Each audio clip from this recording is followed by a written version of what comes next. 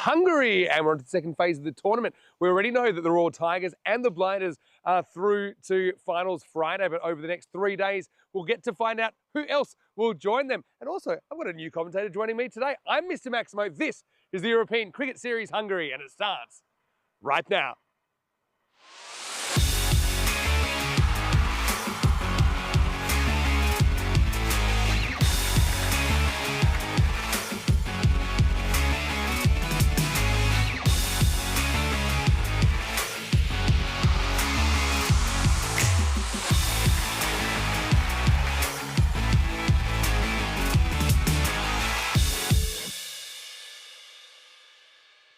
This European Cricket Network event is proudly brought to you by HCL Software and Paramatch. Yo regelt, good morning to you wherever you're watching from around the world, and welcome to another huge day in European cricket. It is day 9, but it's the first day of round 2 action. So now the group matches are done. We have 6 teams playing in this phase of the tournament. Over the next 3 days, 15 matches to determine what that final 4 looks like. We already know that the table toppers, the Royal Tigers from Group A and the Budapest Blinders from Group B, are through to the finals. But like I said, we'll get to see who joins them at the end of this tournament. So we are starting with match number 41. It's the first match of the second phase of the tournament. And this one will see UCB, that's United Chalad Budapest, taking on the Budapest Super Kings. Let's see what happens at the coin toss. Suleiman Said out the middle with the 2 teams. Round 2, match 1, we have UCB and Super Kings. Super Kings, is your call? Heads. Heads is the call. It's heads. We would like to bat first. Super Kings won the toss and they will bat first.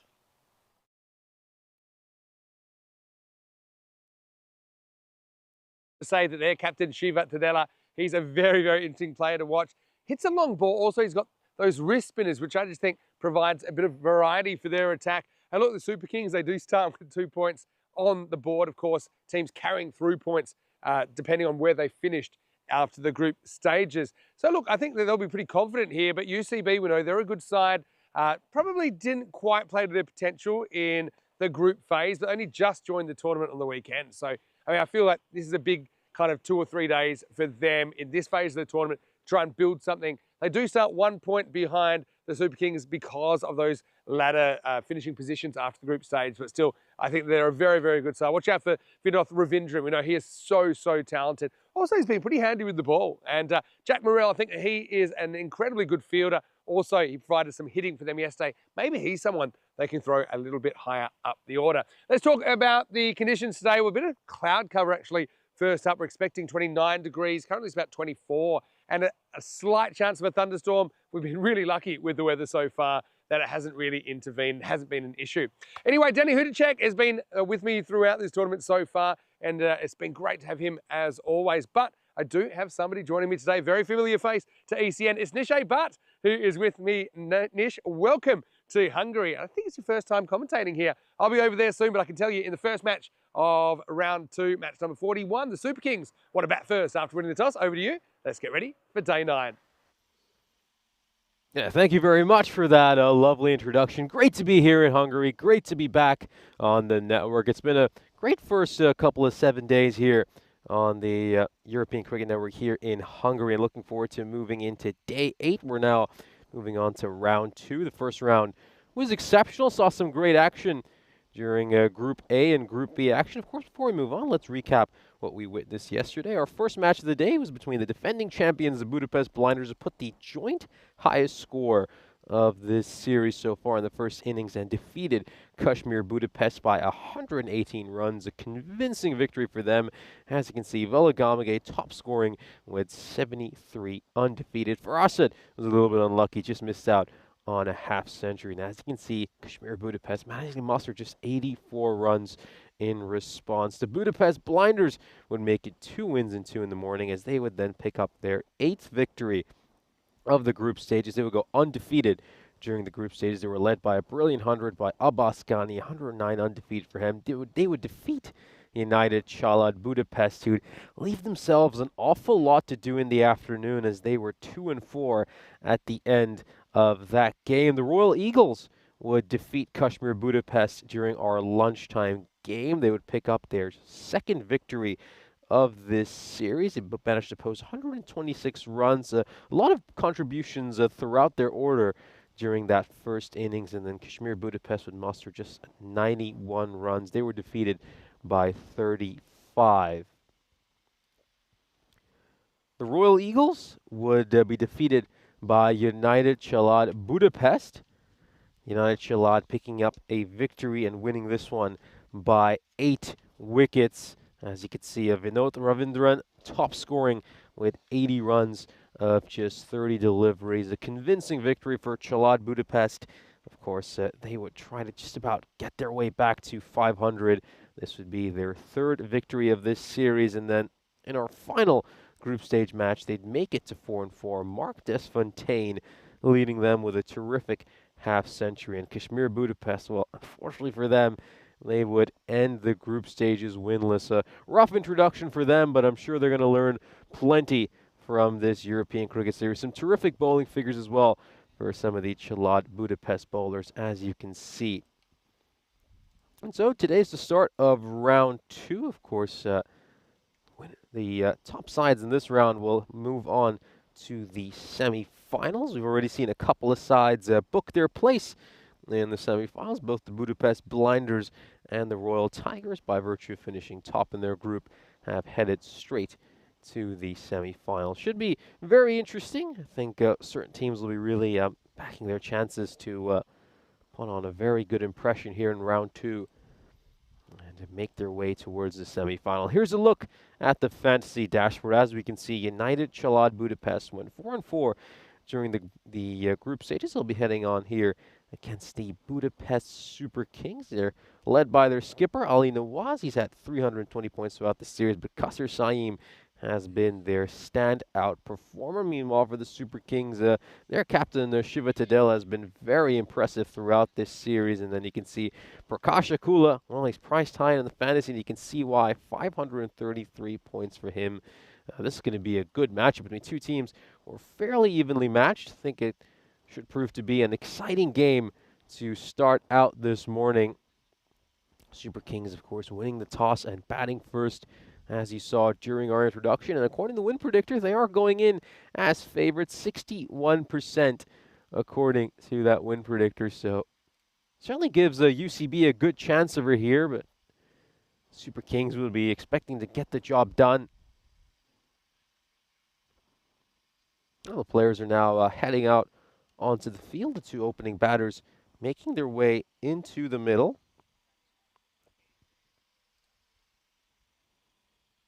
Should be Shiva Tadela and Zile Islam making their way in. The captain looks like he might face the first ball here. Yeah, just with each round, that the intensity just goes up. The pressure increases as well. And if you're UCB, you want to be right on the money here at the start of round 2. Want to be getting those lines and lengths right. Muiz Ul Hassan will be bowling this first over.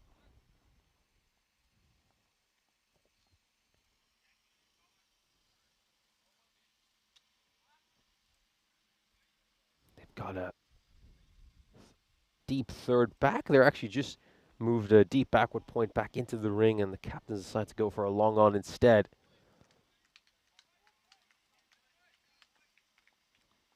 And we're just moments away from the first ball of round 2.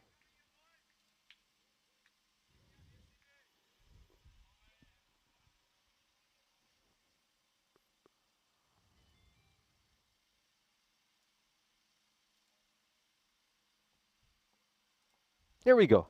First ball coming up.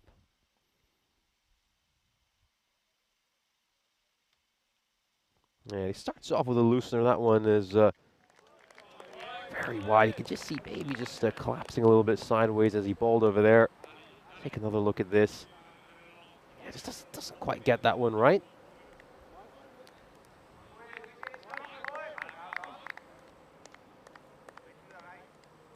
Just brought a mid-on back into the ring now. Sent out deep backward point, so Expecting to bowl this on a good length, just outside the off stump. Oh, gets that one to tail back in quite a bit, but far too much. Strikes the batter just around the inside of the thigh. A little bit painful. Yeah, much better ball over there. Getting a lot of in-swing on that first delivery.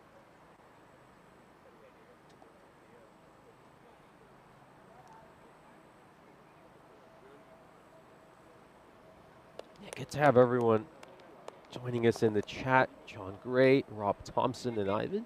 Very good morning to all of you. Yeah, great to be back with all of you here. Good to hear from you all again.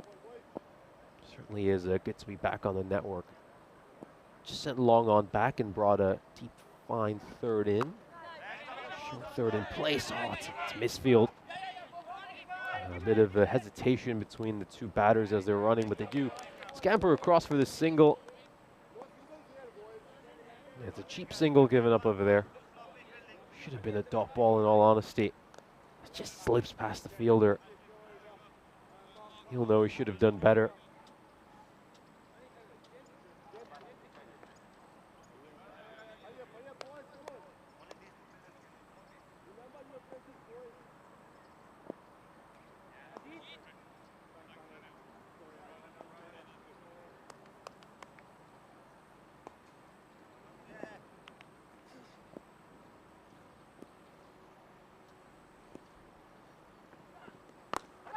Oh, that one wasn't too far from the bowler. Not very convincing shot to start off here for Islam.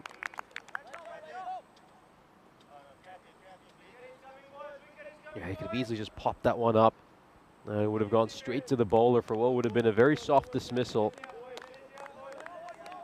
Just banged that one in a little bit, didn't he? Muiz.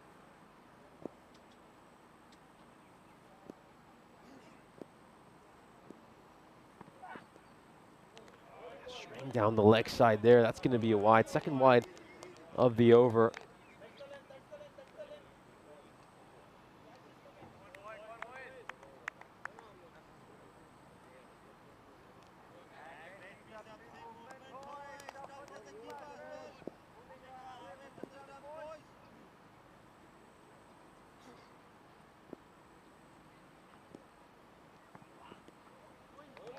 Overcompensates. No, this time, this one just too wide. Down the offside. As we mentioned at the top of this broadcast, it's the start of round 2. A lot at stake here during these games. Of course, a couple of sides have already booked their place in the semifinal, and these two teams will be looking to join them. Plays that one with soft hands, Islam, and blocks it out.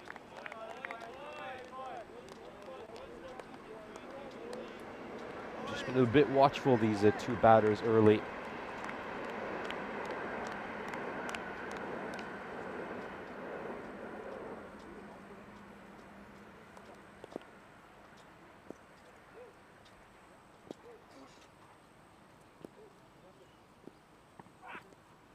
This one's a wayward delivery. I think Muiz struggled a little bit with wides during this over. That's the third one he's bowled already. He has four legal deliveries, 3 extras. Yeah, that's not great from his point of view. Could just see he was trying to put a little bit more effort into that delivery, but lost his shape as a result. Goes for the big shot. This one's popped up in the air. It should be a comfortable catch for mid-on, and it is really well taken there by Jack Merle. And that is going to be the end for Islam, who didn't look at all convincing during the 3 deliveries he faced out there. And he will depart if an early wicket falls. And a nice start here for UCB. Popped up in the air. And really, really well taken. Super Kings lose a wicket in the first over. Yeah, I think Zilla Islam will just look back at that innings and he won't be really happy with the way he played. Just looked very off color there. I think just technique seemed all wrong All three of the balls he faced. I think he's just going to go back, have a good think about his innings, and hopefully play better. The next time he'll be out in the middle.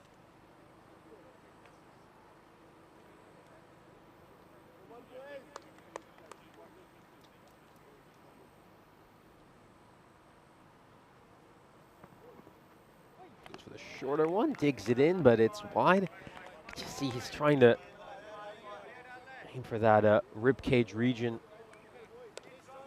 I think he really cramped the batter for room. And he gets that one wrong. Muiz, fourth wide. He's bowled so far this over. Just at 2 runs off the bat. Oh, beautiful shape back in, and a very long over comes to an end. That over taking just under 10 minutes in the end. The Super Kings are 6 for 1 at the end of the first.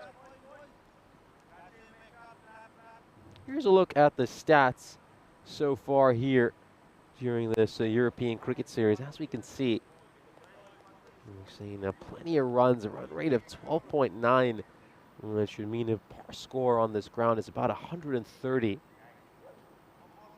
I think that par score now is just going to start to increase as we go through the rounds, and we see some of the better teams go up against one another.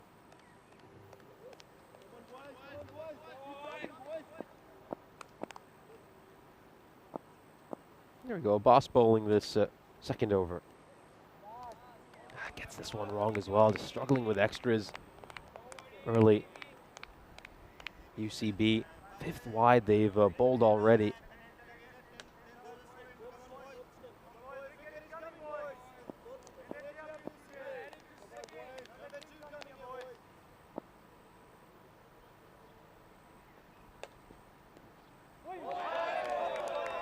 Back of a length delivery. Just got some great pace and bounce over there, Abbas. And just see it years away from the batter ever so slightly as well. He looks to get away from that, but we are 7 balls into this innings and haven't seen too many aggressive shots from the Super Kings. They're playing very tentatively to start. Well, gets some bat on that. And has that one gone all the way? He'll just wait for the umpire signal. Yes, it has. And the cut shot goes the distance. That's a 6. Really well hit, as you can see. Clears the rope comfortably in the end. There's the first boundary for the Super Kings. They desperately needed that one. It was a quiet start for them.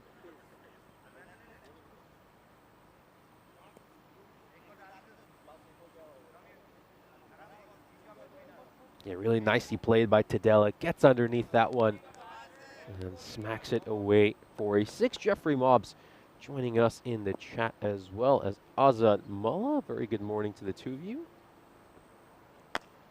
Let's go for the big shot again. Hasn't quite timed it as nicely as he'd like, but it looks like it might have enough to go to the rope. Not quite. It ends up slowing down in this outfield, and they'll come back for a couple of runs. Yeah, just shifting up the gears here, Tadela. They need to start playing some strokes. It was a very quiet first over. Just 6 runs came off it.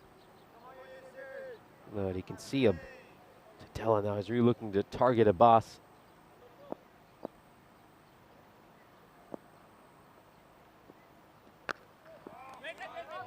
Trying to push that one away towards cover for a single, but a fielder was on it in a flash.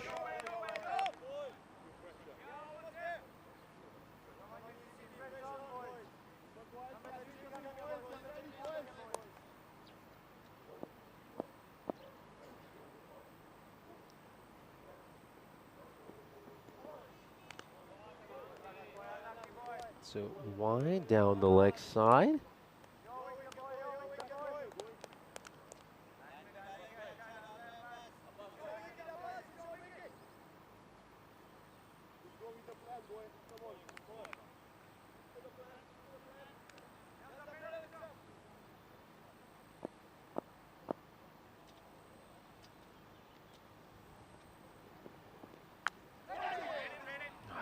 Goes for a big pull shot over there. Catches an edge. And it goes straight to the fielder at short third. And he's come back well, hasn't he? Ghulam Abbas since kind of hit for that 6.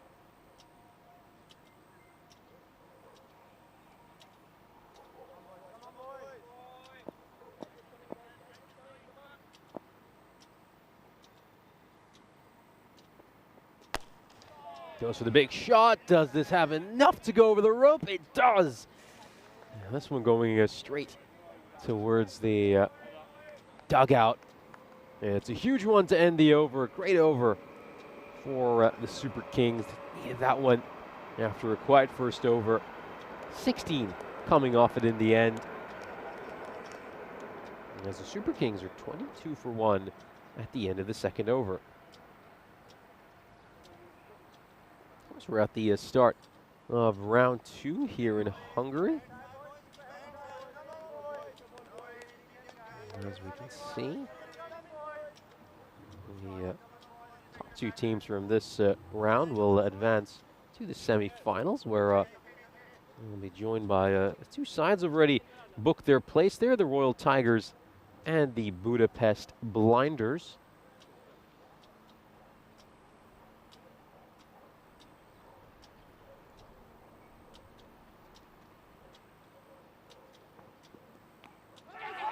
I think he's just caught some of his hip along the way. It's going to go for 4-leg by, signaled by the umpire. Yeah, this is a good aggressive captaincy here by UCB's skipper, Ali Nawazi.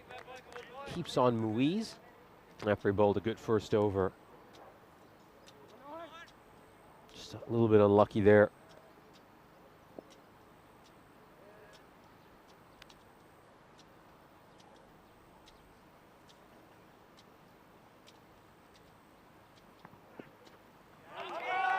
As it just caught some of the tram line along the way, it has, according to the umpire.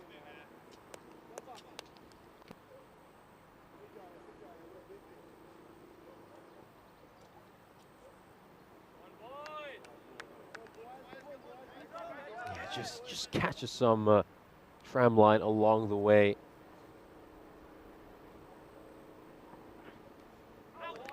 That goes for the big shot again. Looking to play that towards the onside there, Ahmed, but doesn't come anywhere near the ball. He's been given a little bit of advice by Tadella, probably telling him to look to open up the offside, especially with the ball just moving away a little bit over there.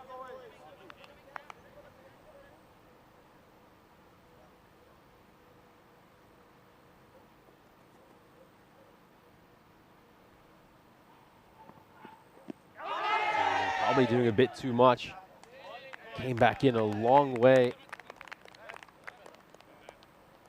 Good shout there if you're UCB, but as you can see, that ball swung a lot. Probably even the impact itself might even be slightly outside the leg stump.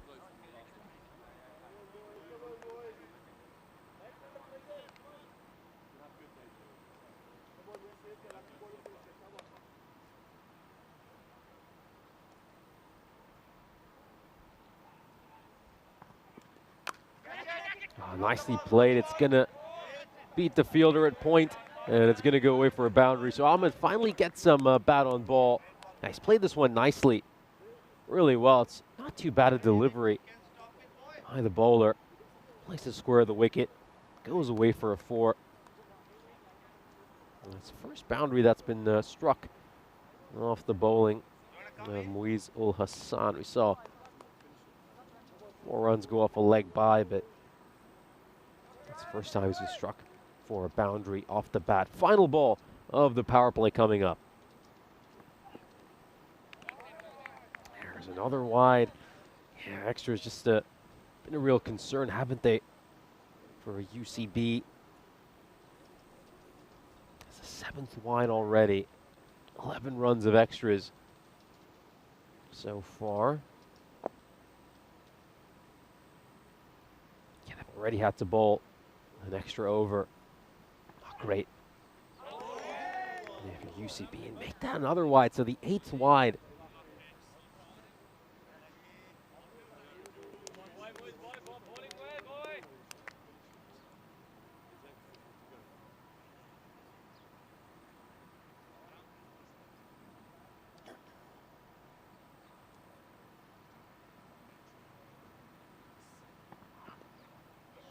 Oh dear. That's going to be another wide, so he's really struggling here, as is Muiz. That's 7 wides he's bowled on his own. Yeah, they've got a long day ahead of them here, don't they, UCB? Putting in too many extra overs. Goes for the slower ball there, and has this got enough to go for a 6? It certainly does. And Ahmed will manage to batter that one away. Just spoils his spell at the end, doesn't he, Muiz? I mean, look at those last 2 deliveries he bowled. 4 and 6 of his last 2 legal deliveries, and 3 wides sandwiched in between them. Really spoils his figures. Head over, going for 17 runs in the end, 33 runs off the last 2 overs, as the power play ends at 39 for 1. A decent start from the Super Kings' point of view, losing just the 1 wicket and rallying well after losing a wicket in the first over. And we're going to see Des Fontaine coming in to bowl the first over after the power play. Very impressive bowler. I think he just struggled a little bit with extras in his very first over of the morning yesterday. Of course, I'm Nishchay Pot, and joining me in the commentary box is Mr. Maximo Vinny Sandu. It's just great to be alongside you here again. Yeah, good morning, Nish. Great to have you here. Obviously, we're looking forward to your arrival. I'm looking forward to hearing what maybe you got up to. I know that you were here yesterday, but you were cruising around the city. So it's your first time in Hungary, right? Yeah, absolutely. First time in Hungary. Yeah, so just a great city with so much history. I mean, going back to medieval times or even more modern times. And yeah, had a chance to have a look at Buda Castle yesterday. This is wide down the leg side. Yeah, Des Fontaine still having a few issues with extras here. Well, he came off his first 50 yesterday, but hey, Mark, he's kind of trying to loosen up like he's about 45 years old. He's not. But I think UCB, you've got to realise they've played all their games, their 8 games within a 3-day period, and now they're backing up with 5 more in round 2. That's much better from Mark Des Fontaine this time, although we'll get caught away. But yeah, no, Buda's a beautiful place, and I actually had the weekend off, so I had a little bit of a boat cruise actually. And I went and, yeah, just some of the architecture is quite breathtaking here. Certainly one of the best looking cities I've been to. This one's going to go all the way for a 6. Really nicely played there by Tadella. Got underneath that one well and battered it away for a 6 just in front of square leg. Great shot. Yeah, great shot. Just too short. And Mark pays the price. Tadella is a very, very good striker of the ball. We've seen it time and time again. And he executed that absolutely perfectly. And I already had a few questions to see on the table there. The Kangaroos are in round 2. And yeah, just due to unforeseen circumstances, Budapest Army couldn't continue in the tournament. I suppose these things happen from time to time. It's a shame. Beautifully played, straight down the ground. That's going to go away for a 6 as well. Tadella's looked very impressive first thing this morning. Like the shot selection here as well. Resist the urge to kind of get lazy and hit across it. Hits it with a straight bat. And there was nobody straight down the ground, although Morel was kind of lurking at long off, but he couldn't do anything about it. 6 more, and the 50's up as well now for the Super Kings. Yes, so Zalmi unfortunately unable to continue in the tournament, but Kangaroos have stepped up and they have taken their place in round 2. And yeah, you can pass that on in the chat. I probably won't be saying it every 5 minutes. So yeah, it's just one of those things, I suppose, to expect the unexpected sometimes. Des Fontaine though, he's gone for 15 off 2 balls, which isn't ideal. Yeah, it's going to get pushed away towards cover. Very interesting name. You don't see too many Kangaroos around the Danube. First time we've had a Kangaroos team. I know that Ivan's in the chat saying he's pleased for the Kangaroos. At least they get to play a few more games. Well, I do feel for his army, obviously, but obviously Kangaroos gives them an opportunity. They're a very popular team. And yeah, they fielded a completely Hungarian side on the weekend as well. So I know that's something that I think it might be a bit of a first, having all-native 11 on ECN. Yeah, this is really nicely played. A bit of helicopter about that shot by Ahmed. Digs out the fuller delivery incredibly well. Just look at that beautiful wrist action. Off it goes for a 6. Yeah, it's a brilliant shot from Mohamed Ahmed. Just watch it here. kind of sets himself, but you're right about the wrist. It's all wrist, isn't it? Muhammad Ahmed has shown he's a very good striker of a cricket ball. And yeah, an important role to play in the field as well. Strikes him on the pads, probably just going down the leg side. But Nish, how are you? And I want to say congratulations, because I know that you formally graduated from your university studies last week, and that was in Wales, wasn't it? So how was that?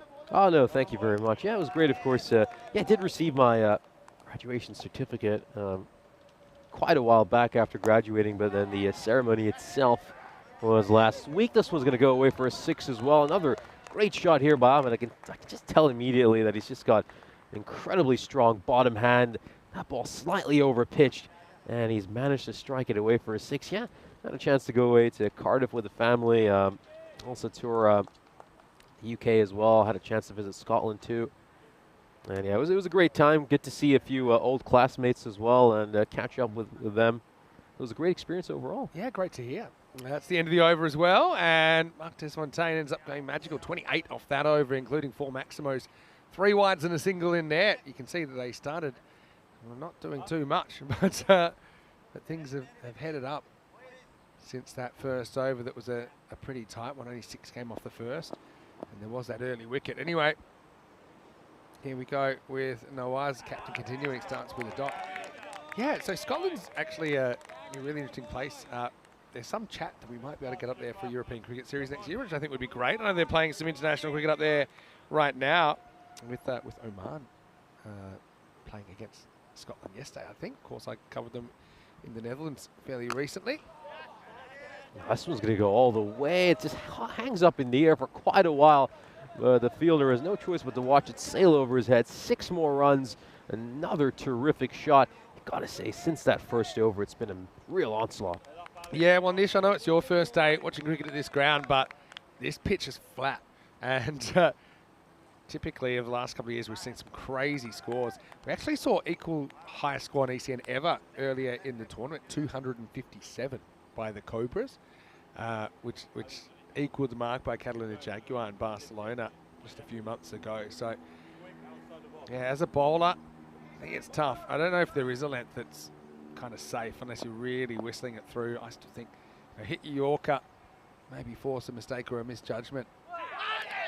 Occasionally you can get lucky, I suppose. Digging it in, Nawaz does there. Beats Tadella, his opposite number. Yeah, I believe I saw 3 200-plus scores so far this series. It's been a real run feast. Yeah, it has, and it's one of those things that when there's a big partnership building, sometimes as a bowling team you feel you're never going to get a wicket. But this is pretty good from Nawaz at the moment.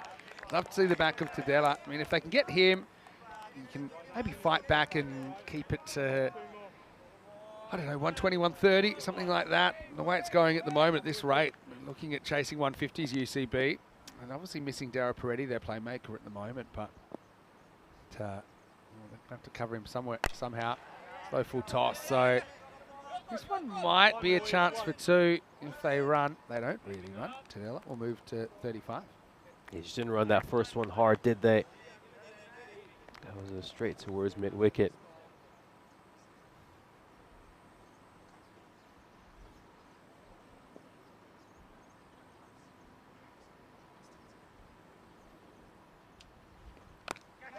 Oh, nicely played away towards point. Doesn't look to overhit it, just uses the pace of the ball beautifully there. Nawaz goes away for a boundary. 11 runs off that over. Yeah, gorgeous shot. So nicely played. Just taps it behind point for a 4. Good shot selection there as well. That takes us to the end of the 5th over. So 78 for 1. Let's have a look at some of the numbers over the first 40 matches, which of course are all the group matches. Now, interesting, it was kind of about even wins batting first versus second, but that wins batting first has pulled away a bit now. Average score 136 batting first. Still think we get that 143 highest chase is going to go down at some point. Just got a feeling we're going to see a big chase, like a 150 chase or something like that. The actual run rate is 12.9 per over. So it shows batting first, average of 136 per 10. Yeah, the average scores, or the average run rate, if you like, batting first is slightly higher than batting second. That probably makes sense because we've had 25 matches out of 40 won by the team batting first. And we haven't seen a double-digit defence. It's just hard to see it happening here to defend less than 100. We haven't seen too many on ECN for a while, actually. So let's say a quick hello. Now, Rob, I did notice that it was a bit quiet yesterday from New Zealand. So, Rob, I'm glad you're back online. And I want to say a quick hello to John Gray. Nice to see you. And Ivan's in there, Paul's in there as well. And yeah, if you've got any questions, just say hello. Vinny Sounder here, Mr. Maximo. Got Nishay Bart with me for the first time in the tournament. And yeah, he's in Hungary for the first time. You wouldn't want to be anywhere else here because lock your eyes on the centre. It's going to be really exciting. And Nish, we've got the bikini end here. That's something you don't get in too many grounds around Europe. We've got the swimming pools in the background. Maybe a little bit of action later on once it hots up. No, you got to say that's a perhaps premium property if you're living out at the bikini end. I mean, you get to watch the cricket, wait in your pool. Couldn't find a better place to watch the action. Actually, a lot of the players have been saying they're waiting for one of those houses to come up for sale because they think it's prime position. Of course, we saw Viv Kingma in the Netherlands series. He actually lives at the ground, at the VCC ground, which is pretty handy. This one's popped up in the air. Should be another catching chance, and the second wicket will fall here for the Super Kings. Tadela, who you've got to say did a terrific job batting with real aggression. It's one shot too many for him. Pops one up, and it's comfortably taken. He's been a bit of a revelation at the top of the order today. Like, kind of started in the middle order, but yeah, I think he's pushed himself up because he's hitting the ball well. So yeah, why not? I think he does his job very well. But let's see who can take the game forward. Looks like Akula is going to replace him, but Tadela has to go for 35. Nice catch taken as well there by the UCB captain Ali Nawaz, and the score is 78 for 2. I'll just take a look at that catch again. Very nicely taken. Watch the ball closely as it came towards his hand. And yep, Akula will be coming out to bat. The top scorer so far this series for the Super Kings, averaging 35.4 and a very healthy strike rate of 227. Akula faces up for the first time. So a shorter one there, digs that one in.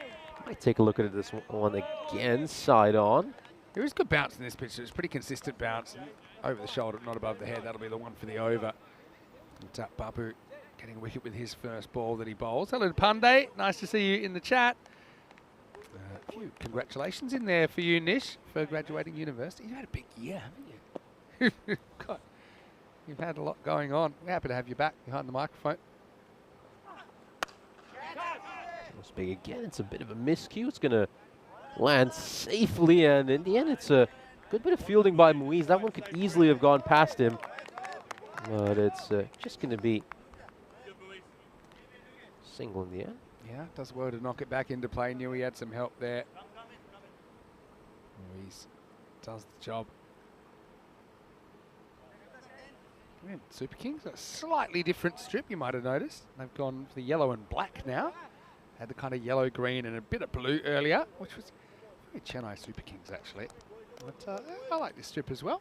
Reminds me of my home state, Western Australia. Very, very similar. Played out towards mid-on. That's going to be a single, but yeah, it was a big weekend here in Hungary as well. I think the first thing I noticed when I landed was the amount of F1 caps I saw around. Of course, big Grand Prix was going on over here on Sunday. I think our hotel was full of F1 fans as well. It was super busy, you're right. It looks like the F1 crowd's taken off. The cricket crowd stayed though. And this one, he's absolutely crunched it. Middles that one, Akula. And it's gone away for a 6. A terrific shot. Yeah, just kind of step hit, wasn't it? Again, you see the difficulties with bowling length on this pitch. Doesn't give you too much. And Akula, he's a pretty handy cricketer. You'll see him probably with the ball in the second half of this game. Babu, still a decent over from him. He's conceded 8 and 5 balls. If you can win this ball, keep it on the field, I think goes down as a pretty good over. But won't be easy because Akula's after him.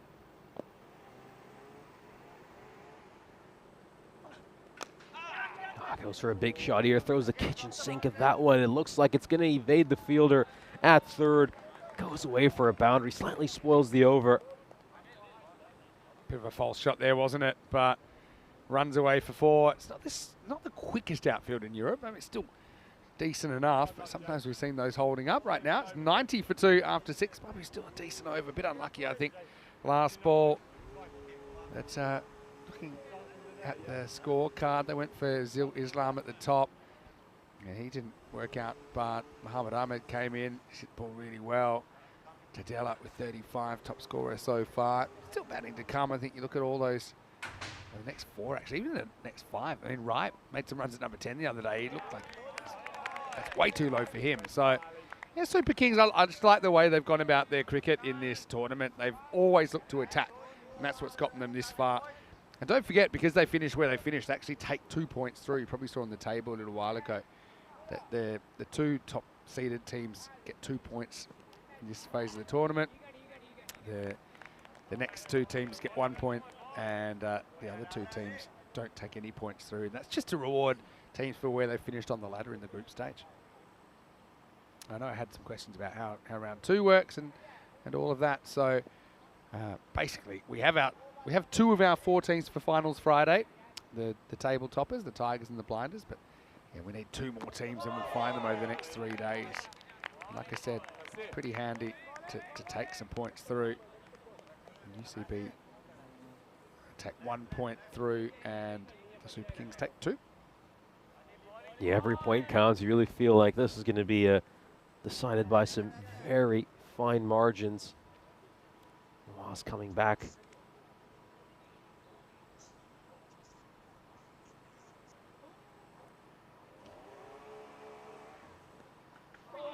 Tries to play this one towards square leg, swivels on the spot there. Ahmed just took his eye off the ball a little bit there. And Muhammad Ahmed is the kind of senior partner role now. And he's lost his skip up. But like I said, they've got plenty of batting to come. I don't see them running out of it anytime soon. I wouldn't mind them going for someone like a Wright up the order. Oh, once again, he's looked to dig this one out. Not the first time we've seen this shot so far today. It's gone the distance for a 6. Terrifically played by Ahmed. It's exquisite timing is what it is. It's just all hands. Watch that. Just backs himself, says, look, if I get this in the middle, even though it's going high, I think that I can get it out of the ground. He's exactly right. Great shot by Ahmed, who moves into the 30s. Now 2 to go in his spell. Tries to pull this one away, but it's a shorter delivery there. I think you can see anytime you just bowl the back of a length to Ahmed, he struggles against it. It's those fuller deliveries he really looks to feast on. Yeah, that's true. But now you've used your bounce, so you've got to be careful not to bowl another one over the shoulder. Last ball, the 7th coming up. Like used to be fighting back a little bit, although this is a really nicely timed shot. It'll go straight to the fielder. Ahmed moves to 34. Nawaz, not a bad spell from him, all things considered. 19 off his 2 overs. And the Super Kings are 98 for 2 after 7.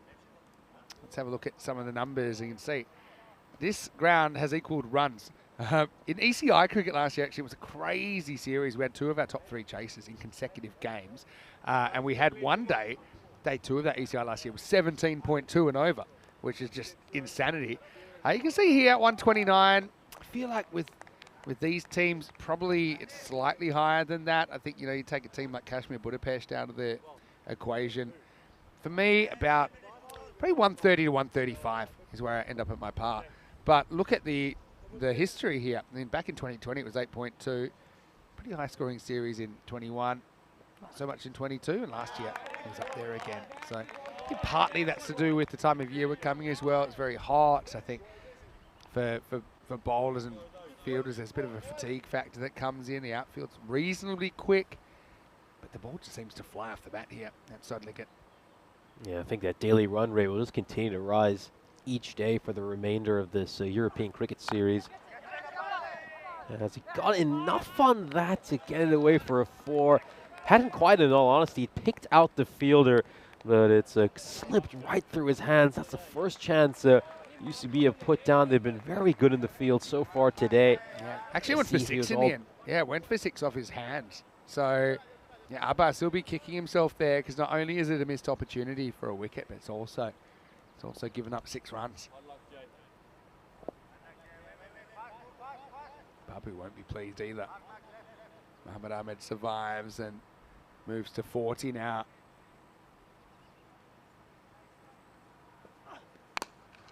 This time he middles this one, but he's picked out the fielder at mid-wicket, and it's just going to be a single. He's just struck that way too hard at him. He's picked him out. A little bit unlucky from the batter's point of view. Yeah, that's the luck factor, which you can't underestimate.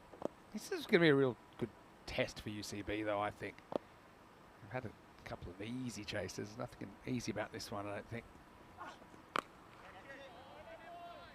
And he just about managed to squirm this one away towards square leg. Akula gets it away for a 4. You can just see the bat turning a little bit in his hands, closes the face of the bat ever so slightly, and it takes a bounce in front of the rope. It's going to be a boundary. Yeah, boundaries just keep on coming. I'm watching the clock there. You called it early. First over seemed to take forever. They've had some issues with pace on the way and just waywardness. Haven't really used a slower bowler, so that I think is affecting their over rate a bit. They still could sneak in, but certainly something they're going to have to be pretty conscious of in the 9th over, with 3 minutes basically to bowl 7 balls from here. And they left themselves a lot to do. Try to get these overs in time. You have a look at the bowlers they could consider using. Ghulam Abbas and Desfontaine, both of them had issues bowling wide, so as things stand, you wouldn't really back them to get through their overs in time. Here's the 3rd wicket. It comes off the final ball of the 8th over. Ahmed, who played a brilliant innings, will have to depart on 41. And he wasn't quite able to capitalize on that opportunity that was granted to him earlier this over. This one goes straight to the fielder at cow corner. Really well taken. And the 3rd wicket falls for the Super Kings. That actually works out pretty well for them because they'll get an extra minute for that wicket. And normally that minute's kind of eaten up by the new batter coming out. But because that was the end of the over, it probably would have taken a bit of time anyway. So the fact that they get an extra minute there, I think, will be... I actually think it might save them in the end. But anyway, it's going to be Qasir Saeem. He took like a fake hat-trick the other day. I won't go into that right now. But I will tell you, he should have a wicket right here, and he's going to be disappointed because that's gone down. Maybe the sun's a factor at this time of the day, but Akula gets super lucky surviving. They really needed that wicket. They had to get rid of the danger man, Akula, who's been great throughout this series. They've also got that extra minute, which would have really helped them. But yeah, good captaincy here. Bring Saeem in, someone with a shorter run-up, who can hopefully get through this over a lot quicker. And it comes off the toe end of the bat, goes towards long on, just a single. Yeah, good bowling these first couple of balls by Saeem. Yeah, looking at that clock. 2 minutes 10 to bowl 4. So if he bowls legal balls here, I think he'll be all right. 2 minutes to bowl 4 balls. Exciting. This one's gone up in the air, and it's going to go straight to the fielder at long on. Another wicket falls. Could have been the 2nd wicket of the over, Saeem. He's had Akula out a couple of times in this over. Yeah, this is good death over bowling. Just take some pace off the ball as well. Everything's been pace on so far this innings. And the wicket of the danger man falls. 4th wicket down for the Super Kings, who are 112 for 4. It's been a good fight back by UCB, really. It's taking wickets again. They'll get an extra minute for that. The batter coming into the crease, like I said, uses up most of the minute, but I still think they probably end up slightly better off. You can see they're back over 2 minutes now to bowl 3 balls. Well taken as well by Muiz. I don't think he picked that up straight away off the bat, but he made the adjustment. Yeah, this is going to go away for a 6, sails over the fielder's head. Shamsher taking absolutely no time to settle in. Plays this one away beautifully. Yeah, and again, it's kind of in the slot, isn't it? Pretty good shot from a player coming out to face his first ball. You got Shamsher, which a few people have noted. If you take out one of the H's, it's an anagram of smasher. But yeah, they've got a few options still. I mentioned Rai the other day. Started at number 10. Looked way too good to bat down there. Oh, it's going to evade the fielder at 3rd, but Desfontaine's done a good job to get across. We'll have another look at that to confirm if it's a clean bit of fielding. As you can see, it goes over the fielder at third's head. And then Desfontaine, has he done enough to prevent the boundary? Well, that one looks tight, but Yeah, I think the ball's gone just before that foot lands. You know, it's actually a very good piece of fielding in the end. Mark Desfontaine. All right, well, those wickets have helped him out for the next couple of minutes, so they're going to be okay for time. a slower ball over there. The batter has to wait an age for that one. And very awkward technique out in the deep. The catch really should have been taken. His fingers were pointing at the ball. He was never going to take that catch. And, oh dear. That's rather poor, but hey, you've got to give a ton of credit to the bowler, Saeem. I mean, he came in, bowled a quick over, bowled a fairly economical over as well, just 10 runs coming off it. In all honesty, it should have been just 7 or 8 if some catches had been taken. And a good fight back by Chalad these last 3 overs. I'm a bit surprised that they didn't bowl him in the first 8 overs, at least given the option to bowl a second over. As it is, they've got Gulam Abbas to come back. And look, he has a hat-trick in the tournament, so not a bad option at all. 120 for 4. UCB would love to have a pretty tight last over, keep it in the 120s, and I think that they'd fancy their chance of chasing that down. First one, slightly upstairs, swing and a miss from Valivarti, who's the keeper for Budapest Super Kings. They should be okay with that one. Yeah, around about shoulder high, maybe armpit high there. So I think he'll keep his bouncer up his sleeve.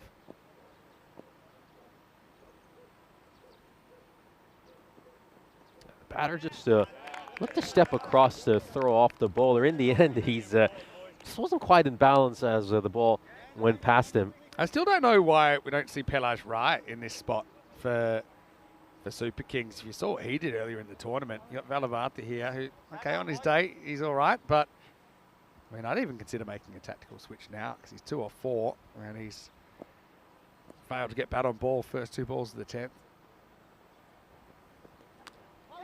That's an edge, goes straight through to the keeper. Well taken. And Abbas, whose first over was a touch expensive, went for 16 runs. As bowled superbly so far in this final over. Goes through to the keeper, well taken. And another wicket falls here. And I've got to say, UCB, I have to say this, they really controlled this second half of the innings. There have been no big overs, just a couple of overs that went for 12 runs. Hasn't quite panned out for the Super Kings.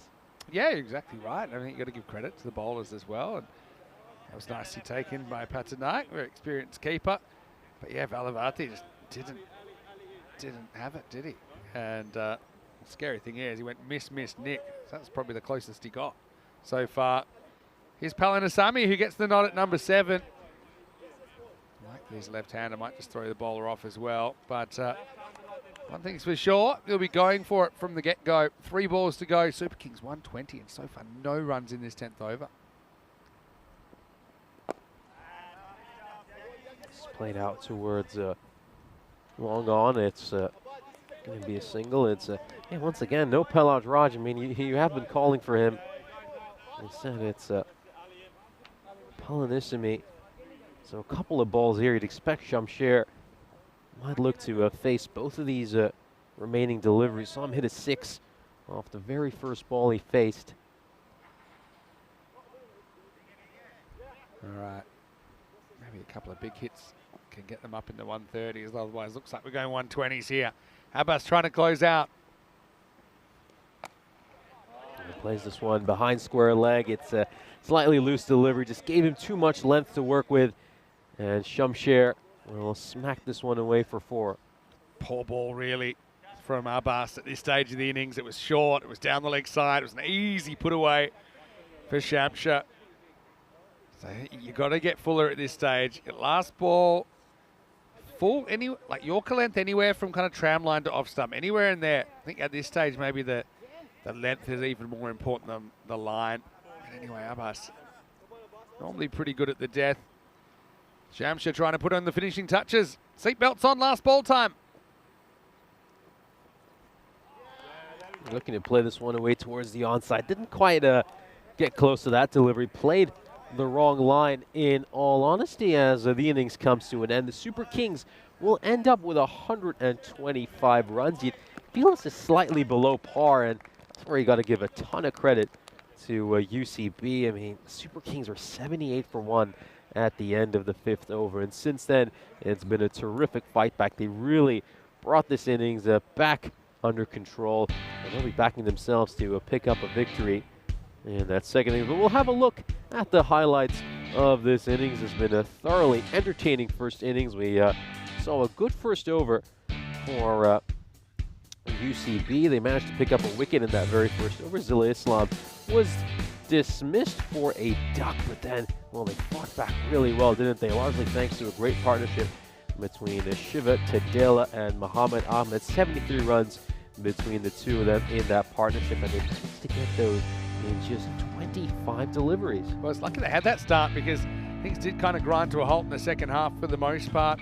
But Tadela continued his very good series. And that captain's knock at the top of the order. Desfontaine couldn't quite get it right. He went magical in that over. It was the only over he's bowled in the end. But yeah, Tadela and Muhammad Ahmed, they came together at 5 for 1 in the first over. They put on 73 in just 26 balls. And that's, I think, the reason they got this many on the board. Now, Tadela, eventually, he would go for one shot too many. He was well caught by his opposite number, Ali Nawaz, in the infield. We saw Akula, again, coming out and being able to whack the ball. But he didn't last too long, 17 off 8. I just think you still got to look at, you know, your potential options. I find it hard to believe that Rai doesn't get a hit. Still batting in the bottom 4 for a guy that I think suited that situation towards the end.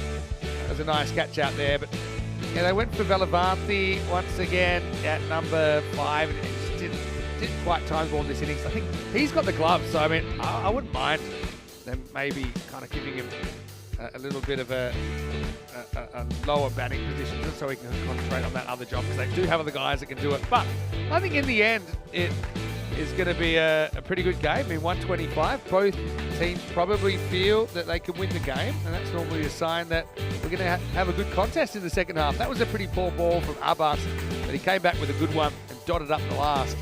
So the Super Kings, after winning the toss and electing to bat in the first match of the second round, they're going to make 125 for 5 off the 10 overs. Muhammad Ahmed ends up top scoring with 41 for the Kings. Captain Shiva Tadela with 35 of his own. Akula with a little cameo of 17. And Shamsha was able to get a couple away at the end. 11 off 4 for him. 18 extras. That was probably a bit of a problem, I think, for UCB, and they might have even been able to restrict it even further had they been able to straighten up at certain times. But yeah, Muhammad Ahmed with 41, his highest score on ECN. I'm sure he'll be happy with that contribution. 2 wickets for Babu, and singles for Muiz, Ghulam Abbas, and Kasir Saeed. Yeah, everyone was reasonably tight. It was just that one over from Desfontaine that went the journey. But Nish, all set up for a pretty interesting second half, I think. Yes, what a great opening match to round 2. I think this promises to be very exciting. We'll have a look at the mid-match summary in just a moment's time. So as you can see, 126 is the target for UCB. Really looking forward to the second innings. We'll be back on the European Cricket Network in just 5 minutes' time.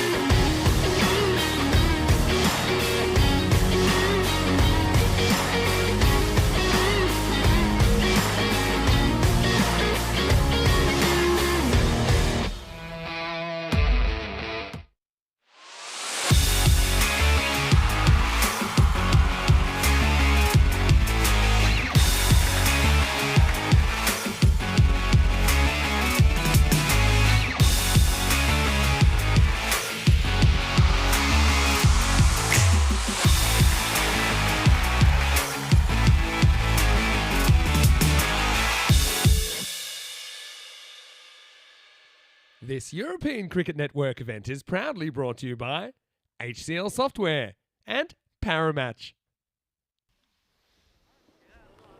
Welcome back for the second innings. We're in for what should be a very exciting end to this match, of course. As we saw, the UCB bowled superbly in the second half of that first innings. They managed to restrict the Super Kings to 125 runs after, well, they were going at 15 or 16 and over in those first 4 overs. We'll have a look at the bonus point equation, of course. If they can achieve this target in 7 overs or less, UCB, they'll pick up the bonus point. Meanwhile, if the Budapest Super Kings manage to restrict their opposition to 87 runs or less, they'll be the ones leaving with a bonus point. Personally, I don't think bonus points are going to come into the equation here. I think this is going to be a very exciting matchup. I mean, dare I say, a potential golden ball total. I know we've been starved of golden balls, so it'd be great to get one here right at the start of round 2. And yeah, as I said right at the top of the broadcast, these two teams are very evenly matched. And we've had a very exciting first innings. Let's see how the second innings fares. It's going to be Shamsher bowling this first over, bowling to Nawaz. Here we go. First ball of the second innings. Starts off with an absolute beauty. Terrific ball.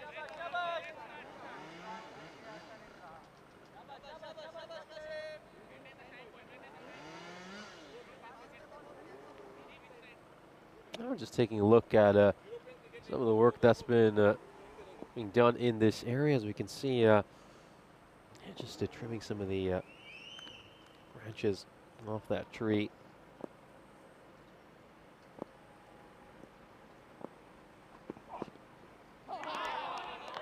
Great ball over there. We are, of course, about 35 kilometers away from the city of Budapest itself. So you'd say we're sort of in a semi-rural area. Potentially, I'd say maybe just a little bit outside the suburbs themselves.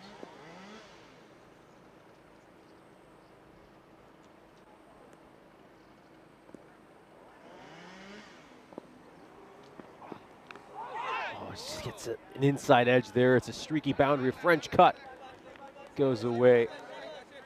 4-4.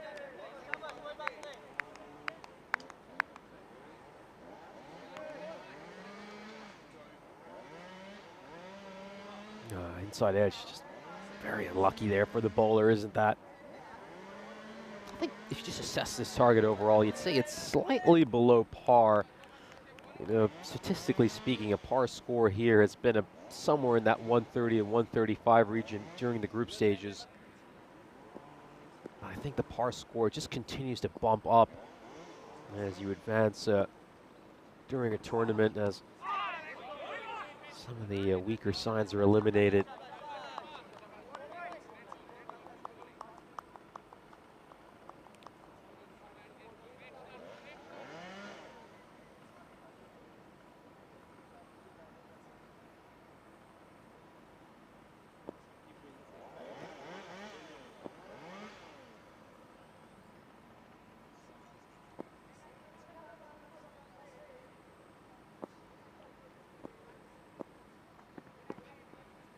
Goes shorter over there, goes a bit too short. That one is well above head height and is going to be given a wide. And he's also wasted his one for the over with that ball as well. Nawaz will be very disappointing. You can see a shake of the head as he walks back to his mark. Ali Nawaz, who was on strikes, has had a bit of a mixed bag of a tournament. We've basically just seen one good innings from him so far when he managed to make that 32. But outside of that, really struggling for runs, just 69 runs in the 8 innings he's batted in. He gets bamboozled by that delivery as well. He's going to have to scamper across for a single. He's bailed out by the fact that the fielder, Palaj Raj, hasn't been able to collect that one cleanly. And he'll safely make his way towards the non-strikers. And Saeem, his partner, will be on strike, set to face his first ball. Thought Saeem bowled superbly in that first innings. Real shame from his team's point of view that he can only bowl the 1 over. Might have just struck him outside the line of the off stump.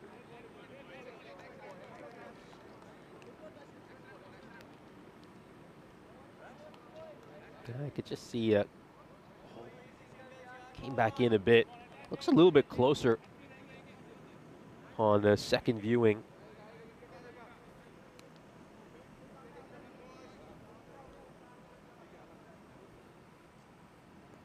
It's come back well after getting hit for a boundary, Shamsher.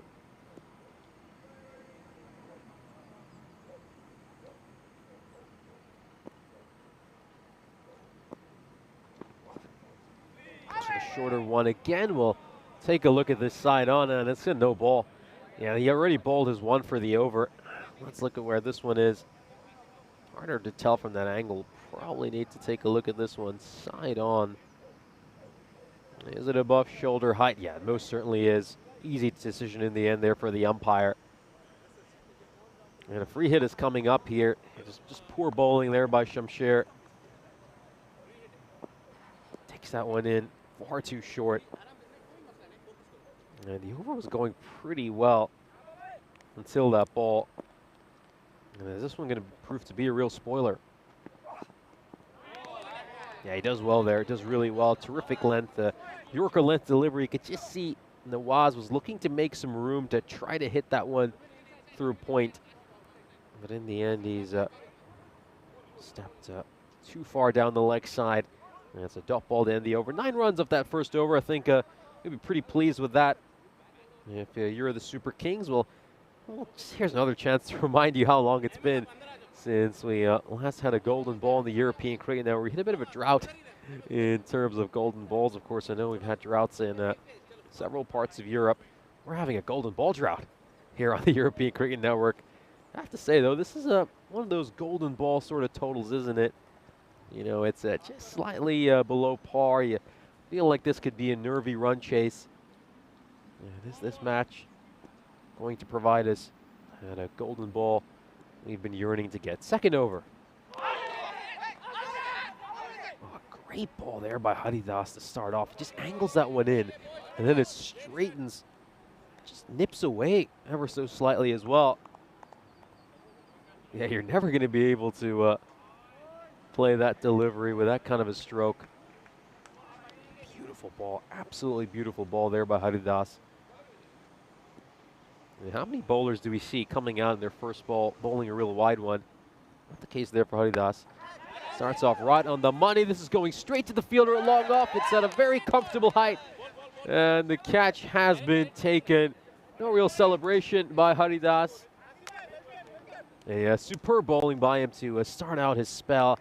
You can see the batter has a quiet middle. That one comes off the bottom part of his bat.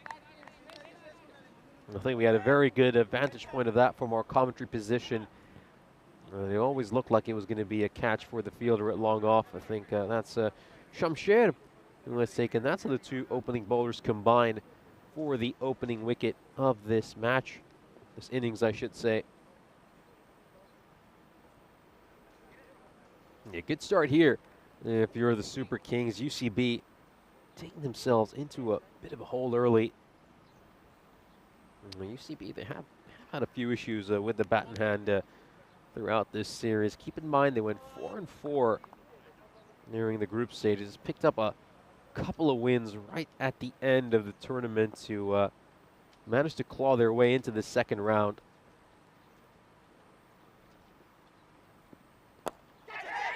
Hasn't played that too convincingly either, has he? Muiz rolled the first over of the first innings.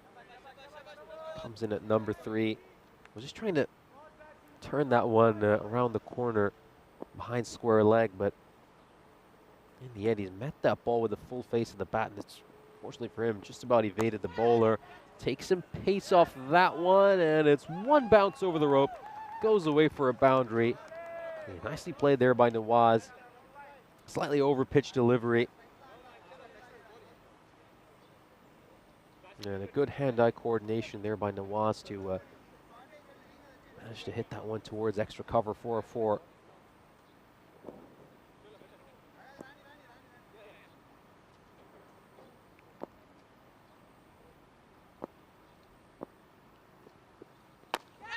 Now it's gone up in the air.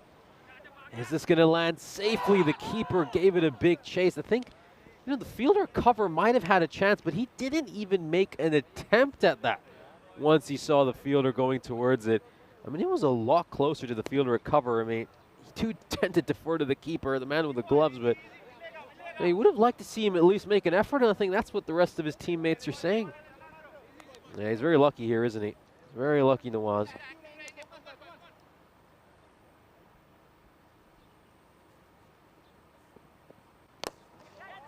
Yeah, that's gone up in the air, and it's going to clear. The fielder at long on goes away for a 6, the first Maximo of this innings. Nicely played. Great wrists. He's dug out that fuller delivery incredibly well. And off it goes for a 6. Good little over here for the Super Kings. They managed to get 12 runs off at 21 runs of the first couple of overs.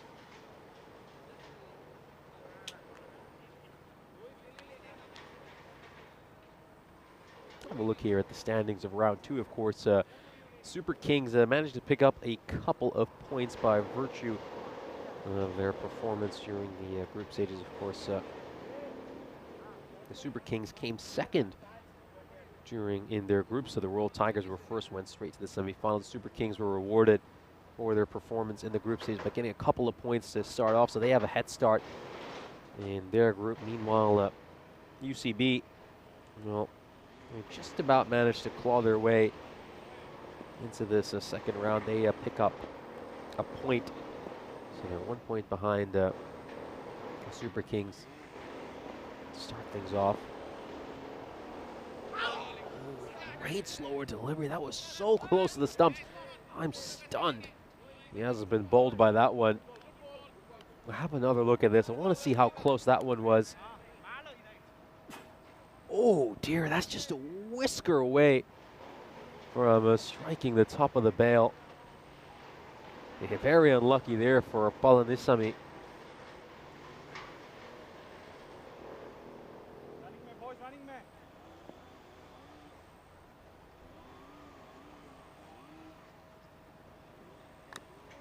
Oh, gets some inside edge over there, strikes him on the pad.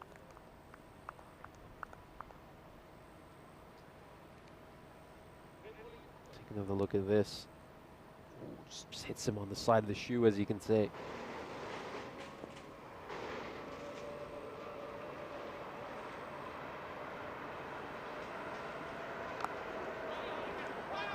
Nicely played. Just going to be a single.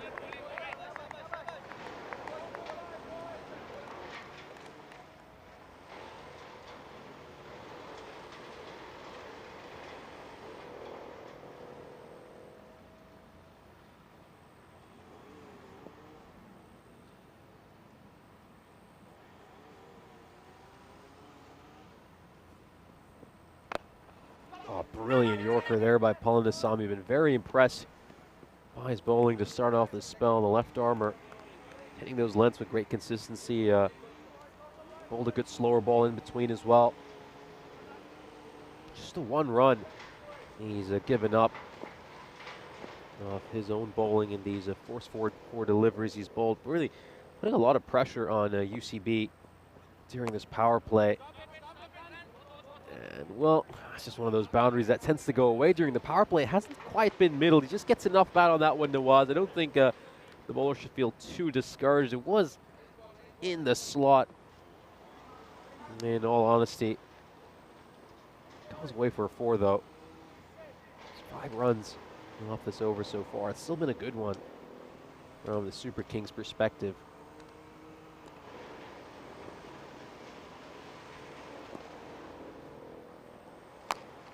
Goes for a big shot here. Has he got enough to clear the boundary rope? He certainly does. That one's going to comfortably clear the rope and go away for a 6. So really spoils the over in those last couple of balls. They go for 10 runs and 2 boundaries off those last 2 deliveries. And they're fighting back well here at UCB. I mean, at one point you thought they'd really put themselves in all sorts of trouble in this power play. But they get those 2 boundaries at the end. Still going below their required. But I think 11 and over just about keeps them in this game. We'll have a look at this graph. As you can see, on this stage, their opposition were 39 for 1. They, of course, had that huge over right after the power play off the bowling of Des Fontaine. But really, I think did a superb job between overs 4 to 10.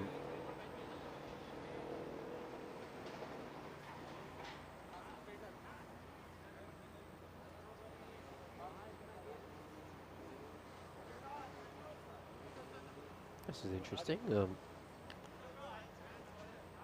Haridas still has the ball here. Like Barney's coming back for his second over.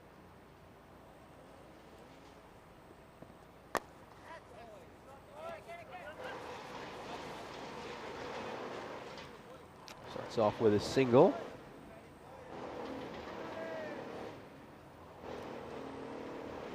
A good ball to start off by Haridas. I think slowish full tosses are always very hard to play.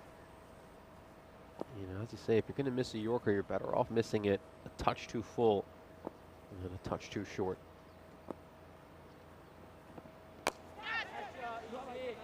Whereas is this going to carry to the fielder? It will.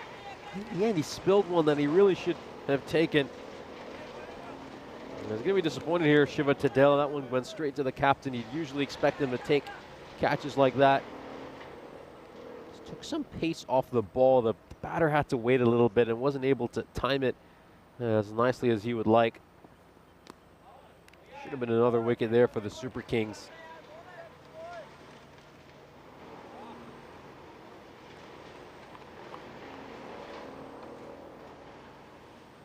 It's like another department where these two teams have been so different is the number of wides they bowl. We'll talk more about that after this delivery. This one is gonna go away for a 6 as well. It just sails over the camera tower and it's gone the distance. The third Maximo of this innings. Very nicely struck. He just slightly missed his length there. Going for the slower delivery again. He's picked that one well, Muiz. And it's gone away for a 6. Yeah, terrific shot. They need to just get going here, UCB. The required is just a shade under 13, but yeah, going back to that point about wides, just 3 wides bowled so far by the Super Kings at this stage. Meanwhile, UCB had bowled 10 wides. I mean, that makes a big difference, doesn't it? Is there some bat involved? A few fielders are convinced. I think it says a lot when the loudest appeal is coming from the fielder out at cow corner.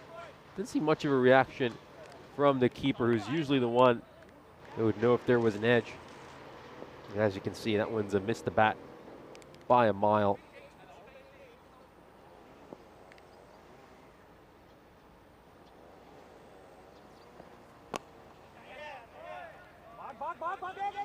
Another good delivery there by Haridas. Yorker length delivery.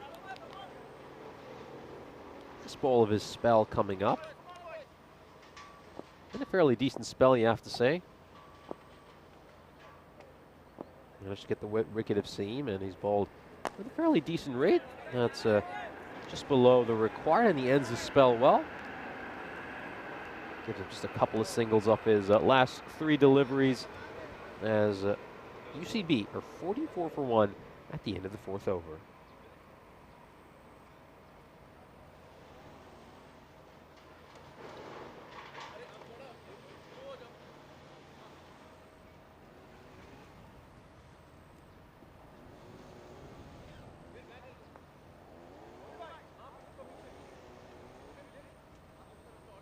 Let's have a look at the chart so far. As you can see, UCB going below that required. It was at this stage, just after the 4th over, where the Super Kings really began to falter. I think at this stage their run rate was around that 15 or 16 range. After the 4th over, they just struggled to make runs. They went at well under 11 and over. Yeah, that's why they would end up with just 125 after at one stage you really felt if they could go on and make a really, really big total. Just to give you an idea of how much they slowed down. 58 runs off those last 6 overs. That's all they managed to muster. Tadela is going to come in, and will the spinner get a wicket off his very first ball? He certainly will, so the change in pace certainly makes a difference. Once again, a very muted celebration. Haven't seen too many animated celebrations after wickets fall so far here in Hungary. Yeah, not quite sure he is a spinner after looking at that action again. Let's just say he's a slower bowler. Yeah, the change of pace has deceived the batter. Change in bowling has an impact as UCB lose their second wicket, and some of the issues they've had with the bat and hand are coming back to bite them here. And well taken, very well taken catch. And it's going to be Desfontaine coming in at number 4. We saw him hit a half century yesterday. His side are going to need similar innings from him here. They're in a spot of bother. Required now. It's gone over 14, as you can see. It's continuing to creep up.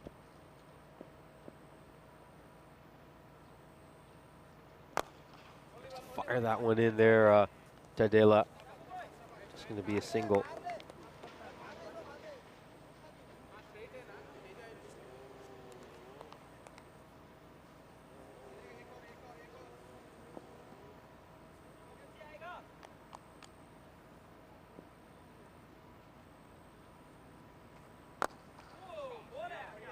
Great length there again by Tadela in the end. Muiz, he's done quite well to dig that one out, uses his wrists. And no, it's going to be overthrows here. It's going to be overthrows. No, they can't afford to do that. The Super Kings, they've been so tight with their bowling. You can just see it's caught the edge of the pitch. You have to say that's quite unlucky. It's really unlucky. Oh, you can't really fault the fielder for that, in all honesty. And this is going to be launched away for a 6. Goes over the scorer's 10, goes all the way. And it's a much-needed Maximo for UCB. You can see the bowler just bowled a bit too short over there. He got his length wrong. Just allows Luis to get underneath it and muscle it away for a 6.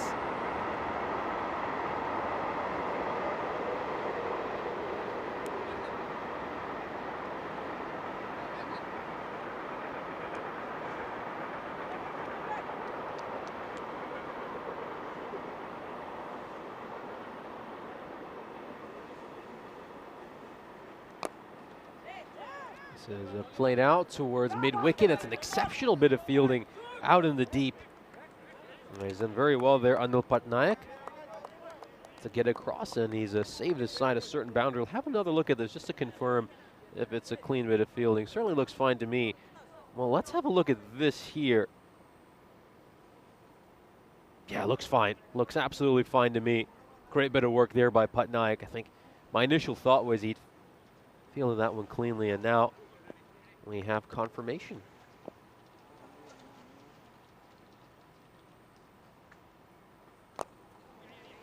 This is just played away towards square leg. There's a fielder on the deep to cut that one off. Desfontaine will pick up a single, and he'll keep strike heading into the 6th over. UCB 55 for 2, and they need 71 runs off the second half of the innings. Here is a look at the, of course, what this tournament is all about. So, of course, we had group action between the 15th to the 22nd of July, our first week of this tournament. Of course, the 2nd, 3rd, and 4th place teams each made their way to round 2, and we're now in the 2nd round. So, top of each group automatically qualified for the finals. So, sides which have already qualified are the Budapest Blinders and the Royal Tigers. The two sides have booked their place in the semi-finals. Meanwhile, the Super Kings, Zalmi, Legipar, and Dinagabodi Cricket Club, Danubian Kangaroos, as well as Cobra Cricket Club, UCB, and the Royal Eagles have made their way to this 2nd round. And of course, as the players have a quick drink. Drink's also a good chance to welcome back Mr. Maximo Vinny Sundu into the commentary box. I have to say, the Super Kings will be the happier of the two sides right now. Yeah, they will, but UCB are basically going to have to do a reverse Super Kings from the first innings, because Super Kings kind of lost their way a little bit. UCB, because they're not really chasing that kind of 150 plus, it looks like they might be at one stage. They're in there, but they're going to have some good overs here, otherwise this could slip away pretty quickly. Just mentioning as well, I mentioned earlier, but unfortunately the news this morning was that Budapest Zalmi couldn't continue in the tournament, and therefore their place has been taken in round 2 by the Danubian Kangaroos. So I know, obviously it's a bit sad we won't see Zalmi in this phase of the tournament, but I mean, I'm happy for the Kangaroos. It means they get some more games, and who knows, they're the kind of team that might be able to spring a surprise. Anyway, getting ready for over number 6, and Akula, who's going to bowl it. Mark Desfontaine coming off his maiden ECN 50 yesterday. Let's see if he can make a bit of a difference. First one, I think, actually gets some of the leg. Maybe I'm wrong. I'm about to find out. Tight 2, but they're going to get there. Throw was a particularly good one. It's going to be wides, actually, so it'll be 3 free runs, handy runs for UCB. Yeah, I could just see that one. It's been unlucky there for the keeper, isn't it? Takes an extra bit of bounce and goes past him. Yeah, for Akula, he won't be too happy with that start. I think it might have actually got the keeper, Valivati, on the end of the fingers, which is always a bit nasty, but yeah, we'll take it.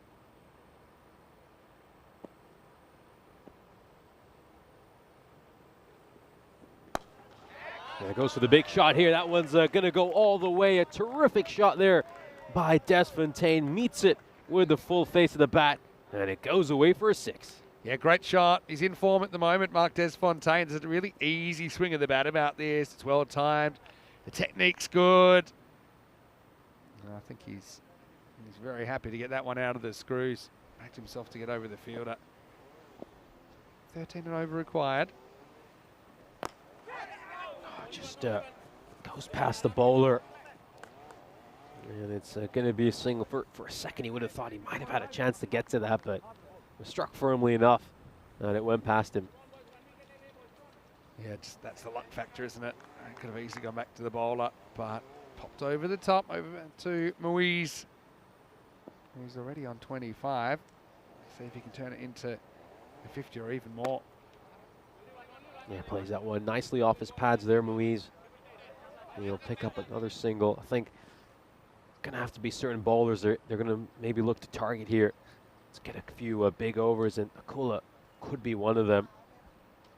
Is this the over they'll try to make magical?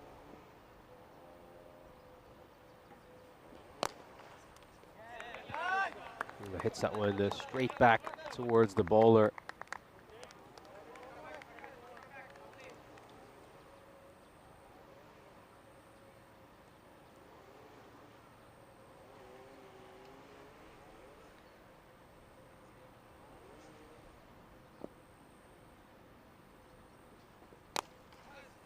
Yeah, good bowling there, just cramps the batter for room. Wasn't quite able to free his arms there, Desfontaine.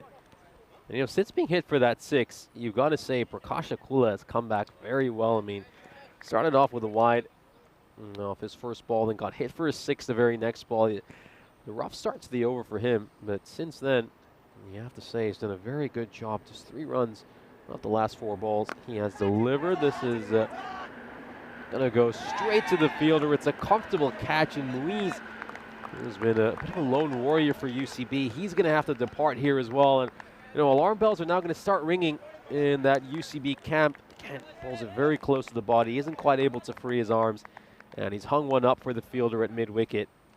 Yeah. Other wicket falls, 67 for 3. Man, won't be too happy with that dismissal. Looks a little bit soft, doesn't it? But I mean, he's trying to elevate, just didn't really get the timing at all, so he won't get out of the 20s in the end. Gone for 26. Really, bowler might have had a chance to get there, but didn't have to worry about it because they had the mid-wicket in. And at the end of the 6th over, at 67 for 3, here's Jack Morrell. He actually played a couple of good strikes yesterday, so let's see if these two can have a big over or two and keep UCB on track in this chase. I'll have a look at the scorecard of this inning so far. As you can see, nobody's really been able to get going. Muizal Hassan managed to go at a strike rate of just under 200, but you know, they need some big overs here. They need some magical overs, UCB. I could say one magical over would really just bring things back in their favor. One thing maybe to keep an eye on is the time as well. I mean, they look like they should be fine here, the Super Kings. Yeah, you never know though. Yeah, right. Cage just takes one over with a lot of extras, and you can find yourself behind, and you can never quite get back.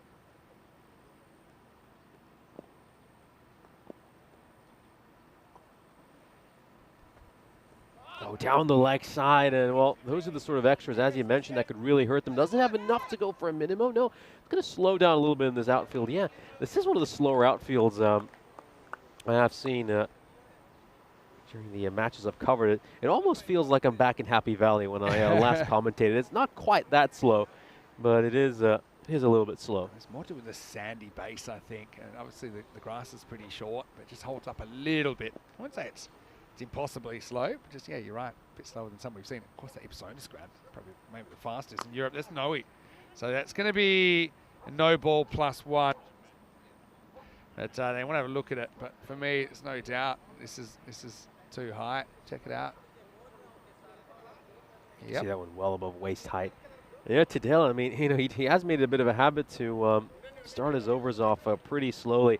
I did feel like he might be one of the bowlers they should look to target. Watching him bowl in that first over. You know, this might be the big over they desperately need United Chalad Budapest. So let's see if Tadela can sort it out. He's got this kind of this little habit of tossing the ball to himself.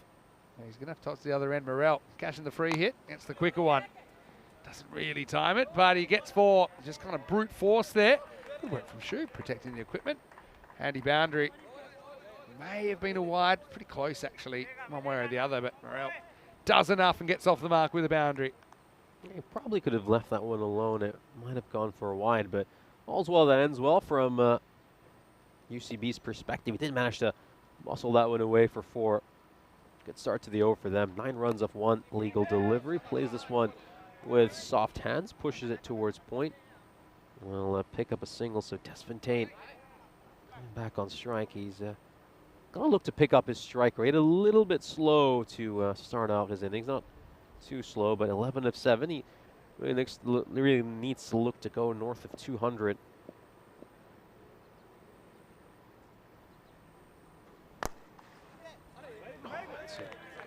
Good fielding effort there by the bowler. Dived across.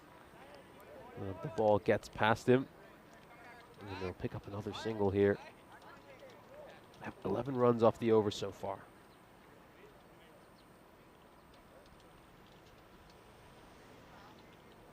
All right, Morel on boundary to his name, Tadela. Trying to get himself out of a jam. 48 of 21 at the moment. Oh, I had the old fly in the eye there. That was a very late one, but I honestly just think he reacts violently, and that's just something in the helmet. So I suppose you give the batter the benefit there.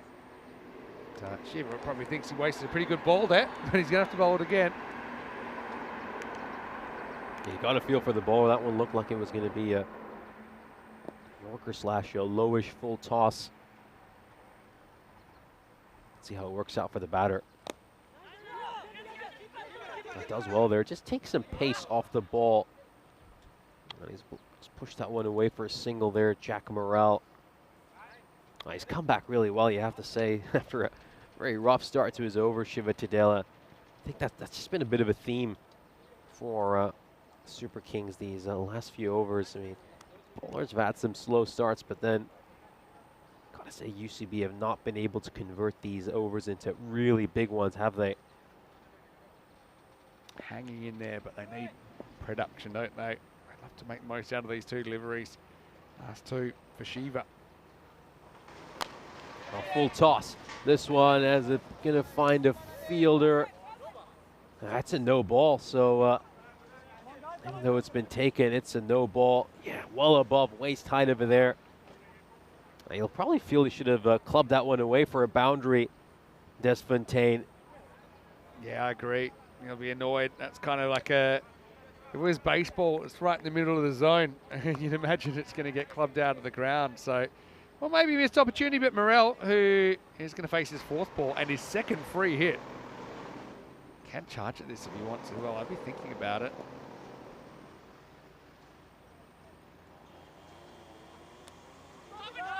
Oh, inside edge. And it goes straight to the fielder, so they're not able to capitalize on the free hit. Yeah, it's just been a bit of a theme for UCB. They've not a few too many opportunities slip by for them. I mean, this is the biggest over we've seen so far. And just 14 runs off it, and well, Tadela's bowling has been subpar. Got away with it kindly. Got away with a couple last 2 balls there, hasn't he? Morel trying to cash in. Last ball for Shiva. Pushed away towards point. It's a single, so 15 runs off that over. I think you'll take it if you're the Super Kings. The way Tadela bowl, it could have gone for a lot more. They're still in it, UCB. 44 runs needed off the last 3 overs. Yeah, sometimes you got the luck, sometimes you don't. We got the Super Kings back on deck, and they will be in match 42, taking on Danube Bogdan, who are going to make their first appearance of round 2. I can tell you the Super Kings won the toss, elected to bat. Some new faces there as well for Danube Bogdan in round 2 with Clive, Shabazz Mohammed and Waka Khalid coming in for them. They're led by Gabana, who's a pretty good player. Also, Dave Fule has done some good things in the tournament, but I think Abdul Hasib, he's a pretty good player to watch, along with Hassan, who's a brilliant striker. I can imagine those two opening the batting. So that game's coming up, and it should start in about 25 minutes. But right now, we've got to finish on here. UCB can't really afford a single digit over here. They need to make something out of this. Currently, they need basically 15 and over. So let's see if they can win the battle with 15 here. That's just to stay on track. They need 2 boundaries to make that happen. You saw Morel just kind of checking his shot, last ball, last over. Didn't feel comfortable trying to knock that one out of the ground, but he's going to have to do something fairly quickly. Fontaine, like I said, coming off a 50 yesterday, he's got a responsibility as well. 8th overtime. Cleaned him up. And it's a case of you miss, I hit, and that's going to be the end for Morel. A good full straight delivery on pace by Shamsher, and it crashes into the stumps. It's Timber. As the 4th wicket falls for UCB. Great start to his 2nd over for Shamsher. And the pressure just continues to pile on United Chalad Budapest. Yeah, well, Super Kings have certainly become a little bit stronger, I think, at restricting teams along the way. And you look at some of their bowlers. I mean, the 3 overs you're going to get Shamsher here. You'll probably get Palanasamy next, and you'll have a cooler to finish. So there's no easy overs there. So that's one thing I think they've basically found a bit of depth in the bowling. But yeah, someone needs to play a heater. Patanayak, he's an experienced campaigner, maybe been a little bit disappointing with the bat in this series, but well, he's going to have to do something fairly quickly. Shamsher does the job, and you're right, you miss I hit stuff from the big pacer. Picks up his first wicket of the game.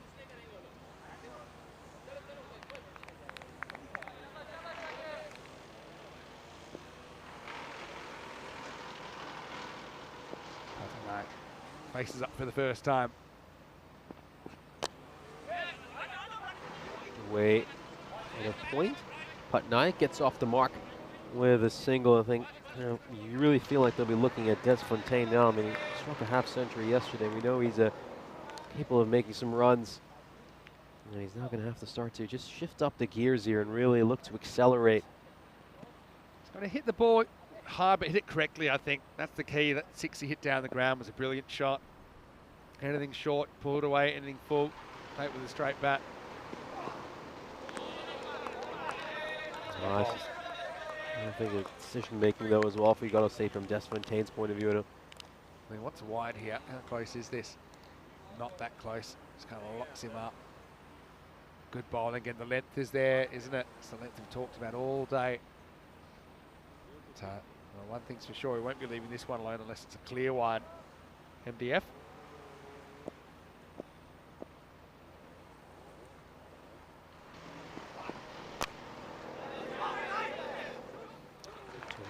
For a single.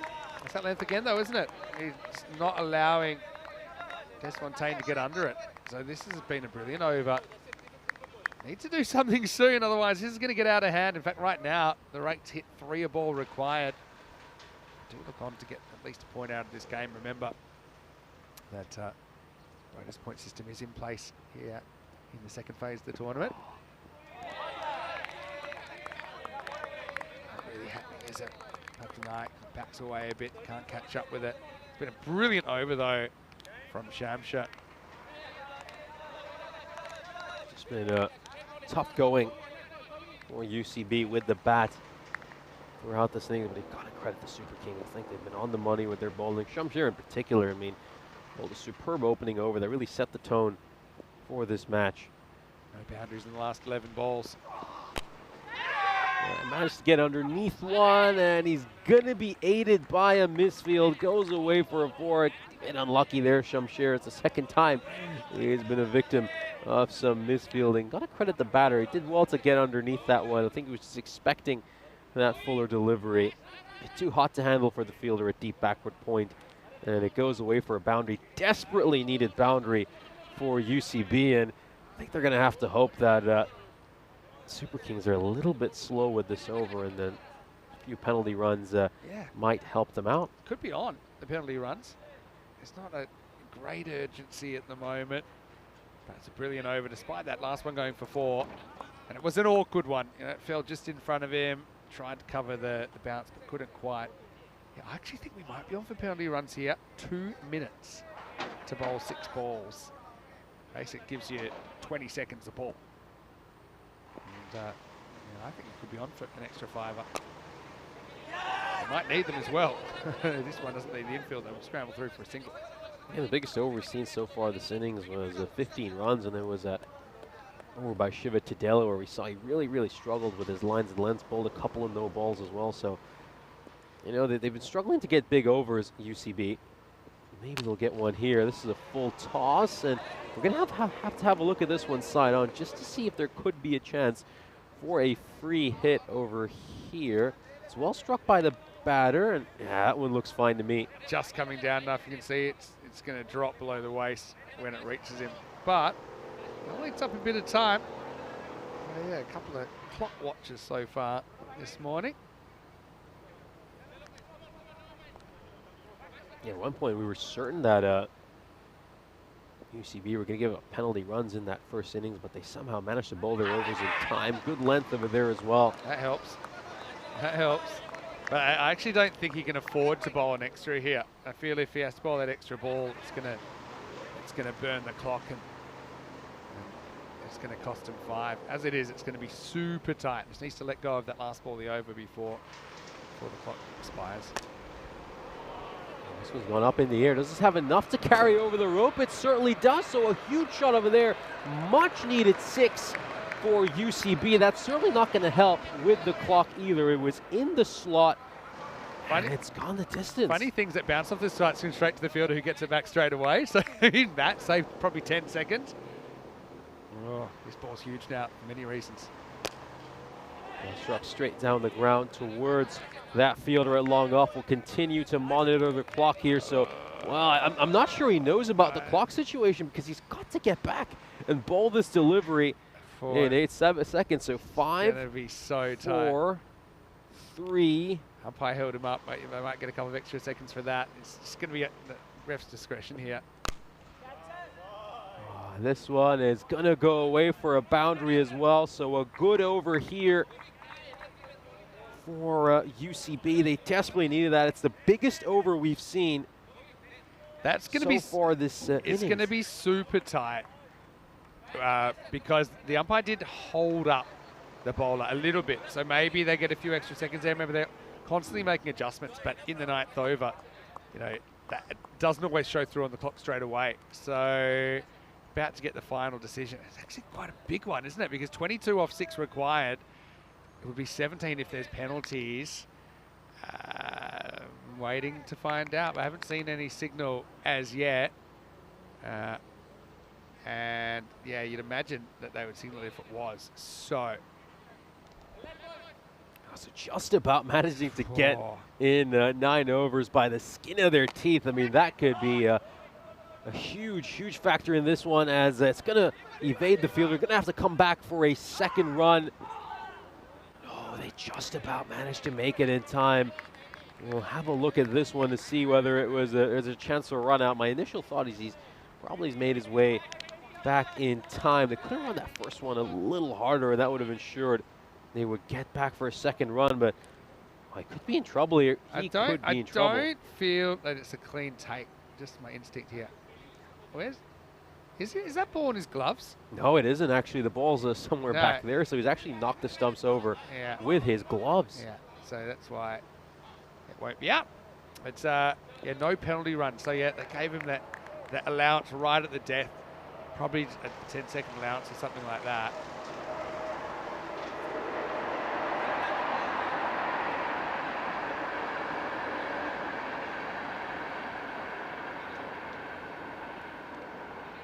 Let's have a...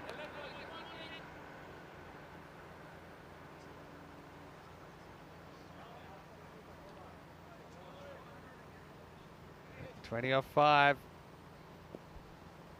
You can see one disappearing. Is this going to disappear? Yes, it will. So they get that much-needed 6. And it's now down to 8 of 3. It's game on here again. Goes a bit too short. Gets underneath it and batters that one away for a 6. Patanayak, he's been hitting him, I'd say, pretty averagely at best. But it'd be a great time for him to clear. He's certainly capable of doing that. Akula digs it in, pays the price. 14 off 4 now. Goes big again, and is this going to go away for a boundary? Yes, it will. And they managed to get back-to-back boundaries here. Just what they needed. 10 of 3 now. I mean, this is where those penalty runs are going to make such a huge difference. It would have been 5 of 3, and this game we certainly feel would have been in UCB's favor. Yeah, you're right.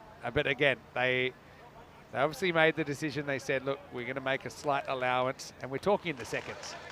And the allowance probably was to do with the fact the bowler was ready to go a little bit earlier, and he was held up. So, yeah, 10 off 3 now. Patanayak could be a hero.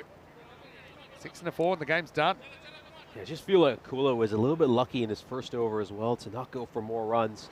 Yeah, as he said, 2 boundaries. We'll win it here, and this could be a stumping opportunity. I think he's in trouble, and I think Patanayak knows he's gone. He's already making his way back towards the dugout. And yep, clean bit of keeping. That's going to be the end for him. And a good comeback by the bowler. They're still in this one, though, UCB. The new batter's going to have to hit 2 boundaries to start off his innings. Very good take from Valavati. Excellent take down there. And now Patanayak, well, what he's done, he's given his team a shot. But they're going to have to, well, basically, they have to hit 2 boundaries. And it's going to be Babu that's coming out to try and be a hero. He kind of just went walking, premeditated, I think, out of the crease. And 116 for 5. Yep. All you got to do is keep one of the next 2 in the ballpark if you're Super King, and you're walking away with the win. Remember, they did start on 2 points as well, so it gives them a handy little buffer.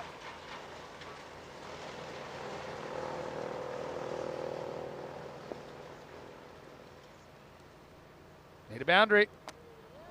And they will get a boundary, just straying onto the pads there. Babu hits a 4 off the very first ball he faces, so a 6 off the final delivery will win it for UCB. We've got a dramatic finish here in our first match of round 2. Talk about doing it the hard way. Akula, let's just say he's clenching body parts right now because, well, I can't see this being a golden ball because they need a 5, although who knows, funny things happen. But if it is a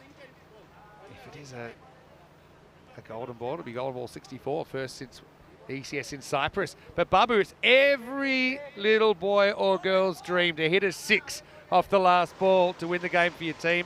This is one time now. Super Kings have all the time in the world. But well, you just got to feel if you're a coolie. Get it right here, you win the game. Don't give him length to work with. And also don't bowl a wide. I mean, wide 4, for example, that'll be a golden ball potentially. Anyway, Maximo for the game for UCB. Goes big, but he's not going to get the 6 over here. He does manage to hit this for a 4, and they're going to win this one by the barest of margins of Super Kings by just 1 run. I mean, we're going to look back at so many moments in this match that could have made the difference, and the Super Kings will just about get a victory here, and they'll pick up a win in the first match of round 2. A great start to this round, a dramatic finish between these two teams. In the end, well, UCB, they're going to fall just short, but they gave it a good go. Look, the thing is that those penalty runs, ultimately, it could have swung the game. I mean, obviously, you got to make a decision at the time, and I suppose allowances at the very end don't reflect on the clock. So, I mean, I'll get clarification on that. This is what's coming up now. I have been told we have a slight delay to the start of that. Just some technical things we have to get on top of, but we'll be back with match 42. Keep an eye on the clock on the screen with the Super Kings batting first after winning the toss. Let's go back and have a look at the highlights here in the first match of the day. A pretty entertaining one that goes right down to the last ball, and in the end, just 1 run the margin. Very entertaining start to round 2. Yeah, really great start to this round. We'll have a look at the highlights of this innings. Of course, Ali Nawaz faced 21 runs of 14 deliveries. Just looking at some of the shots he played, hit the lone Maximo during his innings, and of course his partner Saeem, as we saw earlier, was dismissed for a duck. Muizul Hassan hit some good shots. He managed to hit 3 sixes, made 26 runs off the 14 deliveries he faced. And we're just taking a look at some of the strokes he played in the middle of the innings. That one going for the big shot over there, Ali Nawaz. He managed to hang around for a while, but he went at a strike rate of 150. This was a sensational fielding effort. I mean, you know, this match was determined by 1 run, so little moments like that were the difference between those two teams. I mean, if he doesn't do that sensational bit of fielding out at mid-wicket, his side might have lost this match. This was a shorter, wider delivery that was muscled away by Jack Morrell for a 4. He would make 7 of 6, just a shade above a run. And ball before he was cleaned up by Kashif Shamsher. I thought he bowled superbly in this second inning. He was good in the field as well. So a good catch to dismiss Qasr Saeem earlier. Then Anil Patnaik, well, he gave his side a chance right at the end, made 28 of 11, hit 5 boundaries, 3 fours, and 2 sixes, and they dared to dream for a bit. UCB will, of course, talk about that huge talking point where they just about avoided penalty runs by a second or 2. I mean, how big was that moment? It would have been the difference between these two teams if those penalty runs were awarded. As you can see right at the end over there, Giant Babu, he hit a couple of 4s off the last 2 balls. They needed 10 runs to win of 2. Babu managed to hit 2 4s, but he needed one of those 2 4s to be a 6. And in the end, they would fall short by just 1 run. That was the final ball of the innings. Super Kings pick up a victory in the first match of round 2, and they do it in incredibly dramatic circumstances. We'll have a look at the scorecard of the second innings. Yeah, well, you can see there's kind of no one that's even hits 30 there, but they almost get there, don't they? Just 1 run in it at the end. Patnaik top scores with 28, and he gave him a shot. In the end, Babu went 4-4, but he needed to go 4-6 for the win. Desfontaine couldn't quite recapture the magic of yesterday, finished not out on 19. Muiz with 26 and Ali Nawaz on 21. Just looking back now, that last ball the 9th over, the clock was just, I mean, I'll get some clarification, but the clock was still had a second on it when he started to run into ball. So technically the ball's in play, I think, from the moment you start your run up, as long as you go on to bowl the ball. So maybe that's why the penalty isn't enforced, because you do have to basically start that last delivery of the 9th before the clock runs out. I think he did just. Looking at the bowling, obviously a pretty good job there from the Super Kings to defend this in the end. Akula with 2 wickets. Shamsha, I think he was outstanding. He's 1 for 13. I think puts him head and shoulders above the rest. Haridas with a wicket in there, as well as Shiva Tadella, who had a bit of a mixed bag, let's say. Palanasamy went wicketless in this one. We'll take a break, and like I said, we'll have a slight break before the next game, but we'll keep you up to date. If you look on the screen, then you'll see exactly how long there is to go. But it will be Danube Bogdan on the park against the Super Kings, hoping to go 2 for 2 in the start of round 2. Vinny Sandu, Mr. Maximo with Nishay Bart. We'll take a break. See you shortly for more European Cricket Series.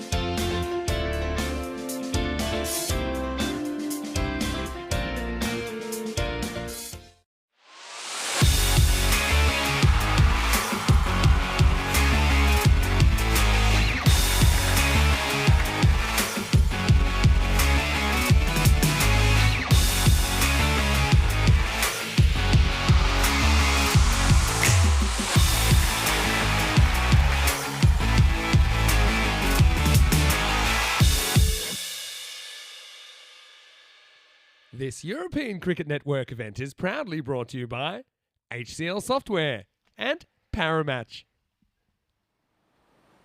Hello folks and welcome back to the GB Oval with some good news. We're almost ready to start the second match of the day, match number 42. And of course we're into round 2 as well. Danube Bogdan on the park in this one for the first time. And actually had a pretty good group stage, didn't they, with 5-3 record through their Budapest Super Kings 4-4. But look, unfortunately, due to the circumstances, we're going to have a reduced game here. But I can tell you, Super Kings won the toss, elected to bat. So 6-over game coming up, 2-over power play. Means one bowler is allowed to bowl a second over. Everyone else is limited to just the 1 over. So 6 overs smash coming up. And yeah, the rain at the moment is staying away. That's good news. But hopefully it continues to. So we can get through at least a 6-over smash, 70-30. To Super Kings, who had a 1-run win, a very, very tight game in match 41, winning over UCB. Mini Sounder here, Mr. Maximo, on day 9, and joining me for the first time in this tournament today is Nishay Putt. And Nishay, this should be a very interesting match. I think Danube Bogdan obviously might take a bit of time to get in the swing of it. They've got 3 new faces in the side as well.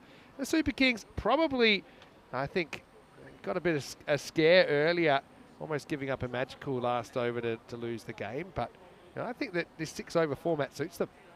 Yeah, we know they've got plenty of power. We saw that in those first 4 overs when they were attacking brilliantly. They were really, really aggressive. We'll have a look at the fantasy dashboard over here. As you can see, Shiva Tadela right up there at 508 points, as well as Akula. The 2 of them also, keep in mind, bowled some very crucial overs right down the stretch, which helped their side get over the finishing line. Meanwhile, for Danube Bogdan, as we can see, Abdul Hasib with 431 points has been absolute must-have in the fantasy so far for them. Gotta say though, the record for them was 2-6 during the group stage, not 5-3. They had a few issues, but well, it's a new round now. They can put that all aside. None of what happened in the previous rounds matter. Let's see if they can pull up a little bit of an upset here by defeating the Super Kings side. All right, so almost ready to go. It's 2-over power play. So Danube Bogdan, I'll be hoping they can make some early inroads here. Looks like Tadela is out there to open the batting. He was hitting them well early on as well. Ready, steady, let's go here in match 42. Cabane starts with a shocker, really, and it goes to the backup keeper. And I literally mean the backup keeper behind the keeper. That's going to be a free hit first up. Yeah, the slip fielder there. Didn't think he'd be expected to get involved in the game that way. I mean, he's there to hold on to a few edges that carry to him, but this time around, yeah, as you can see, helps out the keeper. So it's an extra to start off here. All right, floating slip in place. He was there actually for the miss on that occasion. Another full toss. This one I think is legal, but barely.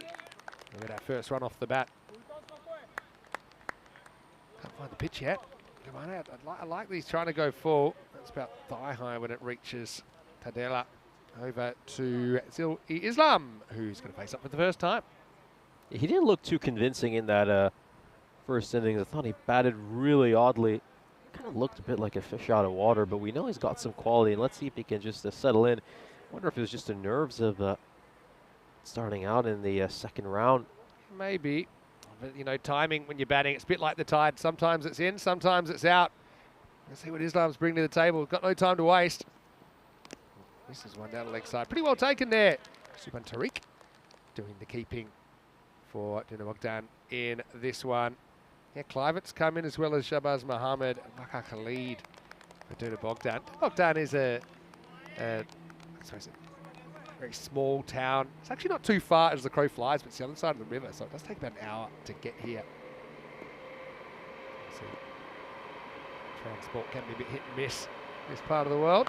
Goes after this and gets it pretty good. It's Maximo, the first one of the 6-over smash in match 42. Yeah, that's more what we're used to seeing from Islam. Really well struck, hits it out towards mid-wicket for a 6. That's the 18th Maximo he's hit so far this series. That one was what he desperately needed after rough start to the second round.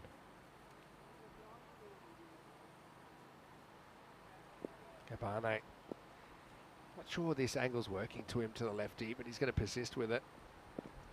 Because he loves to go with that angle, and this is going. It's going to bounce once, and it's going to be 4 runs. So, not quite off the middle of the bat. Just pitching inside. There you go. And 4 runs scored. Yeah, not sure you want to angle it into this man. Looks like he's very strong in that mid-wicket region, as so many left-handers are. At the moment, it's a hit-me bowling, and Zilla Islam taking full advantage. Bowled him. Oh, it does work in the end. Islam swings for the fences. He goes 6-4 and out of here. But still, that's the name of the game in ultra short form cricket. Super Kings lose an opener at 13 for 1. Right through the gate. Now, this is a classic case of you miss, I hit. It goes between the gap between bat and pad. And just plays all around this one, Zilla Islam. And he's been cleaned up. And the first wicket falls. But really, that's the sort of intent you need in this 6-over match. You just have to look to go at every single ball. No time to construct an innings. He's hit a couple of boundaries. I'd say job done. Yeah, exactly. It's productive 3 balls, isn't it? But the one thing about Super Kings, they've got pretty good depth. Yeah, a few players that bat quite low for them. That a few other teams would be batting in the top 6. This is Muhammad Ahmed, who's coming out now in the number 3 spot, and he batted pretty well earlier. Actually, top scored for the Super Kings, 41 of 22. Right-hander puts Gabane back over the wicket. All right, it's going to be a no ball as well, I think. And it's going to disappear. Well, that's trouble because he bowled one earlier in the over. This one I feel like has to be too high. Let's have a look at it on the replay. They want to have a look. It is going to be, he's on the charge slightly. Feels high to me because the impact there is, it might come down, but I think it's only coming down to the waist. I think this is a no ball, personally. Because I think if he stands there, it's going to hit him in the hip. Yeah, and it's been called. So it's going to be second final warning for Gabane. Okay, he's only going to probably bowl the 1 over. He theoretically could bowl 2, but he's on his last warning now. Another free hit as the first over goes magical. Oh, well, French cut. It's not going to go too far. I think Muhammad Ahmed will be kicking himself. He wasn't able to put that over the offside for 4 or more. It brings Tadella back on strike. Yeah, Tadella, we know he's capable of hitting the long ball. We saw that in the previous match. And he hit some big shots.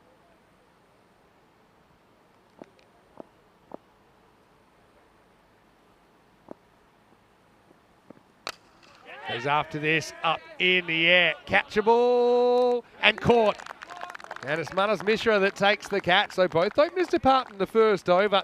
Had a little bit of everything, didn't it? Gabane uses the extra ball wisely. He takes 2 for 21 in the first over, 21 for 2. Halfway through this power play. Yeah, pops on up in the air. Doesn't quite time it as nicely as you'd like. And it's a well-taken catch by Manas Mishra.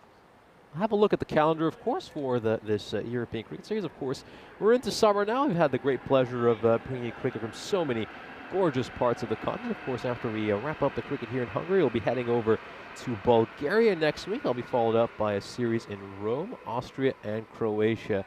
Before, of course, we head into our marquee event, the European Cricket Championship. So plenty of great cricket still to come from some absolutely beautiful parts of our gorgeous continent of Europe.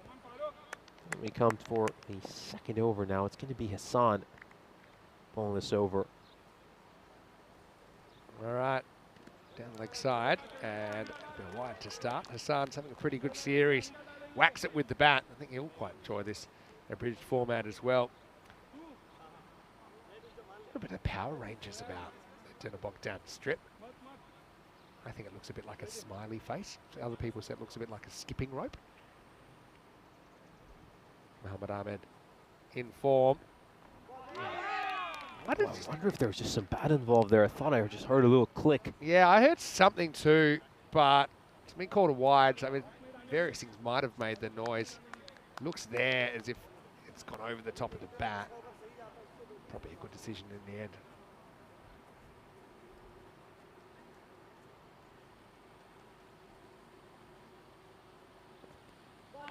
well bowled.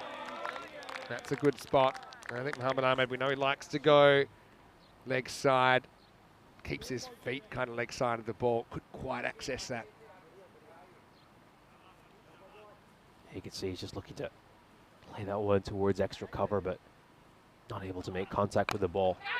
In the air, not going to carry this time. It's Khalid who's come into the side for the first time. So yeah, Danube Bogdan doing a pretty good job.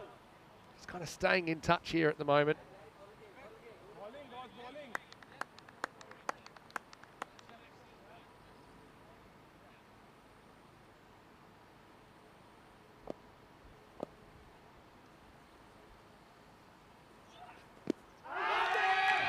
Just pitching outside the leg stump. We'll have to take another look at this one. Also, I think might have been a slight inside edge. I picked up a deflection.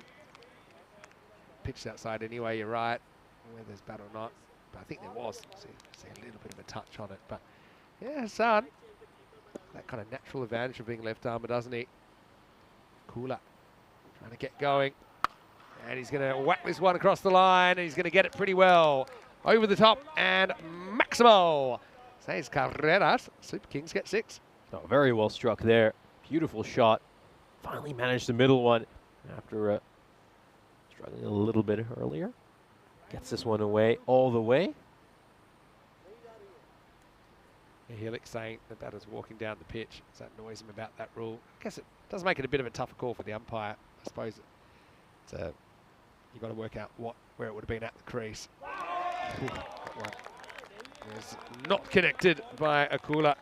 My strategy as well, probably unless someone bowls such a good over that you can't refuse them a second straight away, is that you bowl 5 different bowlers and then you work out who basically, you'll have 4 options of who you can bowl as a second over, and based on their performance in their first over. It keeps your options open.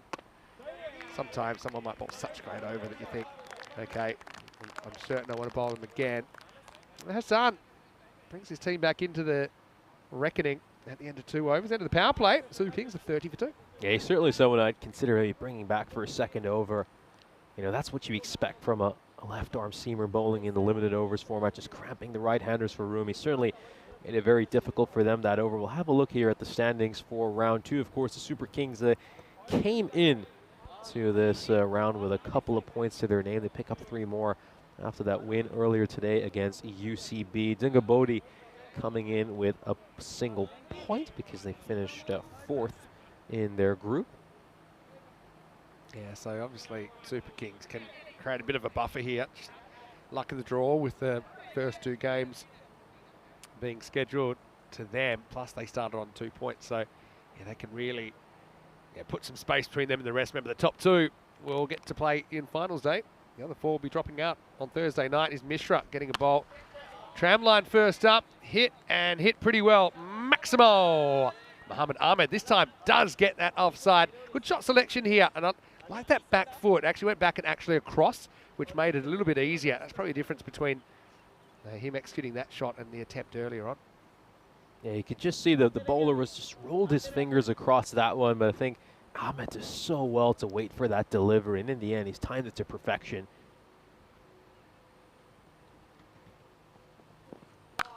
This time it's too short, and that's pulled away handsomely. Maximo! Back to back from Muhammad Ahmed, and that run really had some hang time. Yeah, shot of the innings for me so far. Sweet connection, just the crack of the bat sounded beautiful as it came off the middle of the bat, goes away for a 6. That's a gorgeous stroke. Yeah, very well struck. And Muhammad Ahmed is out of the box once again. Remember, they do have 5 outfielders in play now because it's just a 2-over power play in this game. Well, that's not a great ball. That's an attempted York. It's turned into a full toss. I think it's legal, but it's also lost. It's Maximal 6 more. Oh, very well struck. It's a poor delivery in all honesty. Rank full toss around the pads. You just wonder if there's a chance for a no ball there as well. Might have to slow that one down this just for to me, confirm. I think it is. If you follow that trajectory, it's coming down below the waist. But it wasn't a great result anyway because it's been whacked into the jungle. We call the ball retrievers the Tarzans here because they do spend a lot of time in the jungle. 48 now. We're not even halfway through this innings. Right now, they're on to put 100. Oh, this one, as you can see, he's just looking to just play that one towards fine leg, trying to use his wrist, but got to credit Mishra there. I mean, he follows the batter really well, fires in the Yorker. Full credit to him. Yeah, I mean, just got to try and win the little battles, don't you? It's been a very expensive over so far, but he's got a couple of balls here to try to salvage this, or at least limit the damage. Yeah, this is up in the air. A lot of hang time on this one too, but Lux of Fortune is going to pop in the middle as the Bermuda Triangle eventually forms. They'll get a high single. You're right, in the Bermuda Triangle, as you said. I think a lot of the fielders as well were a little bit indecisive trying to get to that. I'm not sure they would have made it anyway. Last ball of the over coming up. But for 3 sixes off his first 3 balls, he's bowled a bit better these last couple of deliveries, hasn't he, Mishra? Well, it's another fully. So going. Again, this is close-ish. I feel like it's probably just below the waist. But, geez, the umpires have been busy. What's the call on this one? I think, again, you look at the trajectory of that ball. I think it would be below the waist, but maybe not. They're going to say it's going to be a no ball, maybe a 50-50. The bowlers don't get the benefit on those, so things go from bad to worse. Mishra, 26 off this over, the free hit to come. Chance of going supersonic. His over certainly could go supersonic. I think Mishra just, he's been struggling with his lengths a lot, hasn't he? Too many balls have slipped out of his hands, and he's presented full tosses to the opposition. Yeah, not the over they needed after that great Hassan second over. Umpires ran out of patience. Well, this is in the air. It won't be out if it's caught. That's not an issue because it's not caught anyway. They think it too. They think against it. So Akula will keep the strike.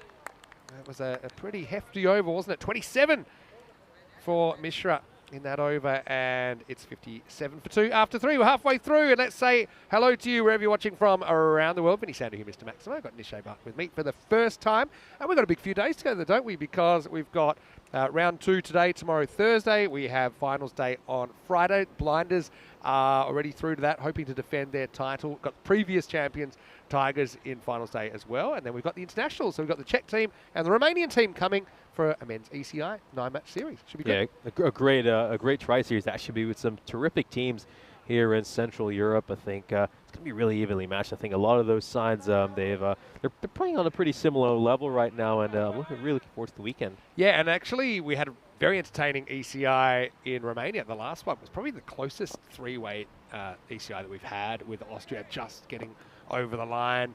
Romania, believe it or not, they just had to defend 60 in 2 overs to win the trophy. Couldn't do it. This is in the air and actually kind of batted back into play. I don't think Farouk's too bothered about taking the catch, but he wanted to stop the boundary and was able to do that in the end. Yeah, and even Portugal picked up 2 wins in that series, but could have won if they'd beaten Austria handsomely in the last game. So yeah, Romania and Czechia, good match I think for Hungary. Up in the air, this will run away for 4 more. So this is Narashiman now who's bowling into the second half of this innings, but the runs are flowing freely for the Super Kings. Yeah, certainly have put the pedal to the metal here, the Super Kings. Just the 1 quiet over so far this innings, the 1 bowled by Farouk Hassan. Looks to fire that one in. He's going for the wide Yorker, but he's just missed the length ever so slightly, and that allows the batter to get underneath it and hit it for 4. Yeah, nice shot. And again, a little shimmy down the pitch. Didn't have a lot of length to work with, but no thoughts of running there. He knew that was headed to the boundary, so Muhammad Ahmed continues his good form. And as far as the Super Kings go, obviously you play 5 games in this phase. It's hit back straight pretty hard. Mid on, mid off, pretty straight, and it's a diving kind of 2 left-footed challenge stop here. Does pretty well, actually, not to touch the rope. Check it out. Goes close to the rope, but doesn't quite touch it. And watch the fingers there. I don't think he's touching the rope there. It looks pretty clean. Yeah. From that camera angle. We had a good view. Lucky he doesn't have long fingernails, though. This is hit straight. Again, they got that straight boundary pretty well protected. As close as it should have been. Cooler gets through for a single. Yeah, so the Super Kings obviously are playing 2 of their 5 matches up front here. This is whacked away, and it's going to go a long way. Maximal, so Mohammed Ahmed is going to finish the over with a bang, goes past his score that he scored in the first game as well. He moves to 42, and the score at the end of 4 overs, 74 for 2. That over ends up going for 17. Yeah, when these two teams met in the group stage, they did meet a couple of times because they were in the same group. It was 113 to 91 early on in their tournament. Oh, sorry, no, that was the Kangaroos, pardon me. It was the weekend, of course. Yeah, on Friday they met 169 and 163, a really high-scoring game. And then the next time they met, which was on Sunday, wasn't so high-scoring, with Danube Bogdan scoring 80, and the Super Kings actually taking all the points, chasing it down in 5.5 overs.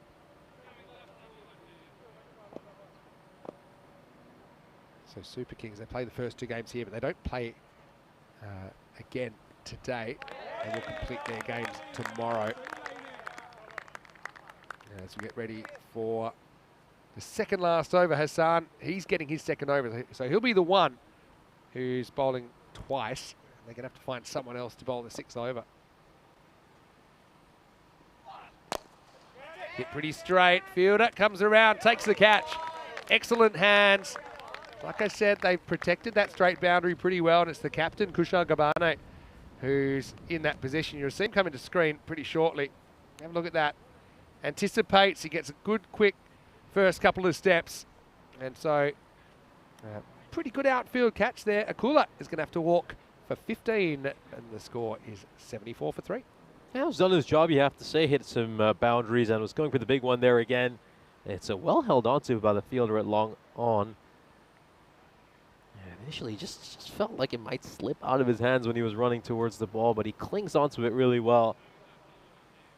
And it's now Shamsher who's coming in at number 5. Hit away, leg side for a single. Shamsher's off the mark. I suppose in 6-over cricket, we should say it all happens in the 5th. Ahmed, he's been a standout performer so far for Super Kings. Just 8 runs away from a half-century. Scores wide here, really, because that was a long way down the leg side. Mohammed Ahmed doesn't have to eat the dot. Yeah, okay. Right now, expected 99. It's a lot of runs to get. Danube Bogdan have had their moments. Like I said, these two teams played a game where they both scored in the 160s. So it shows you that if someone gets going at the top of the order, anything's possible.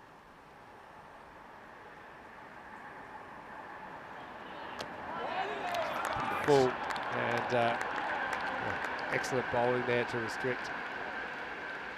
Good slower delivery there by Farouk Hassan. I thought maybe it was a bit surprising he didn't come back to bowl that 4th over immediately, just to keep the pressure on the opposition, see if he could potentially get rid of Ahmed as well. He's done a superb job so far this over, just 2 runs off it. Hit pretty hard into the gap. That's going to be 4, so Shamsher gets his first boundary, takes us to the end of 5 overs. Super Kings wheeling and dealing, 80 for 3 after 5. Yeah, despite that boundary, it's still an exceptional over, just 6 runs off it. A terrific spell of bowling for Hassan, just figures a 1 for 15. He might be pleased with his performance, and I think his bowling is basically what's keeping his side in this game. 80 runs. We got our final over coming up. It's going to be very interesting to see who the captain chooses over here. Looks like they're going to go for Taifule. So Kushal Gabane is going to throw the ball to Kirti Kumar Taifule. Yeah, he's been a warrior for Danube Bogdan. It's a pretty good start as well, although it won't be a great result because it's a brilliant square drive and it's going to go all the way. Well, I thought he almost got this right, but there's just a little bit of length to work with. And it ends up, actually it's going to be 4. I thought it was 6 first up, but I think it's bounced just inside. So it'll be 4 carreras.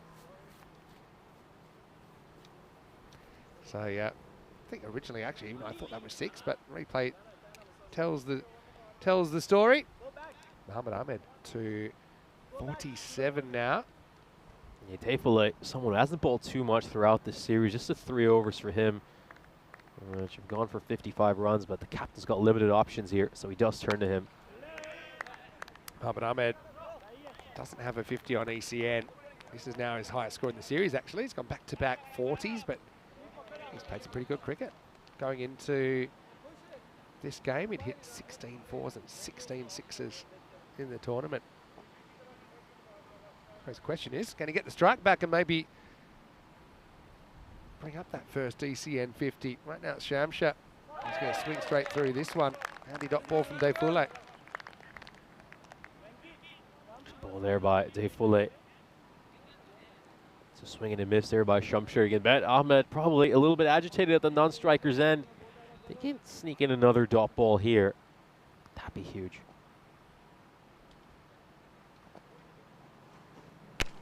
No full toss, gone. Maximo for Shamsha. Well, he's not too worried about Mohamed Ahmed's 50. He just wants to get some runs off his own stick. No time for sentimentality. That time that Yorker's overcooked and it goes for 6. So it just shows you, Mr. Yorker, either way, can be trouble when that time it is. Really, really nicely played there by Shamsher. Well, that's lifted up, and that's 6 more. So I think Mohamed Ahmed's going to be stuck in the 40s forever, and the 100 is back in play. 97 now with the ball to go. Yeah, he looks like he's going to miss out on a half century again on the network. Very nicely played that time around. Just struck behind square leg by Shamsher.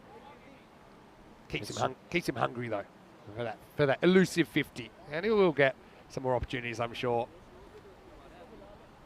Yeah, I'd back him to do it at some point in this series. I mean, it looks like he's come close a number of times. You can tell he's certainly a quality batter as well. Got a great wrist. You just look at his wrists. I mean, really digs out those fuller balls so well, doesn't he, Ahmed? Final ball of the innings coming up. Shake, rattle, roll. Slow ball, but he has 0 cares. He's going to whack that one away, and it will bring up the 100. Maximo to finish. And the Super Kings basically leaving Danube Bogdan in their dust. They're going to finish 103 off the 6 overs. That means, well, basically, over 17 and over will be required for Danube Bogdan in response. So, yeah, 6 over smash, and we saw some smashing, didn't we, in that 6 overs. We actually saw 5 4s, but we saw 11 6s in just 6 overs. So, it's basically almost 3 boundaries and over. And it spells trouble for Danube Bogdan. Having said that, they've got some good hitters themselves. They're going to have to bat really well. Hey, short form cricket, ultra short form cricket. Anything's chaseable, anything's defendable. So, Super Kings, they're very, very happy with that score, I'm sure. They kind of all batted in the right fashion, didn't they? Didn't really leave too many shots in the kit bag. They were going for it, like I said. 11 Maximo setting the table for 100 plus in the 6 over smash. Yeah, you have to say it was a near perfect batting performance by the Super Kings. I think their mindset was just right. They looked to attack right from the first ball. I think they looked to punish all the poor deliveries. And they did pick up a few singles here and there when they needed to. It was just terrific. I mean, you look at their dot ball percentage, incredibly low. Just going through the scorecard right now, just 5 dot balls in the 36 deliveries they faced. Incredibly high boundary percentage as well. Just about half the deliveries they faced went to the boundary room. So the captain will be really pleased with their performance. I think Shiva Tadela, I mean, he himself wasn't able to make too many runs, but he'll be very happy with how the rest of his side fared. We're taking a look at some of these gorgeous shots that were played. That's Prakash Akula, who hit 2 6s during his innings. He was eventually, of course, caught by Gabane out in the deep. Farouk Hassan, of course, was the pick of the bowlers for his side. Let's look at the final over, of course, which was a very expensive one. Went for 23 runs. We saw some strokes played right at the end by Kashif Shamshed. He made 23 runs off the 6 deliveries he faced. Unfortunately, Mohamed Ahmed at the other end was not quite able to get his half century. He was left stranded on 48. Time to stop the bleeding, and they do make it to the 100 in the end, don't they? So Mohamed Ahmed, can't feel for him a little bit, although, like I said, he should have more opportunities to bring up that maiden ECN 50 at some point. Shamshed with 23 put the icing on the cake, and little mini cameos there from Zil first up, and Akula, who went for 15. Reasonably good on the extras, although I suppose 1 and over is probably the max you want to concede. 3 no balls, 3 wides. But to be honest, I think no balls causing a few issues because they were hittable, and then they also created free hits after that. Bowling wise, well, Hassan, best of the bowlers. That's why he got the second over. 1 for 15 for him. 2 wickets for Gabane, but he was also quite expensive. He had some company there, as Danube Bogdan will be chasing a bunch here in match number 42. We'll take a break. We'll be back pretty shortly. 104 will be the victory target in 6 overs. So that's over 17 and over. We're going to see some fireworks, that's for sure. Vinny Sander here, Mr. Maximo with Nish Bud. We'll take a quick break. Back shortly with the second half of match 42 right here on ECN. You're watching European Cricket Series.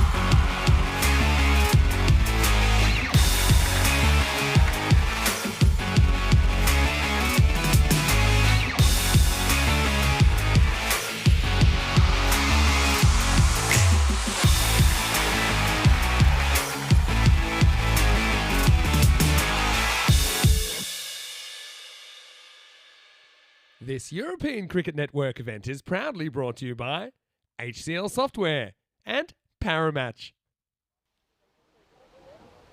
Welcome back to the GB Oval. We're about to bring up the second innings. It was a thoroughly entertaining first innings.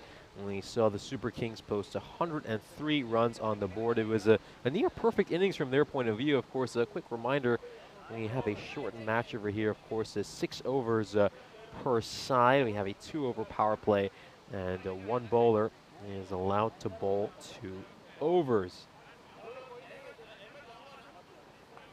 I mean, you'd really fancy the Super Kings to be favorites of this stage, but of course, in the shortened format of the game, you know, you never know what can happen. I mean, you just need a batter to go on a heater for 3 to 4 overs, and that just completely turns the match on its head. Danube Bogdan, I think one good thing for them is they certainly have some big hitters in this lineup. Here we go. First ball coming up. Now goes for the big shot here. Does this have the distance? Got plenty of height on it. And oh, it's going to go over the fielder, and it's gone for a 6. So that's just the kind of approach that this Danube Bogdan side needs. A great hit. It just hung up in the air for an age, and I think the breeze just helps carry it over the rope. I think for a minute you just thought it was going to go to that fielder out at long on. Muhammad Ahmed, who of course missed out on the half century, made 48 runs, and then missed out on a catching opportunity as well. Now, good pace there by Shamsher. Nice carry through to the keeper. But yeah, I mean, Danube Bogdan, you've got to say that they're playing with house money at this stage. Nothing just need to go out there, play freely, really look to attack. You know, just take some notes from the way the Super Kings batted. I mean, they had a boundary rate of 50% in that first innings. Kept dot balls to a minimum, just 5 dot balls in the first innings. Just need to look to attack and hope they can connect on a few.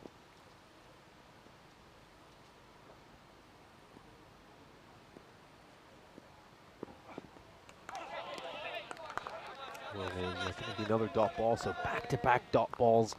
Not something this Danube Bogdan Cricket Club can afford to have. And one thing we know is that the Super Kings attack, they've got plenty of pace, so if you really throw the kitchen sink at every ball, might get a few edges that carry away for a boundary as well, so need some luck, DCC. Oh, it's a great ball. That is a terrific ball, and again, that's the luck factor in play over there as well. It's an inside edge, goes away for a boundary. No, hasn't done much wrong there, has he, the bowler? It's near perfect, that delivery. Going for that toe-crushing Yorker. The batter gets some inside edge on it, and it goes away for a 4.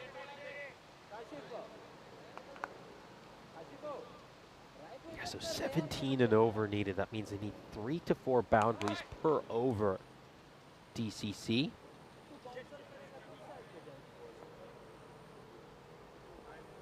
This man Hassan. He's not batted too much throughout the series, hasn't had too many opportunities, but whenever those opportunities have been presented, he's done a terrific job. We'll talk more about that after this delivery. Oh, he's a little too wide there. Really needs to be looking to step inside and take a wide over there. You can see what he's trying to do, just hit it towards square leg. There's no boundary riders out there. But yeah, I think Farouk Hassan has batted with a strike rate of 218 throughout this European cricket series. Whenever he's been called upon, he's been able to make some quick fire runs.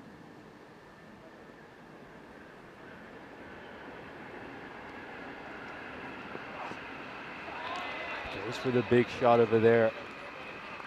And it's going to bring the over to an end. So just 10 runs off that over in the end. It's a really good one for the Super Kings. Here's a chance to remind you that it's been 208 matches since we last had a golden ball on the European Cricket Network. I think if we get a golden ball here, that'll be really, really entertaining.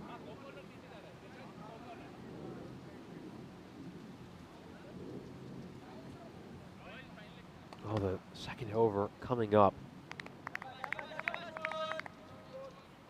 Here's a player that really impressed me first thing this morning. I think Haridas is very impressed with the way he bowled.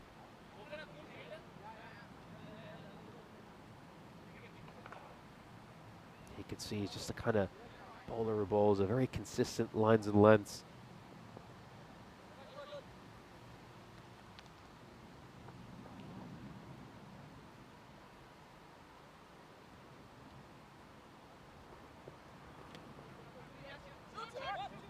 Just takes some pace off that ball and just completely misjudges the line over there, Hasib. Totally misjudges it. Top run getter for his side so far this series. Let's have a look at that. Yeah, it's a good decision by the umpire. You can see that it catches the tram line along the way.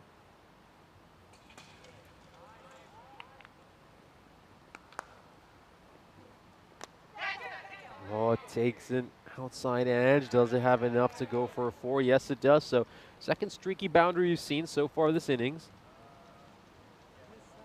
And you can tell he's just trying to hit that one towards a deep cover, but that top edge just flies over the fielder at slip and goes away for a 4. I think, you know, DCC better hope to get a lot of luck. I think one thing with this Super Kings side is they tend to bowl on pace a lot. They've got some very quick bowlers, so these edges will generally go flying away to the rope. A little bit lucky with that boundary as well. Probably doesn't go where he intended it to, but he does get the desired result. It's another boundary. Back-to-back boundaries over here. Bounce. Let's just say 3 bounces before it goes over the rope. Consecutive boundaries here for DCC.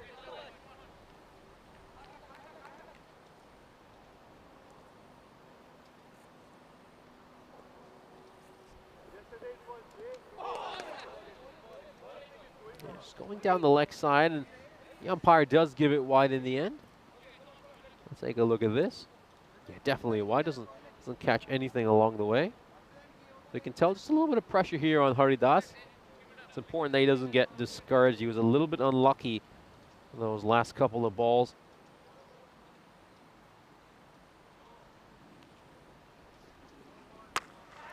He hasn't quite middled this one.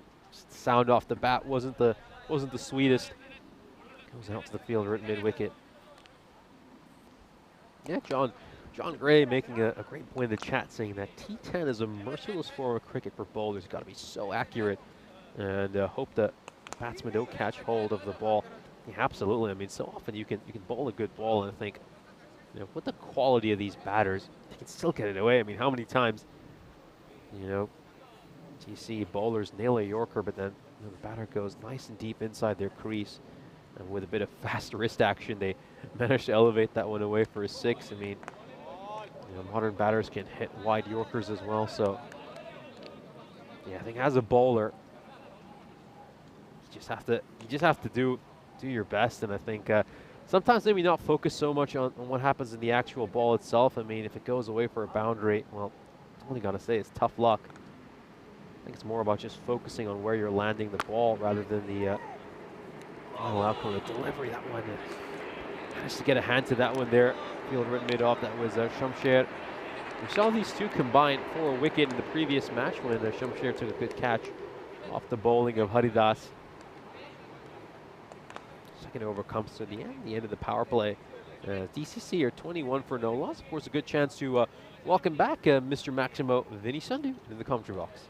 Yeah, thanks. Good to be back. And that's what's coming up. UCB and Danube Bogdan back on the park. And DCC winning the toss, bowling first in that one. So we should be back to the 10 overs, though we do have a few clouds around it. There's a chance for a thunderstorm. We've been so lucky that it hasn't rained on us at all in this tour. I think we had 20 seconds of rain. So hopefully the weather gods are being kind to us. UCB, remember they went down by that single run. And I actually got some clarification. No, there was that one we thought maybe we'd see a penalty, but because the ball had gone into play before the clock ran out, it wasn't a time penalty. It wasn't really even possible because the ball comes into play at the moment that the bowler starts his run. And he went on to deliver a legal ball, and that's why. So he snuck in by about 2 seconds. It made all the difference because it was just one run between the Super Kings and UCB in match 41. Let's go to Gaikwad now over number 3. Rate required. It's gone out of control, but this is a bit out of control. Well, this looked like one for all money, but I think that Mohamed Ahmed, maybe he's just replaying some of his batting highlights as that ball went towards him. Tortuga? Yeah, it was a bit of a Tortuga there. But bit of luck for Danube Bogdan. And, well, poor bowler there, Gaikwad. He's pulling his hair out. Yeah, I could just hear a scream from Shamsher at long on. He's really annoyed by that one, but the fielder's approach probably a touch too casual.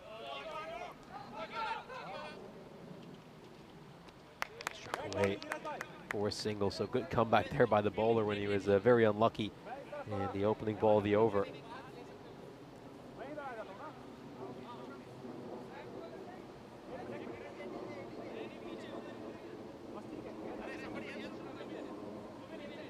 Seeb trying to do something miraculous. 21 and over required, but hey, it's a high scoring ground, we know that. Two guys hit the ball really well at the crease. There's not too much bat on this, but it should work.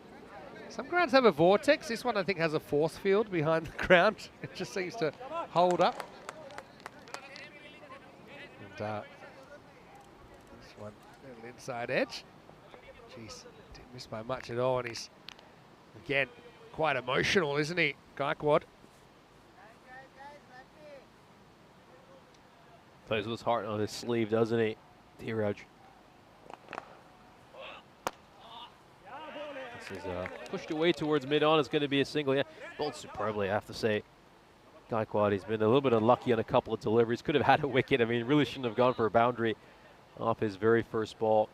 And I like the fact that they're using him. I mean, he's somebody who doesn't bowl with too much pace. He's taking pace off the ball, and he's just bowling full and straight, keeping things very simple.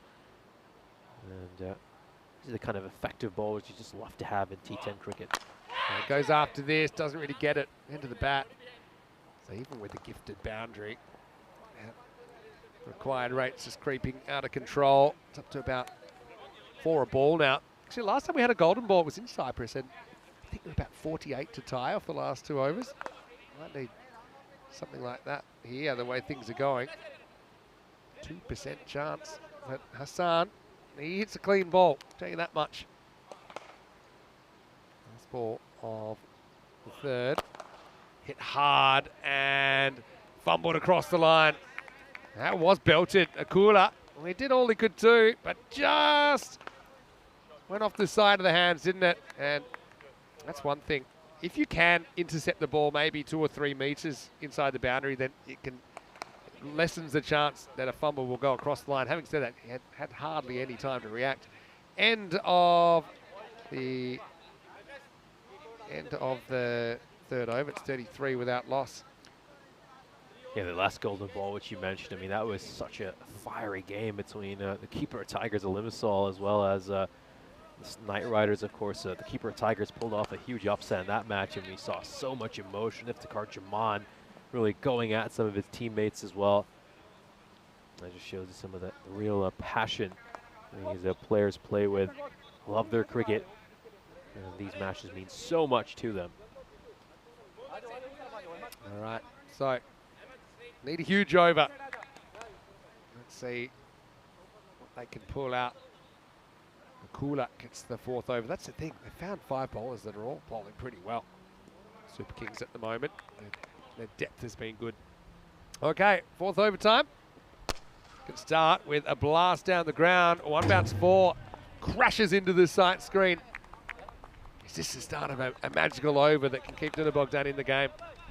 Yeah, they're going to need that pretty much every ball from here on out. That required, as you can see, is at 24, so that's a boundary of every ball needed. And they just moved along off a lot straighter after that shot, and they've moved the fielder at deep cover out to deep extra cover.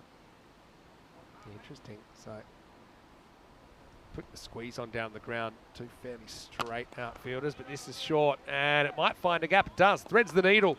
Haseeb trying to keep his team in the game. Yeah, some good striking here by Haseeb, the leading run getter for this DCC side throughout this series. He's had a couple of boundaries here to start off this over. Is Akula going to be the bowler they look to target. I think Akula was a touch expensive and a bit wayward in our opening match of the day. He might be the one they're going to look to attack. That's a dot ball. I think he'll feel he's missed out on one there, Hasib. That one was short and wide. Really should have been punished. Yeah, I'll be upset. That was a bit of a gift. He wasn't able to unwrap. This is wayward, and that's going to find the fielder. It's going to get past. Well, this does get close. Super Kings have only got themselves to blame. That's another fairly simple stop. And that's Zil out there who leaks a boundary. Yeah, they'll not be too pleased with their fielding efforts so far this morning, the Super Kings. We saw them put down some chances in the opening match of the day. And they've done the same here as well against the DCC. Seen a couple of misfields, so that's, when you add that up, that's about 6 runs they've needlessly gifted to this DCC side. And when you're involved in a 6-over match, that can usually determine the outcome of the game. That's a pretty good take behind the stumps from Valivarthi. I've liked his keeping. Got a good pair of hands. He's comfortable up to the stumps. Take a good stumping earlier for medium pacer. Yeah, I mean, hanging in there. 59 of 13. A lot of runs to get. Doesn't get this at all. Should be looking for 2 here. Not too many 2s out there, but that went into a pocket of space. Hasib will hustle back, and means Hassan will be on strike. 2 overs to go. Danube Bogdan, 47 without loss. Yeah, you feel they desperately needed another boundary in that previous over. 12 runs off it. It's not going to hurt the Super Kings. So DCC have it all to do in these last couple of overs. They got 1 over of Shiva Tadela to come. You'd expect maybe the captain will come back to bowl, and that's going to be interesting to see who they give a second over to. It looks like our question is going to be answered. Kasif Shamsher is going to come back. Interesting to bowl because his second over. He's actually one that, yeah, I thought they might hold on for the last over, but it's still a good time to bring him back. And I suppose we'll have to have a different bowler, maybe Tadela or bowl the last. But you hope here, if he goes for, even if he went for like supersonic, if he went for 30, he still need 27 off the last over. So they're feeling pretty comfortable about where they're at the moment. Yeah, it's a good plan, you have to say. I think just look to kill the game in this over, and then not have to stress too much about the final one.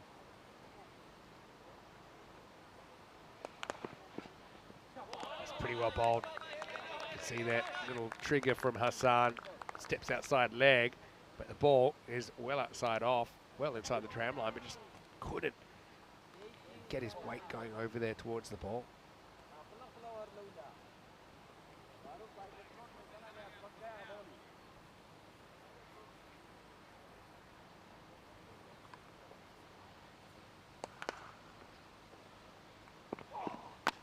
Shorter this time, up in the air and gone. So Shamsha, he just is so consistent for the Super Kings. Does his own work that time. And we finally have the opening partnership broken, but this game, this is as good as gone now. 47 for 1. A good shorter delivery. Cramps the batter for room, and it's popped up. And very well taken. A cotton bolt to get rid of the batter. And this has been a very good performance, you have to say, by the Super Kings that came out of that first innings, batted superbly, and they've kept things really tight in this second innings. As you can see, no over above 14 runs so far. It's been a really clinical performance by them. You really feel like they're going to go on and win it from here.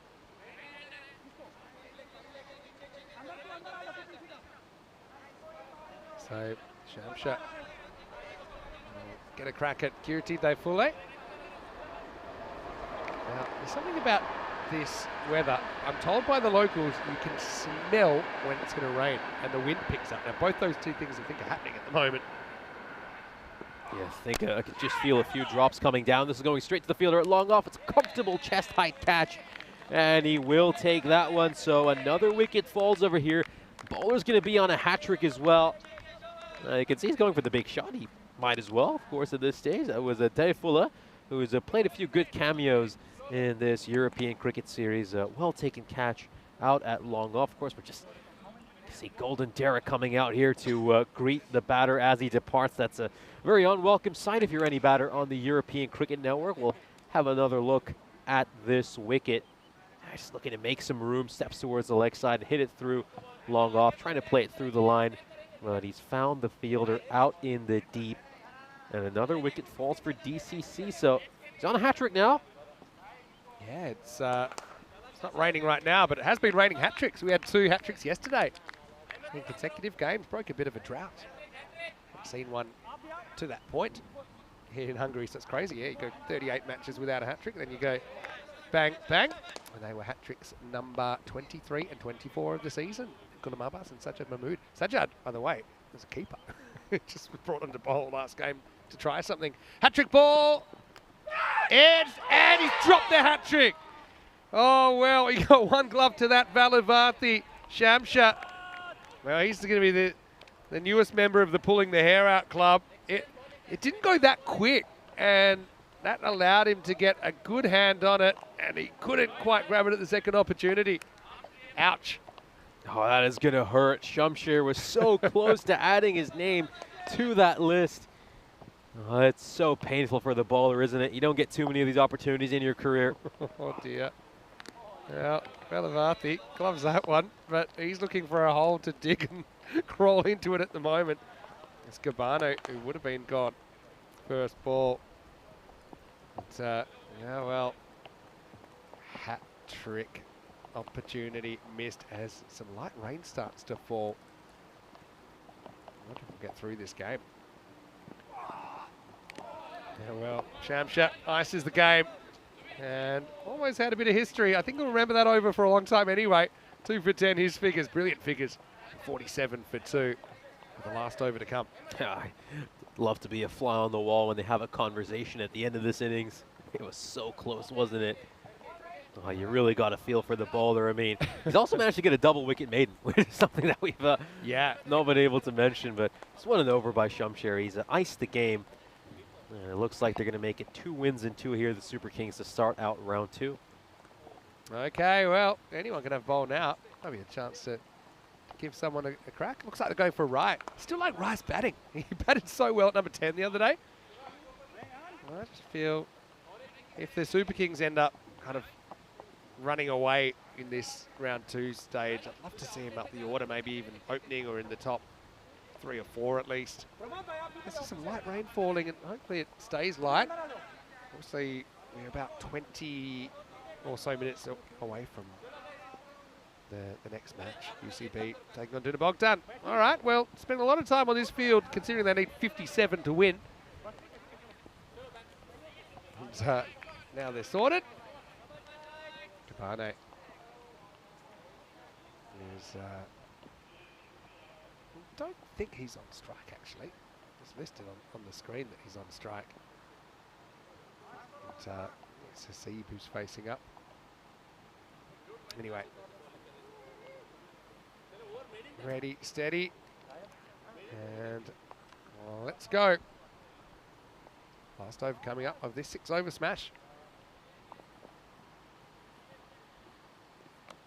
Round the corner and gone. Well, makes it look very easy. Rai comes on, picks up a wicket first ball. Sharp catch round the corner. Danube Bogdan 47 for 3. I mean, it's a pretty good shot, you have to say. I mean, it's the right idea. He's just extremely unlucky. He's managed to pick out the sole fielder there at fine leg. Goes straight to him, and he takes that catch very comfortably. So wicket here for Rai. He'll be mildly impressed by that one. Chance for him to bowl in a situation where there isn't too much pressure on him. So he'll really be looking to enjoy this experience. We'll take another look at that wicket. Another one falls in. Gotta say the Super Kings now, I mean, they're taking a massive step towards the semifinal. I mean, they'll feel like they have 1 foot in the semifinal. And obviously coming in with that 2-point advantage by virtue of having finished second in their group. And now they made it 2 wins and 2 as well to start off. And they're in such a healthy position.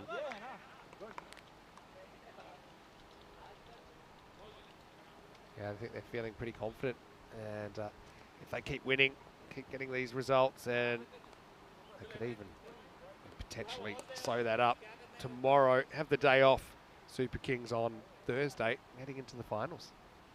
Tariq gets a bat. It's going. I think that's got the legs. It does. Maximo. That's a nice start for Tariq. Again, sign of what might have been. I just think Danube Bogdan have been outplayed by the Super Kings in this one. Good shot, though.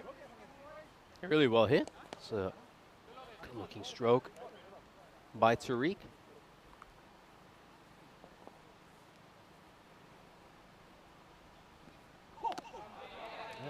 Last one passed.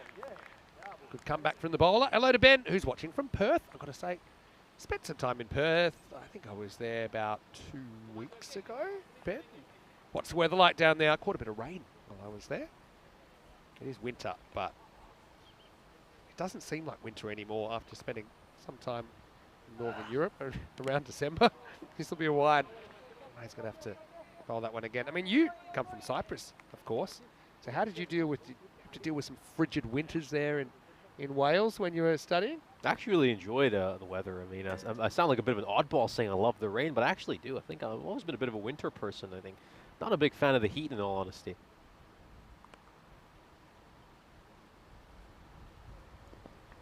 It's going to be called a wide. I'm not so sure about this one. Right, he's pleading his case. Not to the umpire, but to his team. I thought this, for me, it wasn't outside the tram line. It was on, but because it was high, the umpire had some doubt. Didn't get a great look at it. So, couple to come. Tariq. Try and slam it out of the ground. Pretty close. Must have got some bat on it. I actually think it's out, yeah. Well, I think it's out. There's not a huge appeal, but I couldn't see what that was missing. I had it crashing in the leg stump, and good on James for giving that out. Let's see what the replay tells us. But was it missing? Oh, touch and go. And live, it looked pretty good. Maybe there's a case that that's just slipping down the leg side. In the end, it'll be of little consequence. But Rye will pick up the second wicket. It's 55 for 4. Yes, a great wicket there for Rye, picking up his second and third career wicket in this over. It's been a really good one for him. Let's slow that one down there. Yeah, that's what the umpire sees, I was going to say. So, you know, the umpire sees it real time. I got to say, I thought he had a good case. Maybe the replay showed it might have just been missing. Speaking of missing, that's going to be a huge wide. It's been called a wide, and that must be because they think it's bounced after the stumps. But where does this bounce? No, that should actually be a no ball. Yeah, that was my initial thought as well. I mean, so yeah, it'll make the last one free hit. You can see the puff of dust, and they will change to a no ball. So Narashiman, he shouldn't get out here unless he's run out. Here we go with the actual last ball, and it'll be missed. It'll bounce off the keeper, and they won't get any further run. So I think that's going to finish it at, I'm going to say 57 for 4. Although there's been some strange things happening with the computers. Maybe maybe we'll get some clarification on that final ball. But yeah, it is a comprehensive win to the Budapest Super King. And this is what's coming up in 15 minutes. We'll be back. UCB will be batting first. They've been sent in by Danube Bogdan in match 43. Two teams that really do need a win. No bones about it. Join us for that. Still 3 matches to go, and hopefully the weather continues to go around us. There's no going around this big total. They had to go at it, but Danube Bogdan, despite keeping some wickets in hand, the openers never really found their gears, did they? And they end up going down by around about, I'm going to say 47 runs.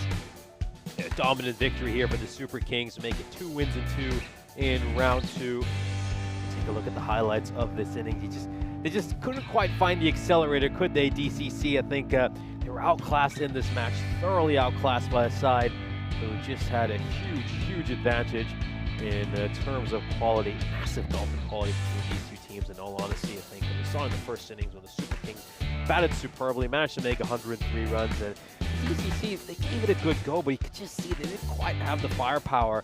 I mean, the largest over we saw was worth just 14 runs. We saw a double wicket maiden as well in the 5th over. We're just Just had a chance to look at the highlights of that over. Of course, we saw how unlucky Jamshir was. I mean, he had a chance to get a hat-trick. The hat-trick ball was dropped, and in the end, he failed to get a hat-trick. Pelad Raj managed to add 2 more wickets to his career wicket tally, which now sits at 3.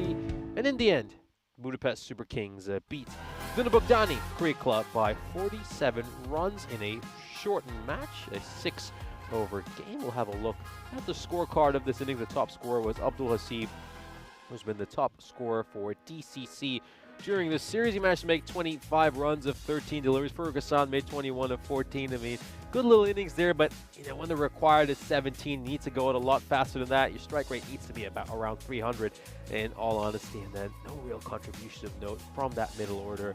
In the end, DCC would succumb to a massive loss, a rough start to this second round for them. Yeah, it is, but they've still got chances to make up for it. They've still got 2 more matches today, Danube Bogdan. In fact, they're on next against UCB, and in the end, 56. And so let's have a look at the scorecard. 3 wickets fell on 47, but really they pushed the rate up and out of control. Double wicket made it from Shamshir, but really should have been a hat-trick. It went down right with a pretty handy couple of wickets as well in the last over, but really by pushing that rate out of control, it was never in doubt. We'll take a break and we'll be back in around about 10 minutes now, I think, and we should be back on schedule. It'll be UCB batting first against Danube Bogdan in match 43 when we return to the GB Oval in Hungary for more European Cricket Series.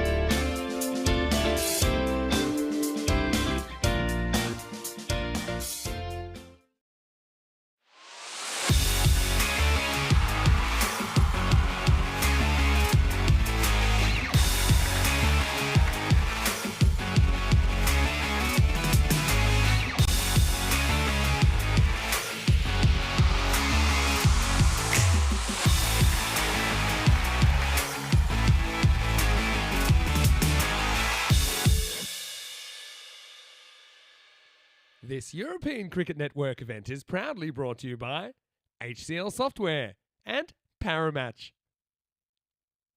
Hello and welcome back. We're 2 matches into round 2 now. It's time for the middle match of the day, match number 43. And UCB are back. We saw them go down a bit of a heartbreaking 1-run loss earlier. They're taking on Danube Bogdan in this one a little bit earlier. Sullivan Seed was out in the middle with the 2 captains. Let's see what happened at the coin toss.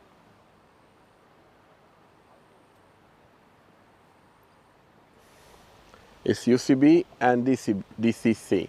DCC you will call. Tails. Tails is the call. And it's tails. River ball.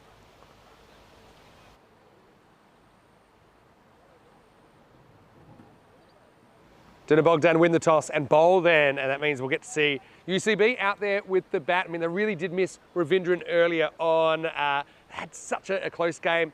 You just feel this is a make or break for both these teams, though. Otherwise, you can see them drifting out of the picture. Bearing in mind, only 2 of the 6 teams that we see in round 2 will actually make it to finals day. I think Hassan's a good player for Danube Bogdan. I think he's really critical with the ball and with the bat. Maybe he can have a big one. But 2 teams that really need to win here, put it that way. And, well, let's see if we get some action between these 2. Maybe a golden ball chance. Let's see. Nishay Butt is in the commentary marshmallow right now, and he's a bit of a golden ball magnet. So Nish, maybe time to work your magic. I can tell you that it will be the UCB guys batting first, I think sent in by Danube Bogdan at the toss. Let's get ready for the start of match 43. Yeah, really looking forward to this one. Should be an exciting matchup. The third match of round 2. UCB getting set to take on Danube Bogdan. Of course, both these sides coming off losses in their opening matches. Both of them losing to the same team as well. They were both defeated by the Budapest Super Kings earlier today. Of course, I have to say both those defeats were in completely different circumstances. We'll have a look at the fantasy dashboard for our upcoming match. Of course, UCB, as you can see, Ravindran right up there with 638 points. He's been incredible for them throughout this series. He'll open alongside his skipper, Ali Nawaz. Kasir Saeem for UCB was very impressed with the way he played in the last match. He batted superbly right at the bottom of the order, and he bowled terrifically as well. Meanwhile, for DCC, they're a little bit short-handed, missing a few key players for this matchup. I think we saw that in the previous game. They were thoroughly outclassed by the Super Kings, and they'll be looking to respond here with a strong performance. The win predictor has UCB down as 70% favorites. I think that's pretty fair by the win predictor. You'd really fancy UCB to take this win. But this DCC side, I think, count them out just yet. They've got some quality. They can pick up some early wickets here, really put some pressure on UCB. Maybe they could pull off the upset. So yeah, as I mentioned, both these sides, of course, coming off losses against the Super Kings. DCC, of course, played in a shortened 6-over match and lost by an absolutely massive margin of 47 runs. Meanwhile, well, UCB lost by just 1 run in an incredibly dramatic match where maybe they'll look back at a couple of moments and feel like they could have won this game. I'm sure they would have had some discussion with the match referee as well after the game regarding penalty runs call, which gotta say the match referee gave us a very clear explanation of that, which we outlined to you in the previous match. So it was a game that was certainly defined by fine margins. Little moments right at the end determined the outcome of that game. The UCB will be looking to put on a big performance here, put a lot of runs on the board. They've had a few issues with their batting throughout this series, maybe not able to get to those really supersonic sort of run rates. Here we go, first ball. This comes off the inside part of the bat. It's a dot ball.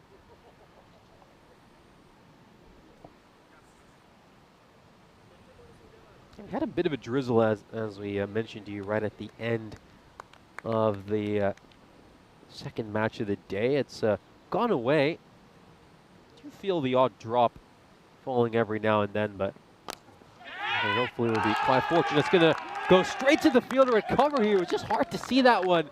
But looking at the reaction of the other fielders, you could just tell that a wicket had been taken. So it's an early wicket here. It's a lowish full toss. Looks to play the cover drive, but he picks out the fielder, and that is really well taken. A sharp catch. And the first wicket falls. And Derek is going to come out to greet the batter. An unwelcome sight for any ECN player. And he's going to have to make the dreaded walk back to the dugout after failing to score, trouble the scorers. Ravindran, well, he's been in great form throughout this series, and he would have felt this was going to go away for a 4 as well. Either side of that fielder, and it would have raced away to a boundary, but he's picked out the fielder at cover and was held onto that ball. And Gabane will be so happy. I mean, you would have thought that was going to go away for a boundary as soon as it left his hand. A well taken catch, a sharp catch.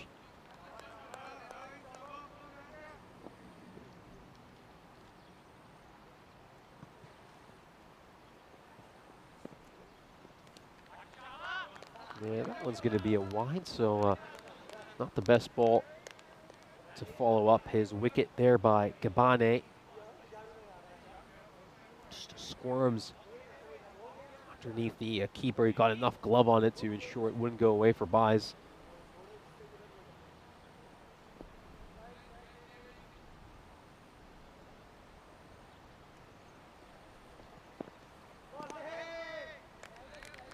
Leaves that one alone. That's a rare lead. Don't see this too often in T10 cricket. Yeah, this is great bowling by Gabane. Terrific bowling. Got away with a full toss, but then after that, it's been magnificent.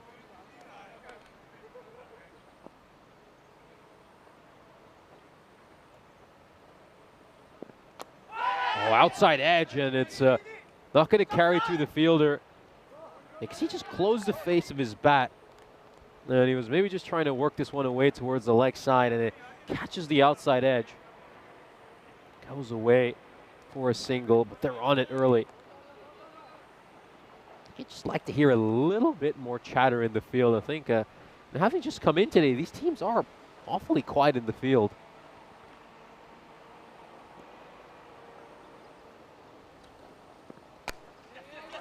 Push towards cover. It's going to be a single. Yeah, this is nice early pressure by DCC, just what the doctor ordered for them. Coming off that huge loss.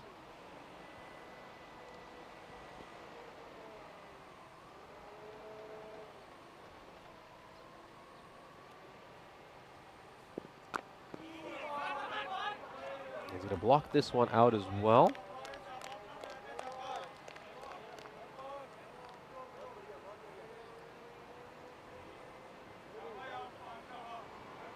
Let's have a look at the groups for the upcoming European Cricket Championship. Of course, Hungary, the host nation of this ECS, will be in Group B. As you can see, they'll be alongside some real quality teams in Germany, Denmark, Austria, and Romania. Of course, they'll have a chance to face Romania later this week.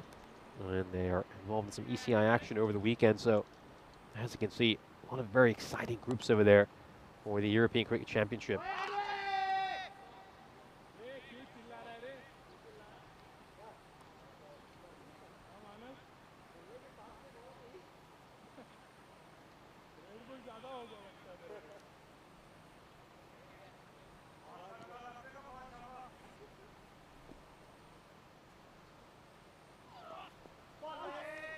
Oh, this one's going to beat the keeper, the fielder at slip, and the fielder at deep third. Hassan, that ball was just too hot to handle for everyone involved. I mean, you really feel somebody should have stopped it, I think. Yeah, look at that fielder at slip. I mean, there's a reason he's over there. Really should have done better. It was just gift some runs here. Gifted runs to the opposition. Up in the air. Yeah, this could be a catching chance. This really should be the second wicket. And has he taken it? Yes, he has. It looks like it's a team catch. Well, it's a bit of teamwork to take this one. This is quite a special moment. I mean, for a second, it was a bit of a juggling act. You thought he might just let that one slip away from him. But no, they've combined, they've worked together. And this catch turned out to be a bit of a group assignment. Let's have another look at this. Well, the juggling act starts here. 1, 2, 3, 4, 5. On the 6th attempt, his teammate is right there. That's Subhan Tariq. And he holds on to that one. Well, we had a cricket match around the circus. I don't know how they managed to hold on to that one. But the second wicket falls here for UCB. This is incredible by DCC.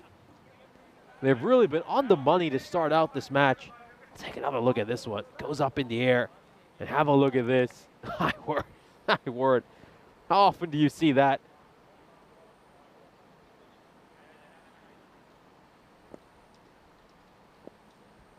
Oh, great start here for DCC.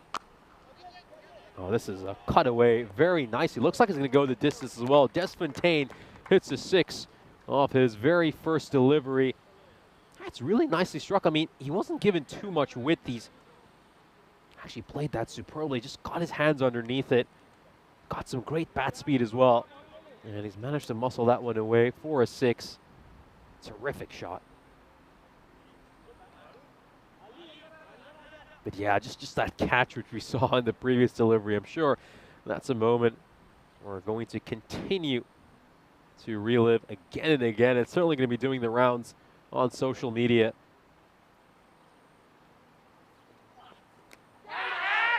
Oh, well.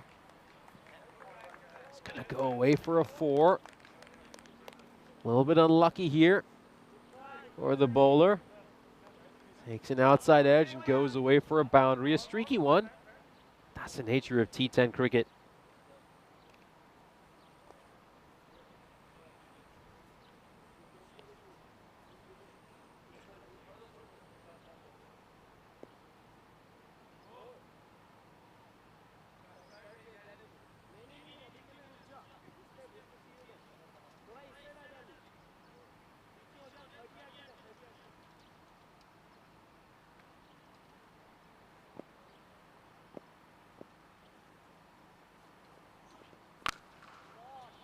Pushed away towards cover, and that goes away for 4.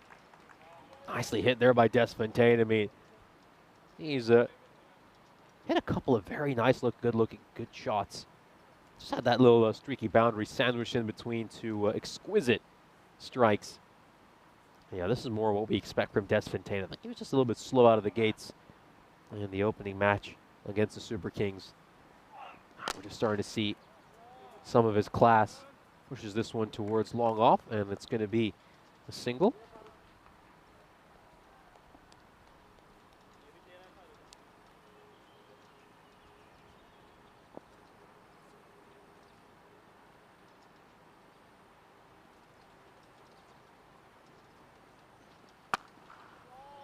And this is going to be launched over the rope. Muiz just gets underneath this one so well, doesn't he? And he elevates it over the rope. Superbly hit.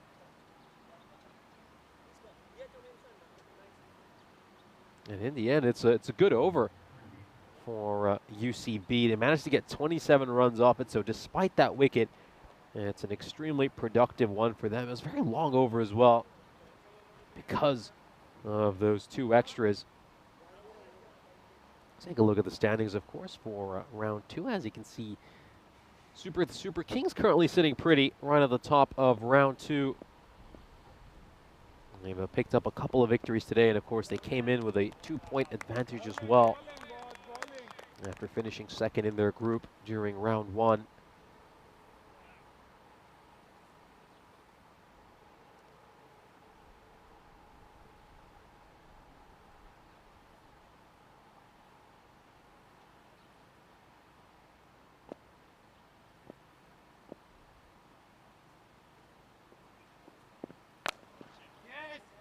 That's could potentially be a no ball here. Might have to take a look at this side on. Well. Let's take. Ooh, this looks tight. I think we're just gonna have to freeze this right there. Oh, he could be in some trouble here, the bowler, and he is. He is. And it's been given a no ball, so a free hit coming up here. Yeah, Cabane just bowled superbly in that first over. That's not quite how we wanted to follow things up. It's a terrific delivery on the free hit. Absolutely superb. And I think the batter's made it back in time here. We'll just have another look to confirm, but should be fine. They should pick up a single here. It was a really good ball. And yeah, it's all good. We'll make it back safely. Danger man Desfontaine, though, comes back on strike.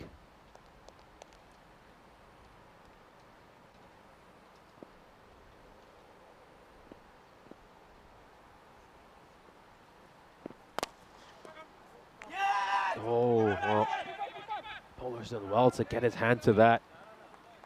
Could have maybe even just pierced the gap between long off and long on. Just gets his foot out.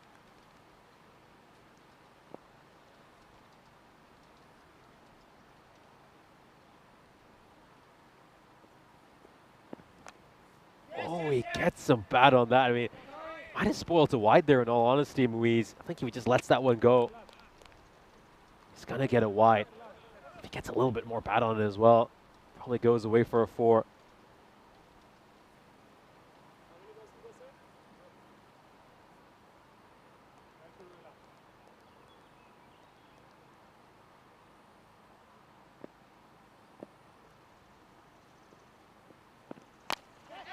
This is hit towards mid-wicket. Doesn't have enough to go towards the rope. It certainly does. And that's going to be a boundary. Nicely played there by Fontaine. Very safe shot. There's no fielder out at mid-wicket. And he plays this away for 4. So top cricket there. Just 1 ball to come in this power play. It's been a good, very productive one for DCC. I think they started off very well, didn't they? But they just kind of lost their way in that second over, which went for 27 runs. Straight towards extra cover. It's going to be a single to end the over. So UCB are 40 for 2 at the end of the power play.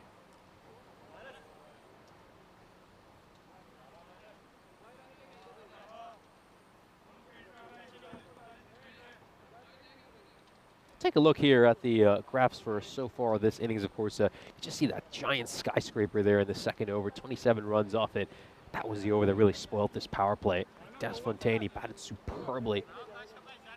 And those last 4 deliveries struck 2 6s and 2 4s right at the end of that over. Well, this is rather interesting. We're going to go with Manas Mishra, who was quite expensive in the last match. I thought he struggled mightily.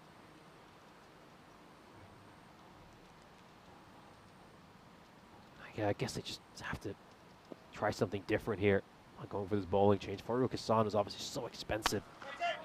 And previous one, this goes straight down. The ground wasn't too far from our commentary position. And it's been hit for a boundary. It's a flat bat stroke straight down the ground, a bit like a tennis forehand.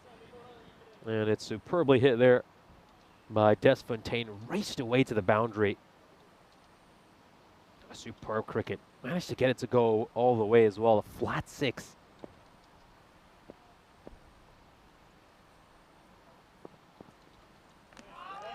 There is a dot ball. Just took a little bit of pace off that ball, Mishra. I think that's what deceived Fontaine in the end.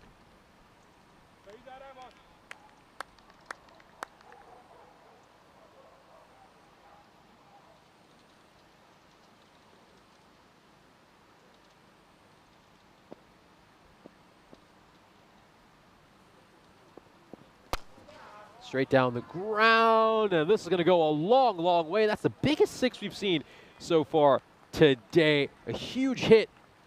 It's a slightly over-pitched. And yeah, brilliant, brilliant stroke. Just managed to hit it on the half volley, and it's gone all the way. And they can see right now that expected score is at 142. I think if they can get to that, they really backed themselves to pull off a huge victory. A hit towards extra cover, races away towards the boundary, make that consecutive boundaries. No, this is a superb shot. Great balance, great poise. And he hits it towards extra cover. I think if you're DCC, well, what can you do from here? I think just feel like they lack bowling options, don't they? I mean, Farouk Hassan was someone who bowled really well in the previous match, but he got carded for 27 in his first over. Oh, top edge. And is this going to go away for a boundary as well? Yes, it will. And I'm always very surprised when teams don't have a fine deep third in this T10 format. I mean, how often do we see balls go to that region? Away for another boundary.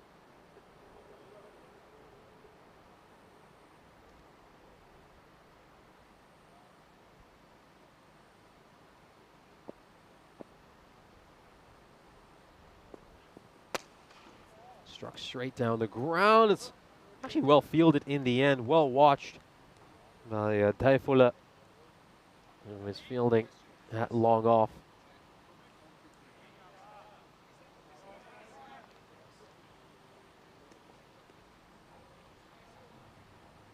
Have a look here at the graph for this inning. 61 for 2 at the end of 4, going at just a shade above 15 and over.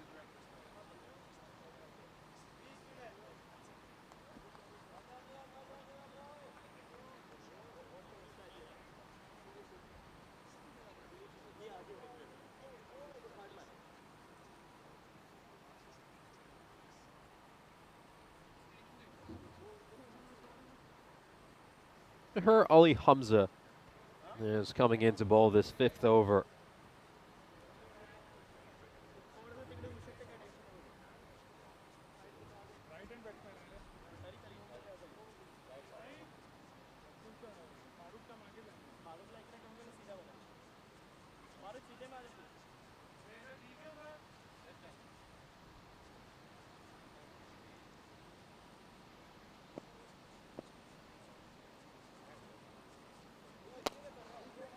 Oh, it's a wristy stroke here, but he's going to find the fielder out at mid-wicket.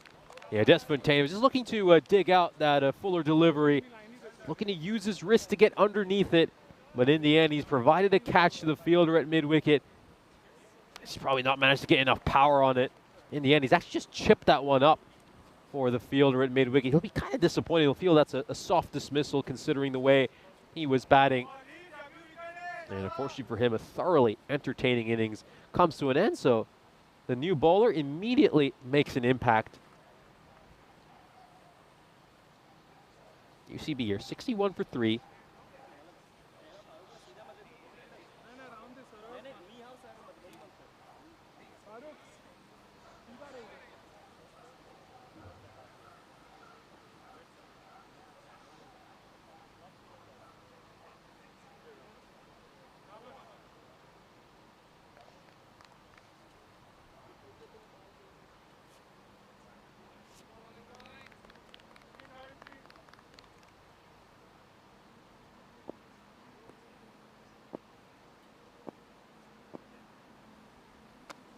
Oh, for pull toss, poor delivery, going down the leg side as well. Oh, it's not a great ball, is it?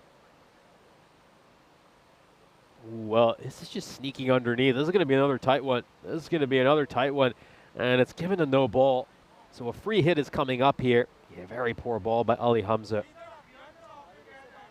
Really poor delivery.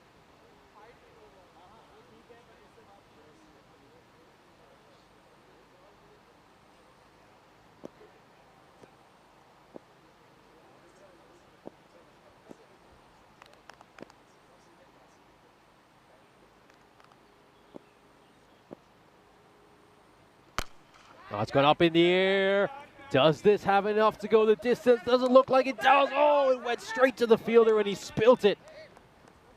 Desperately needed to take that one. Oh, Danube Bogdan. Well, that's a huge moment. Ali Nawaz has been gifted another life.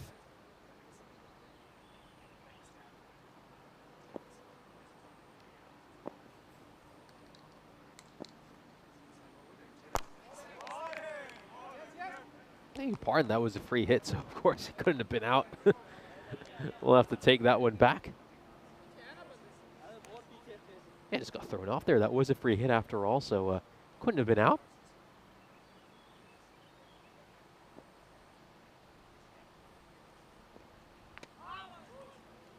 That's going to be a wide. Yeah, just extra is just a little bit of an issue for them this over, isn't it? I mean, you obviously have the no ball, now the wide as well.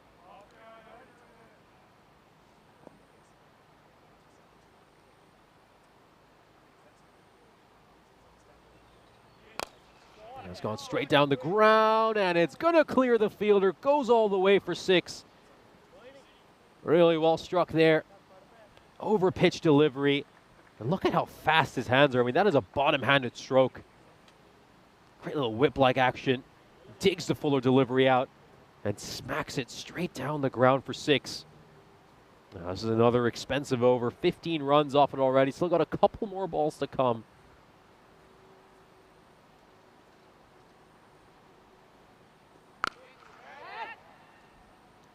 And this goes away for a 6. And it's a back-to-back 6s here, consecutive maximos. Looks to change the angle.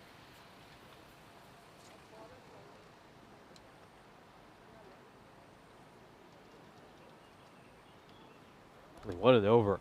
It's been another expensive one. 21 runs off it. Back-to-back magical overs for UCB. Oh, that's a really wide delivery. I mean, that would have been wide. That could potentially have been wide to a left-hander as well. He just hasn't got it right, has he, Ali Hamza? Picked up a wicket off his very first ball. Rather soft dismissal, which I'm sure would have really annoyed Desfontaine. After that, gotta say the floodgates have been open. Runs have continued to flow. And it's going to be 44 runs off the last 2 overs. Just taking another look at this delivery. Gets that one away for a boundary. Of course, this is a good chance to welcome back Mr. Maximo Vinny Sundu into the commentary box. You have to say, this has been a great start for UCB. Has been, and it's kind of, it's the boost they needed, especially because they've gotten off to this kind of a great start in the innings with no Ravindran firing. Obviously, he was a big loss for them this morning. He wasn't in the side, but he's back, and it does feel a bit do or die, even though it's early in this round 2 for these 2 teams. But it's hard to see that there's room for both of them, or maybe even one of them, in the finals on Friday. But hey, look, it's a good start, but it's only a start. We've seen innings turning around.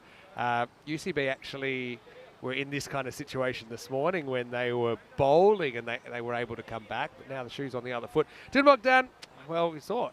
I think the player of the day, the old juggling catch there, Tariq to the rescue. That was an amazing catch, wasn't it? It was dropped and then he kind of sprung into action and was close enough to be able to save the day. We obviously saw that Fuller putting that one down, which, yeah, I mean, it was pretty high, but yeah, you feel like that's one that should be taken. But anyway, pretty interesting game so far. Danube Bogdan just needs someone to turn it around. Looks like they're going to go to Narashiman now, and he'll be trying to keep it quiet in the 6th over. It certainly will be, and I think just going to be a bit of a change of pace as well, bringing on a slower bowler. Hopefully, they can just stem the flow of runs over here. I get questions about, is it Peacock Friday today? And it's not, but every day has been Peacock Day since I've been in Hungary, because it's just first time in a while I've actually left the suits at home. Although I probably will rock one out on Friday, but just because of the heat we've had. So I've decided to kind of have a summery feel. But also, it is mentioned that you always look good in your check shirts, a bit like a country music star, Nish. This is up and it's out of the ground. Maximo for Nawaz, who finds himself in the middle order once again.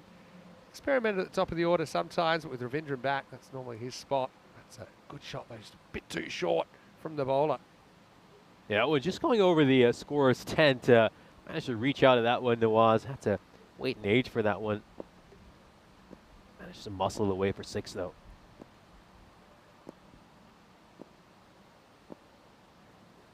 Oh, great ball there. Jams in the Yorker. Yeah, good comeback there by Nawaz after just leaving one where he offered too much width to the batter.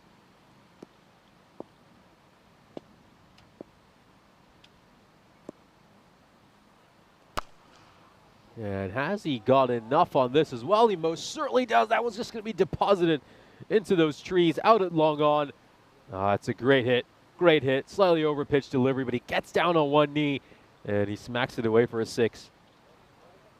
Yeah, that's lifted up and out of the ground once again. Nawaz, he's make up for lost time here. 161 predicted at the moment. Actually going at over 170's pace, UCB.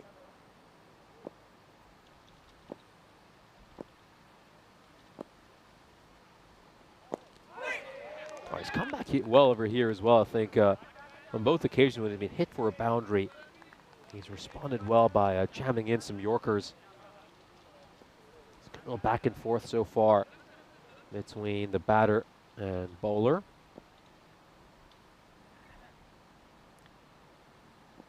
Yeah, Narashman, 13 off the over, plus this. It's a shot of someone that wants to strike, isn't it? So it'll be 14 off the over in the end. And the score 99 for 3. We've got Ashvir in the chat. Hello, Ashvir. I'm saying if Vinny's talking on the screen, who's replying in the chat? Well, it's called multitasking. We have to do it here at ECN, don't we? But we love the chance to interact with our with our fantastic viewers. And some of the viewers have also said sometimes you can hear me typing away. Here's And some people say I seem a bit like, you know, those cat gifs where there's a cat and a keyboard. They think that it sounds a bit like that. I do type pretty fast. I wonder if, you know, future generations, the keyboards will be obsolete.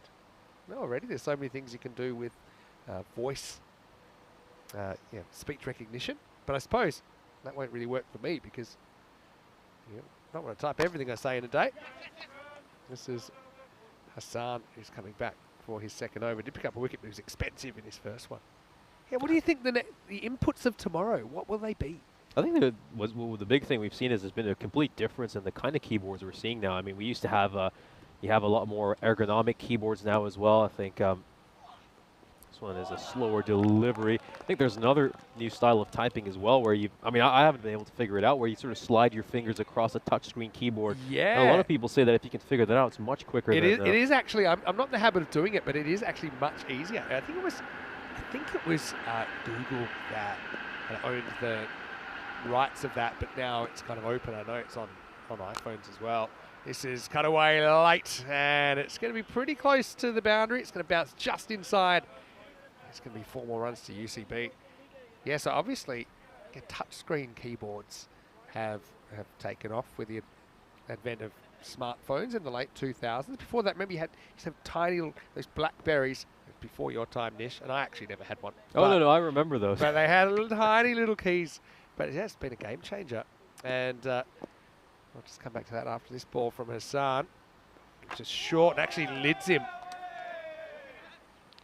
Hopefully he's all right here.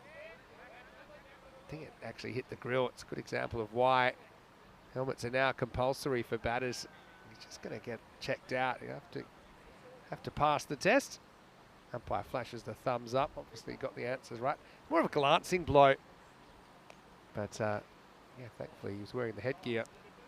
Yeah, so in 100 years, will we even have physical keyboards? I mean, we can't even imagine, I think, where we'll be in 100 years with the advent of technology. This one is just going to go over the fielder at third's head, and it goes away for a boundary. 4 runs over there. Yeah, I think especially in particular for people like my parents' generation. I mean, they figured out those old Nokia phones where you had to sort of press the same button 3 times if you wanted to type C. Well, and then as soon as they figured that out, well, then in come smartphones. Yeah, I hate to admit this, but it is a fact that we are kind of from different generations. Now, I want to know, how old were you when you got your first phone, and what was it? Because fun fact. Mobile phones or cell phones only really became common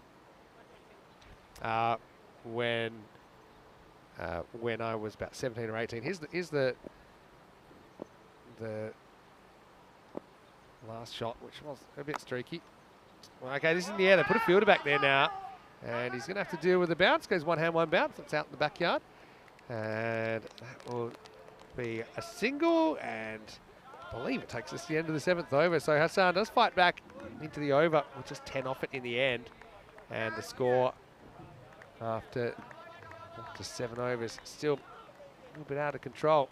Anyway, this is what's coming up. And yeah, Nish, we'll be working together a little bit. I know that you'll be in Bulgaria helping out. You've got Rico and Charlie and yourself on that at various times. I'll be doing the 3-day Croatia weekend, which is something new. I think we might see some of those mixed formats. So it's actually got 1 T10 international men's, 5 T20 internationals, but we also have our very first ECSW tournament. It'll be a best of 3, and actually got the team names, and they're awesome. It's a Serbian club and a Croatian club in our first ever ECSW. It's best of 3. I know you'll be in Rome as well, and that's going to be a great series as well at the Roma Cricket Ground. Valletta Cup, I know you've done that, I think, in the past before. We definitely spent some time in Malta with me and with Corey as we wait for Narashiman. A tight one. It's going to be called a wide in the end. Umpire was tossing up, does this get a bit of the line or not? And to be honest, it's very, very close. Maybe it did just get a tiny bit of the blue. Remember, that's that new interpretation. That low full toss is swatted away, and that'll be 6 runs maximal for Nawaz. So the rushman does get straighter, but he goes out of the ground. Yeah, so Valletta Cup, I believe, is going to be a women's tournament this year, which I think is great. We have the USA Canada and Netherlands T20 series coming up as well. Then we'll have Austria, which I know you'll be doing, I think, the first week of Austria. You'll be doing Croatia with Charlie.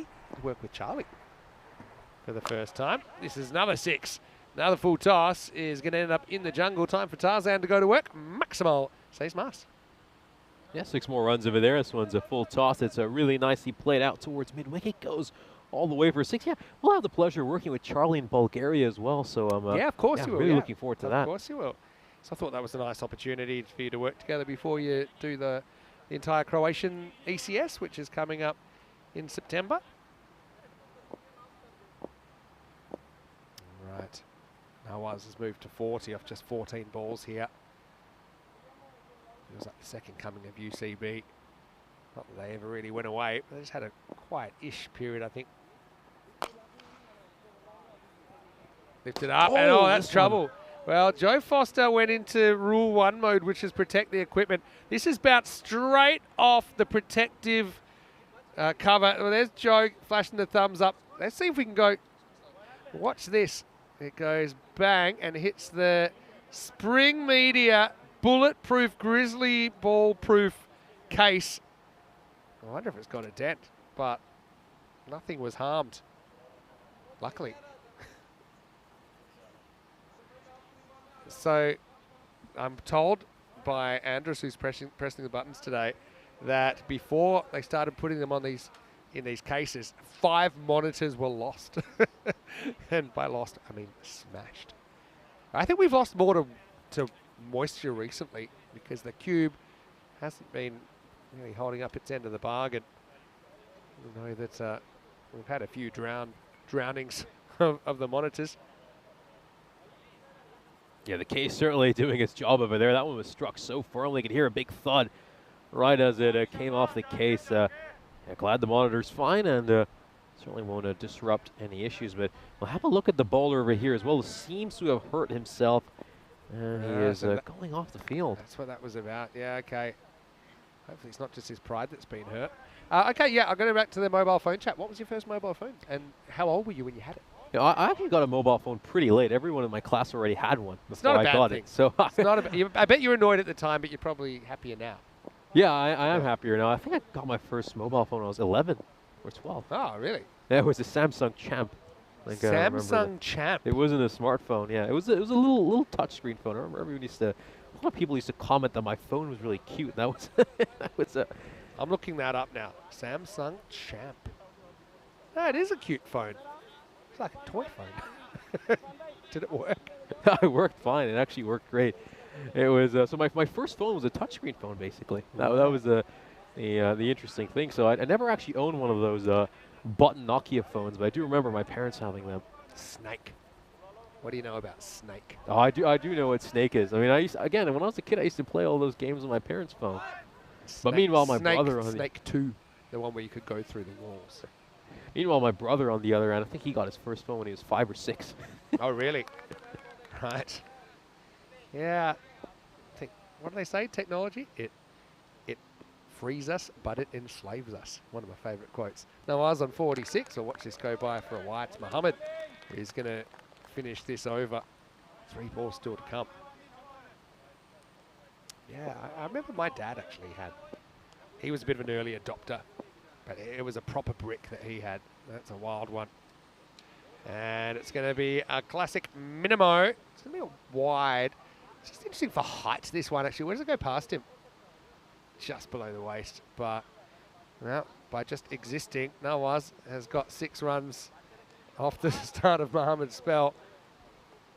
Yeah, mine was a red Nokia. But like I said, it was only, I'd say, mainstream around the time I think I was 17 or 18. So I think I was 18. I'd left school.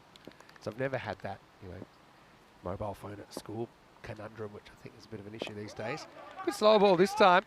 As Muhammad finally finds his range and just squeezed out for a single by Nawaz.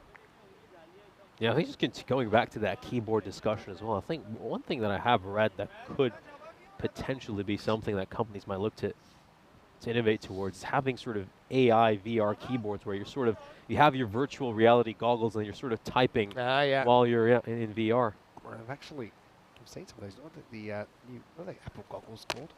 All right, in the air, going, and gone. Maximal for Moise, who moves into the 30. Says, it's my turn now. That's well timed. Takes on the fielder and wins. Yeah. Wow, what are they called again? I forgot what they're called. Yeah, I think Apple brought out the kind of... I'm going to have to tell you what they're called. Ironically, by Googling it. Uh-oh, that's trouble again. Eyes up in the tower. Well, luckily the car was parked in that position because I think the food's here. Also, almost had an unwelcome visitor there. That one's, again, close-ish. I think it's just going to drop below the waist, about thigh high, but Moise smacks it. Oh, it's called Apple Vision Pro. That's right. But, yeah, let us know what your first phone was. And some people still, they don't have them. And yeah, not a bad life if you can get away. But, yeah, I remember when I was in year 9, so I was about 14, and I basically borrowed my dad's phone. He left it at home, so I thought, I'll have a laugh here. I'll go into school with it. But it was such a novelty. It had big buttons. This is 1995, right? But the funny thing was, it wasn't even like that easy to bring up names. You had to use the button. So you'd have to remember someone's phone number, just like you probably don't know what a landline looks like these days. But yeah, just like in the old days, yeah, you'd have to remember someone's number, type in the numbers. It was like reverse charge calls were a thing when I was at school. Couldn't afford the 30 cents. This is going to be a dead ball, I think. Yeah, he's called it dead. So it's a bit harsh because it's going to cost him 4. But to be honest, the call was pretty clear. The umpire was still checking the field and yeah, calls it dead. So I think once he did that, he really had no option but to call it. But here's the bad news for Noah. That would have been his 50. But he's not on 50. And there's a chance now that he won't make it. Yeah, you got to feel for Nawaz. He's been a tad bit unlucky, hasn't he, at times? I got a feeling that's going to come back and haunt him. Let's see. Well, still in the 40s. 147 for 3 here after 8. Yeah, he's come close a few times, hasn't he, Nawaz? Hasn't quite been able to get that half century. When he's 3 runs away over here. Got plenty of balls left in this innings. A few people had the Nokia 3210 or a 2110. Another decent ball here from Dofule. Nawaz. He probably didn't know that was going to be his 50. If he did, probably be a bit peeved. Let's see if he gets there in the end. Yeah, Wade said he remembered seeing rich friends' parents' cars having phones in them. Yeah, remember those days.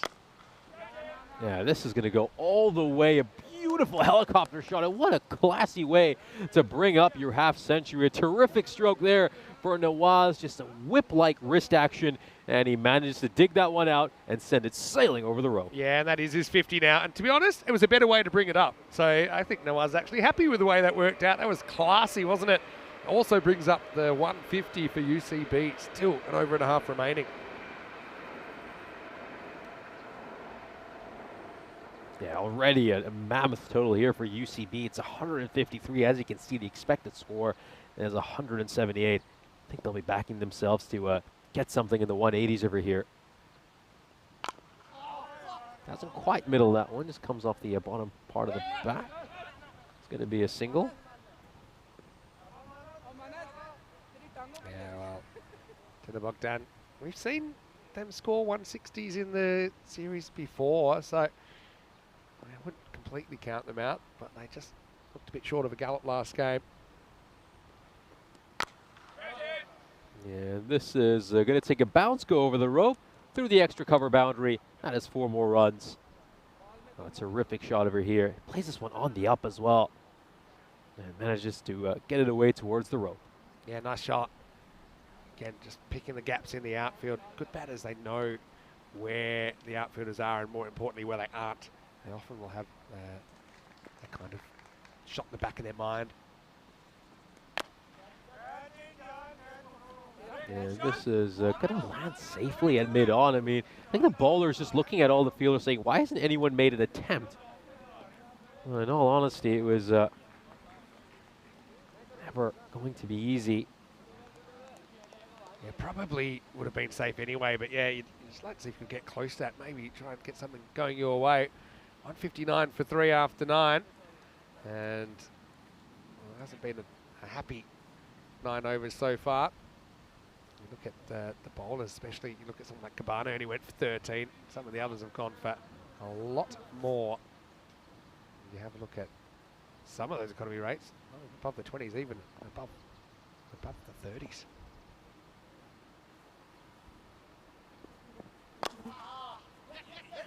And straight towards the field recover, and they're going to scamper across here for a single. And they'll get to 160 mark now, so yeah, the magical over here, and they could get to 180. Mishra's been very expensive today, hasn't he? Was went for over 20 runs in the solo over he bowled in the previous match, and his first over here going for 22 as well. This one's gone up in the air, and it's going to go beyond the fielder. Those haven't been clinical in the field, have they, DCC? I think the fielder was a little bit slow out of the blocks and didn't give himself a chance to actually get it this one. We'll take another look at this. That one, as you can see, just a replay is sped up. Yeah, I think he's a little bit flat-footed, isn't he? Trying to get to that catch. In the end, he just doesn't even give himself a chance to get to it.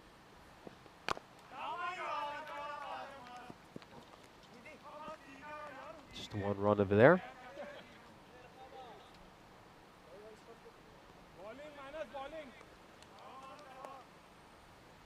Oh, well, 3 balls to go. Let's see if they can get up in the 170s. Like I said, Danube Bogdan, they were chasing 170 earlier and got pretty close in the tournament, made 161. That'll get them pretty much there because it's up and out of the ground. Muiz goes maximal, and he's now knocking on the door of his personal half-century. Just one run away for 50 now, Muiz Hassan.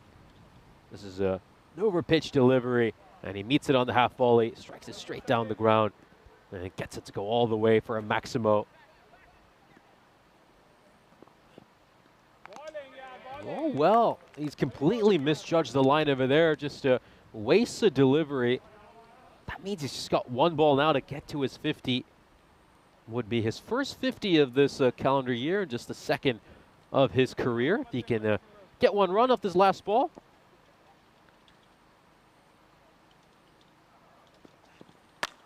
Oh, this is beautifully struck, and it's going to take a hop before it goes over the rope, and he brings up his half-century as well. So UCB end up with 173 runs, a very, very healthy total. They'll feel they're in the driver's seat heading into this second innings. There was too much width on offer there. Leaped onto that and hits it away for a 4.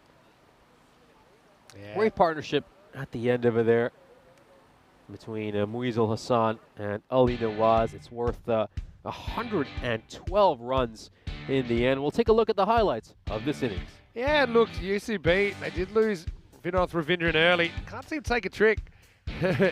And now we are going to watch UCB basically go to town in this innings. But that was the highlight for me. It was Tariq to the rescue as we saw the ball fumbled and kind of juggled, kept in the air. It was circus style, wasn't it? But, you know, they lost the openers for just 0 run respectively because Ravindran went for a duck and Same went to that juggle catch. But then we basically saw 53 not out, 43, and then Nawaz with 57. So a couple of half centuries setting up this monster score of 173. Well, there's taking a look at some of the strokes we saw. That was a streaky boundary early in Des Fontaine's innings, but there wouldn't be too many more streaky boundaries for him. He'd hit some very classy shots, made 43 of 16. He'd be disappointed in the manner he got out. He just chipped one up for Manas Mishra to catch. He kind of gave Manas Mishra a catching practice, in all honesty. 8 boundaries struck by Des Fontaine during his innings. He made 200. This record at 269, really impressive. But then Muiz Hassan and Ali Nawaz would just add the cherry on top in what was an incredible UCB innings. Their partnership was worth 112 runs. The two of them both making half centuries. They batted incredibly. Muiz Hassan hitting 8 boundaries, 6 sixes. Ali Nawaz hitting 9 boundaries with 6 sixes. Just an incredible display of hitting the two of them. Batted great in tandem as well. And it was an absolute joy to watch if you're anyone other than a DCC player or supporter.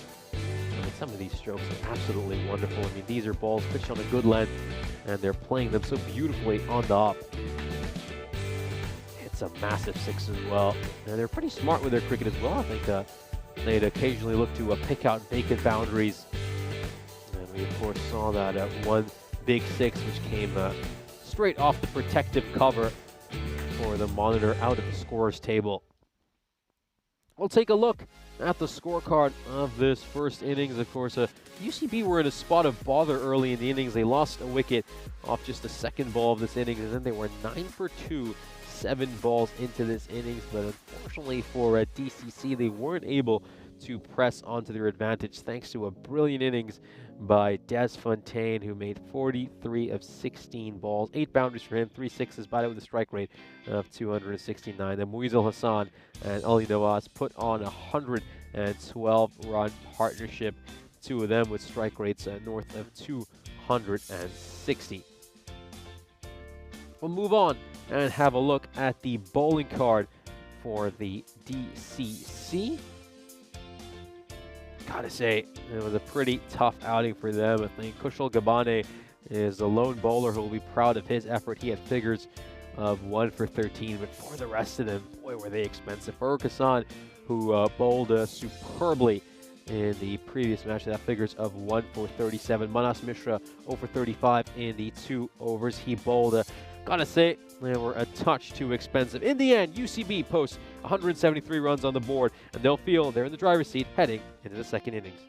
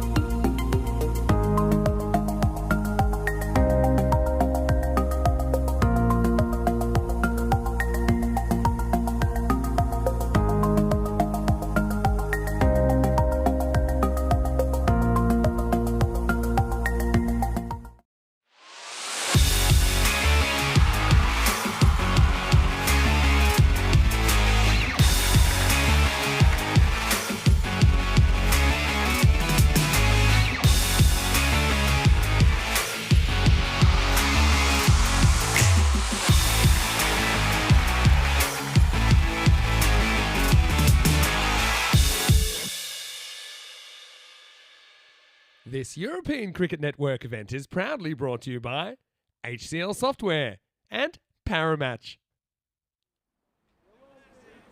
Welcome back for the second innings. We, of course, saw a superb performance by UCB in the first. And the pressure is on DCC in our second match involving these two sides today.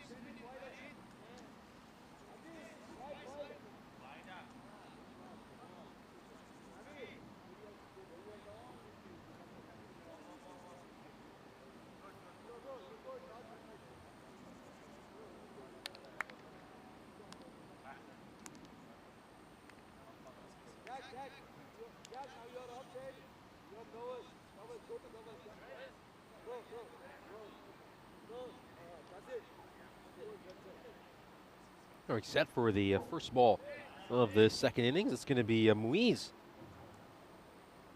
coming into bowl. Here we go. First ball of the second innings. Yeah, this is just going to beat the fielder at mid-off, and it goes away for a four. So great start here for DCC. Just what Danube Bogdan needed. He's been their top run getter throughout this European Cricket Series, and he starts off with a terrific shot.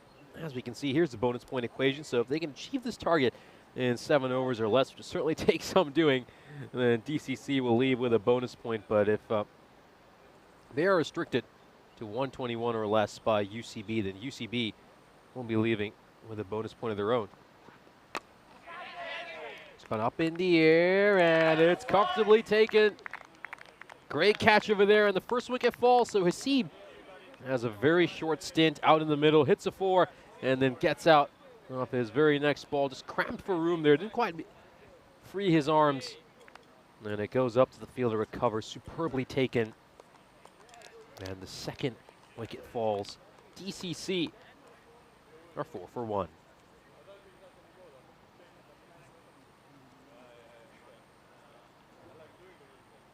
Yeah, well taken there by Jack Morrell. We'll have another look at that. Pretty comfortable catch, and he made no mistake.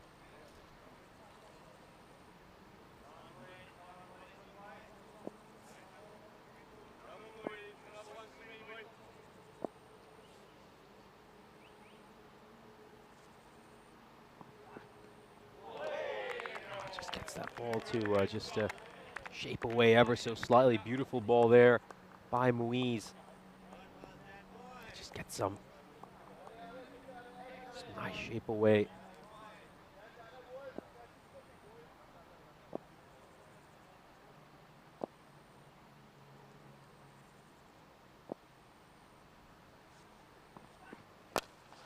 Straight down the ground. It's heading over the camera tower, and it goes for a 6. So they're continuing to hit boundaries here.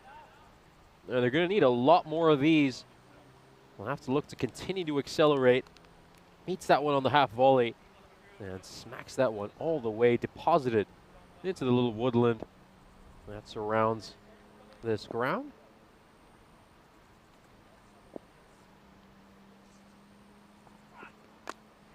Inside edge onto the pads. Nice comeback here by Muiz.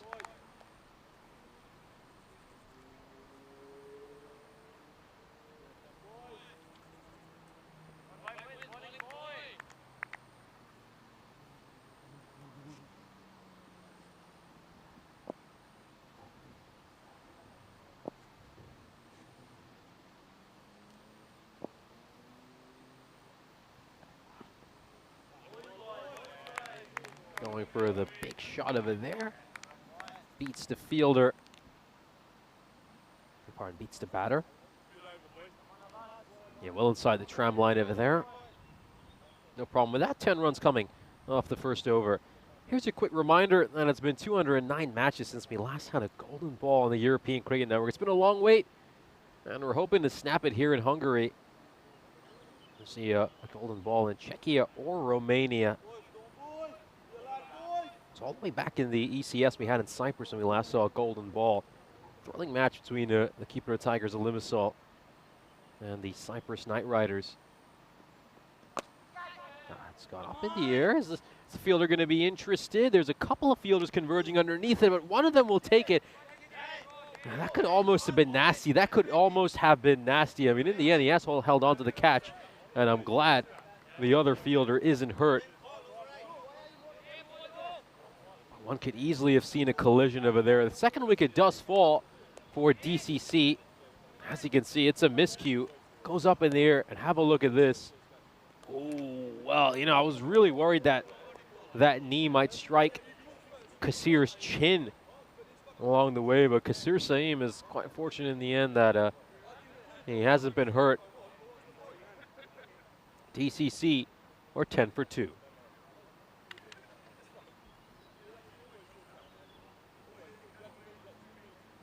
Goes up in the air. Yeah, comfortably taken in the end. It was Giant Babu who held on to that, and I'm glad his knee doesn't end up hitting Kasir Saeem.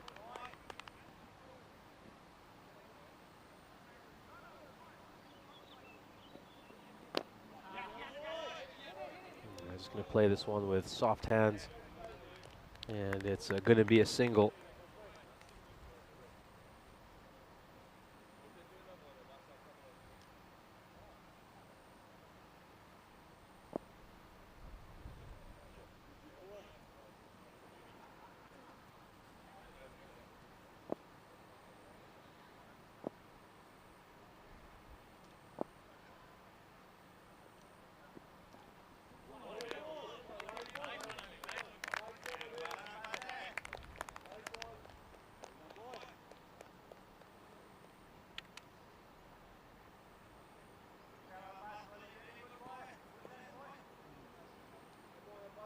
They're seeing some mobile phone chat continuing in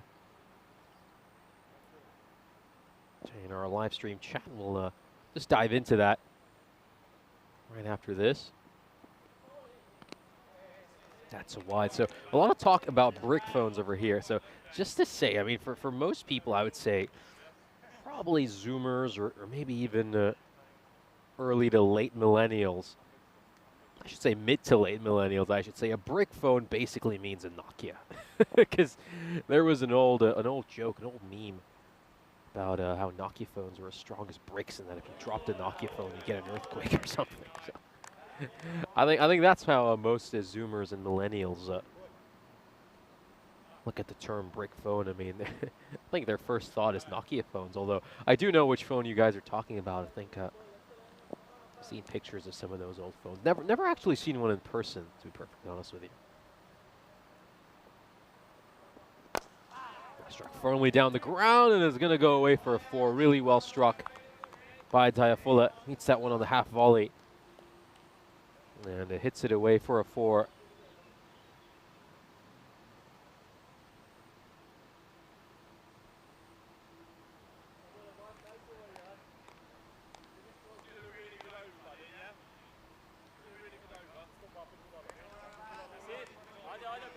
And of course, we got Wayne talking about how Nokia 3210 was probably everyone's first phone if they're over 40. No, I'm just having a look at pictures of this phone. Yeah, I think I remember this. I think I remember my parents having this. But yeah, it's just hard to tell all those Nokia models apart, isn't it, at times?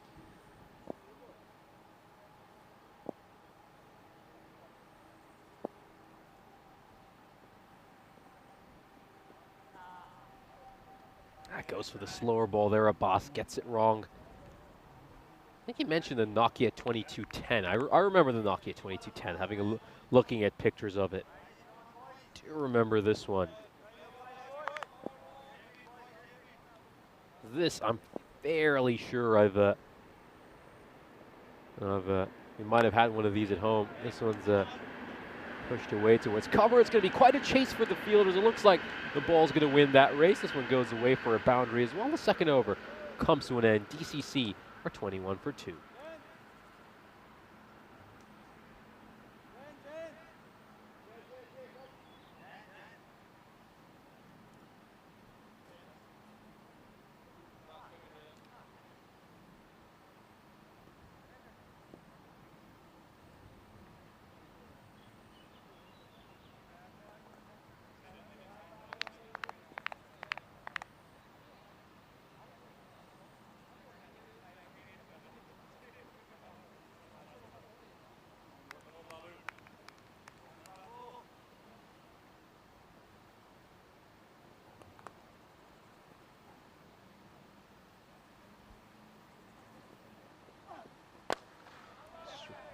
one struck firmly. A fielder's trying to run back towards the boundary rope. I mean, if he had got to that, that would have been a really, really special effort.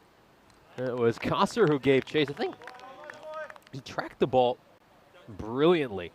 I mean, he was running towards the boundary rope, facing the boundary rope, trying to run backwards, and oh, he's not too far from it, is he, in the end? I have to say, that is a superb effort. Just the way he's tracked that ball in the sun. It's brilliant, absolutely brilliant. Down the leg side, that's going to be a wide.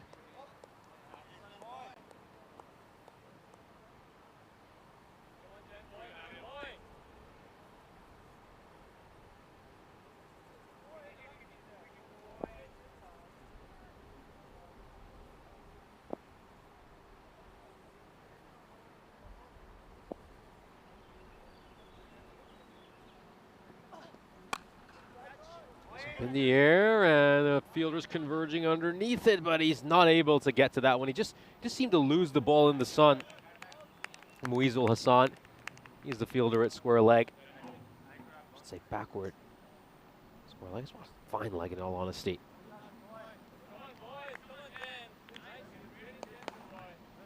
Yeah, just continuing some of the phone talk, I think just saw John Gray sharing what his first phone was, a Nokia 1011.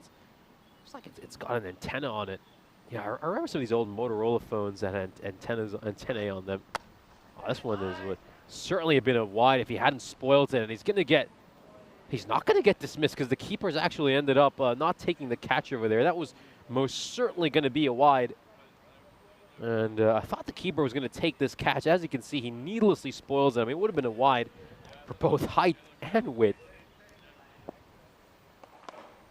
It ends up spoiling it, and fortunately for him, lives to tell the story.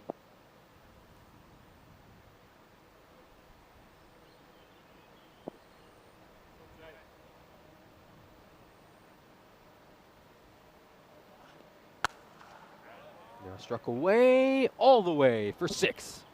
Yeah, nice strike there by Daifole.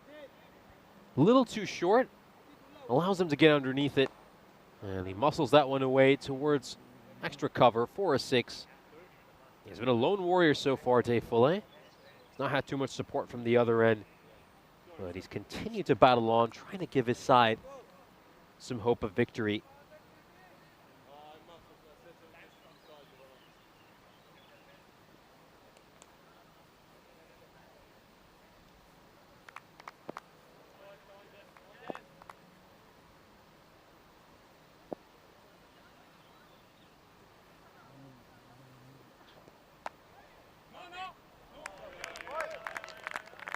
Gonna be a dot ball.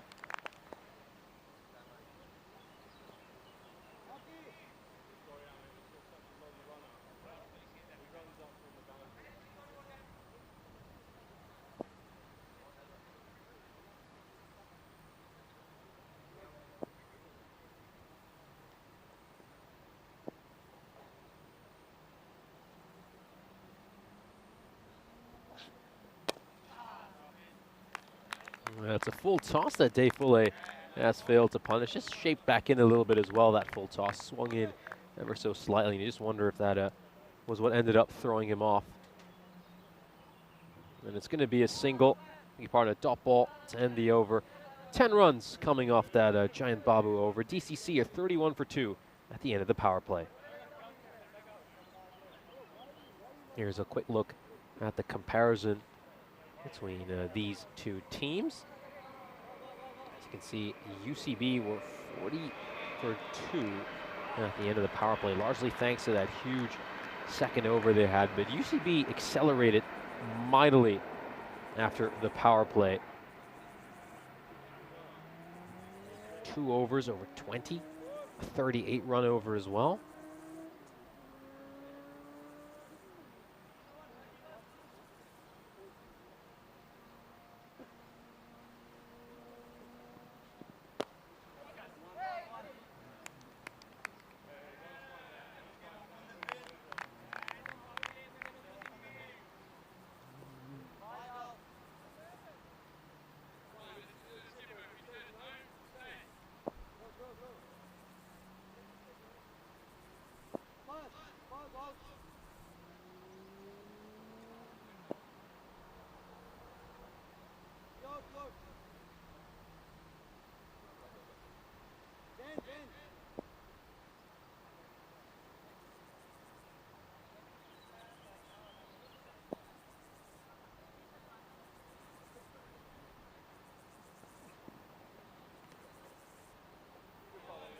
It's going to be a wide as well. Muru Gessen is the new bowler here for UCB.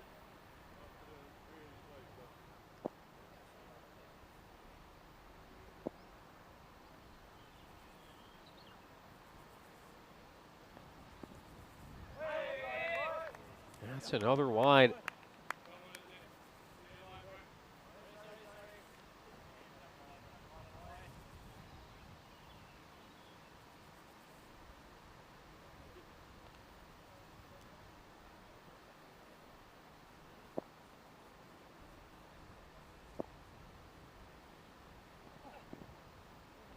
That's another wide. Yeah, really struggling here, Murugesan. Just hasn't quite found his radar, has he? Has 3 consecutive wides for him. You know, this is the point where typically you see European cricket bowlers just change the angle and go around the wicket or something. I wonder if he's going to do that. You can just see his teammate Jack Morrell going to have a word with him.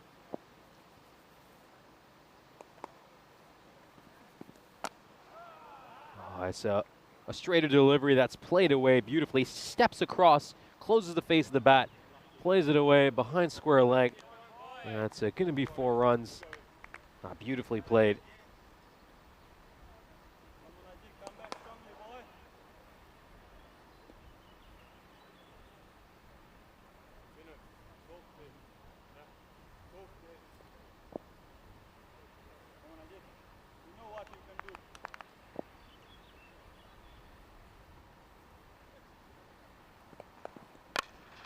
Inside edge, hasn't quite been middled.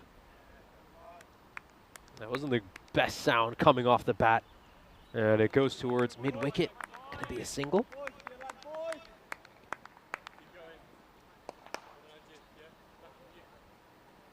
Having a look at some of these other phones. I mean, Kroom sharing his first phone, an HTC phone.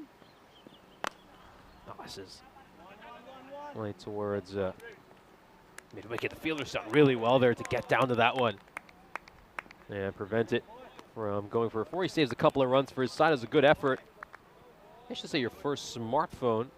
I mean, that's an HTC One M7. Yeah, remember these HTC phones were quite popular back in the day. I think my first smartphone was the Nexus 5. Yeah, I used to really love those Google phones. Back in the day, those Nexuses were really good. I think since they moved on to Pixel, I think just hasn't quite been able to capture the quality of the old Nexus. I think LG used to design them and then you just have Google software on them.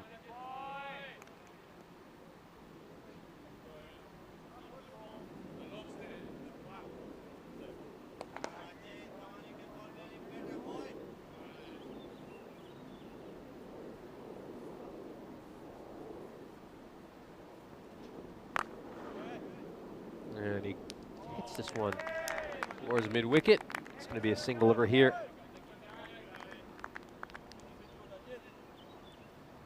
Well played by fielder out in the deep. Take another look at this. He does quite well. I think for a minute he just maybe thought I was just going to skid on and go past him. Doesn't quite middle that one. And he's found the fielder at point. Come back for another run. I mean, that required, as you can see, continuing to trickle up. Say we're at the point where it's going to start to shoot up after every single delivery. And to put it simply, they need 3 to 4 boundaries and over from here on out. DCC, and they're barely managing to muster 2 boundaries and over. End of the 4th over. DCC are 45 for 2.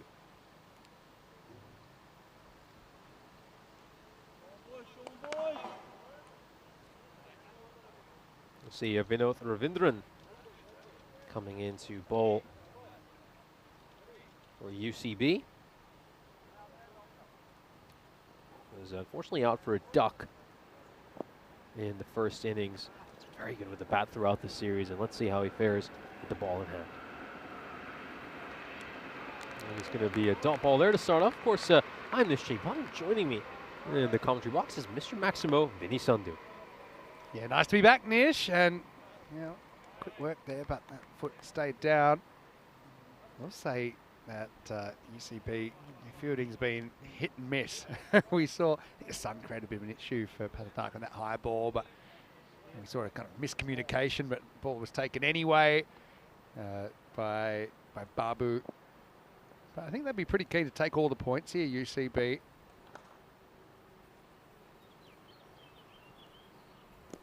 Ah, it's cleaned him up. Great ball, full and straight. And that one crashes onto the off stump.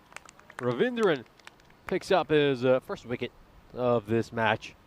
And Taifullah, who has been a bit of a lone warrior for his side as so far this innings, he's going to depart. And with him, you feel the last of DCC's hopes. Yeah, I think so. Just played across it, Taifullah. It was full, wasn't it? And not an easy ball to sweep. Misai hit, and Vinov been quite handy with the ball in this series, hasn't he? That's the third wicket down, 45 for 3.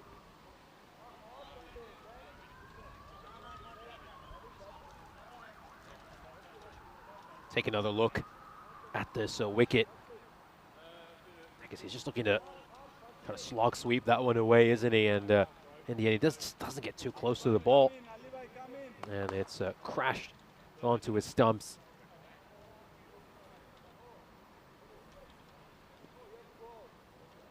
All right, so Hassan comes in. I'd say probably their last great hope here. Basically needing about 23 and 0 for the game. But even that for the point, about 13 and a half to do that. Ravindran strikes with his second ball. A miss hit really from Hassan, gets him going with a single.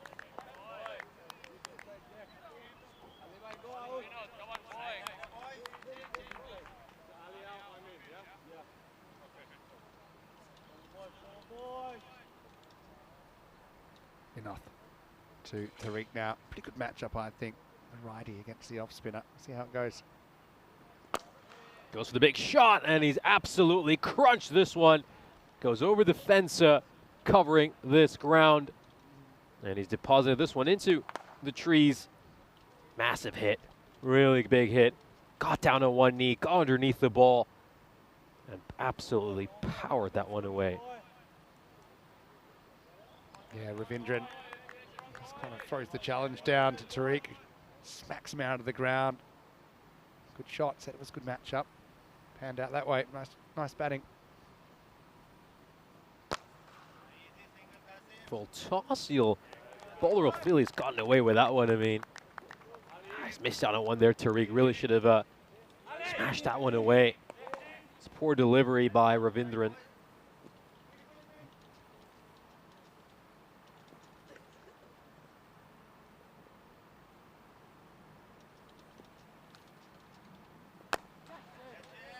This is gonna carry to the fielders. A tough chance. Would have been a really spectacular catch if he had managed to take it. As we come to the halfway stage of the innings, DCC are 54 for 3. Yeah, it's good effort. And I think that when you're in that situation, at least by going for the catch, he actually makes it an easier boundary stop. I guess if he let that bounce, I think it would have been really, really tough to deal with. So, yeah, good effort. That's all you can ask for, really. Whereas Saeem, he puts down a tough chance. This is what's coming up on the network. Of course, we're in Hungary right now, and we have ECIs this weekend with the same format in Bulgaria. Although I think it's an 8-team format normally. We might even have a Turkish side in there. I know that Istanbul KSK played last year. I'm not sure which side it is this time around. Croatia is where I'll be for our very first ECSW. Really excited. Now, I said earlier I'd get you the names, right, of the two teams. It's pretty cool. And I'll tell you right now, because I'm looking it up. But meanwhile, we're going to have Ali Nawaz, captain, coming on. All right, so the two teams are, I love this, it's called Jinx Zagreb, the Jinx, Jinx, versus the Lavender Lionesses. And they're actually from Serbia. So yeah, Jinx Zagreb versus Lavender Lionesses. Jay-Z versus LL. Yep. lavender lionesses. I can't wait to see the colour of the uniforms. I hope it's kind of a nice lavendery purple. And the jinx, I'll have to look that up. I mean, I have jinxed many people from the commentary box, but I've never had a team called the Jinx.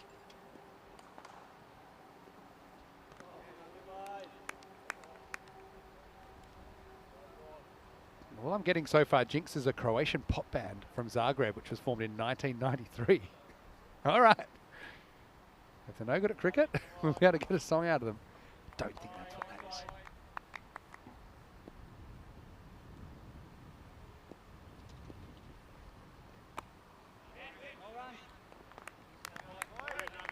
It's going to be another dot ball. You can just see now they've brought up the graphic for the point. I think a victory now looks unattainable for Danube Bogdan. Okay, so it's currently the only women's club in Croatia.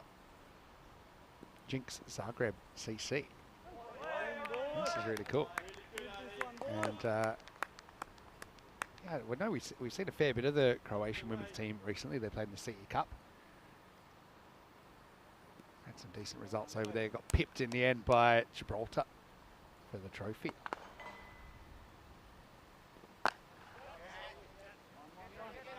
Out towards mid-wicket. That's a good bit of fielding on the D. Puts the slide in there, Jack Morrell. And it's just going to be a single. It's good field up. I'd love to see him putting his body on the line as well. See for a point. Hanging in there. Danube Bogdan. But I still think that's a bit of a tall order, even for the 1 point. It's gone up in the air, and there's a fielder out at cover. One bounce before going towards him. Just be the one run. Still trying to work out. Maybe Jinx is a place. Maybe can someone help me out? Do some research.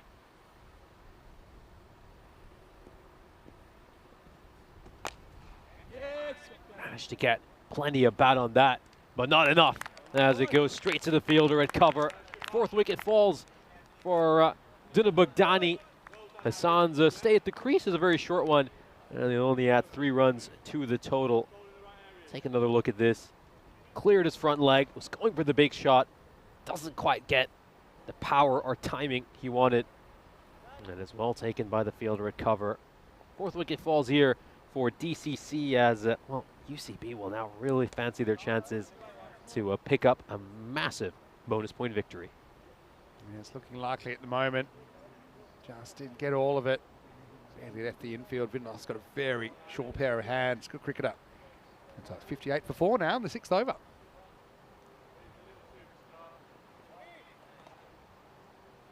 Hey, Julian saying lavender. Yeah, lavender lionesses. And so I'm really excited that, yeah, first ever ECSW. It's just going to be 3 matches as part of the weekend. And yeah, it'll be kind of multi-format weekend there with men's T10 international, 1 men's T10 international, 5 T20 internationals, and then that 3-match ECSW first ever. Well, that's going to be a bit of a blooper. I did everything right technique-wise except field it. This is one thing, UCB, there's certainly potentially a good fielding side. Maybe took a little Tortuga sideways, but leaked to the boundary. Got a Mabus, the culprit on that occasion. End of the over, and 62 for 4 after 6. Here's a look at the scorecard for DCC. The top scorer so far, Leo Fulle, making 27 of 17, and outside of that, no real contribution of note. Suman Tariq has hit a couple of boundaries during his brief stay at the crease so far, but no one's been able to go at the strike rate they need to, and no one's been able to play that big innings, which DCC desperately needed.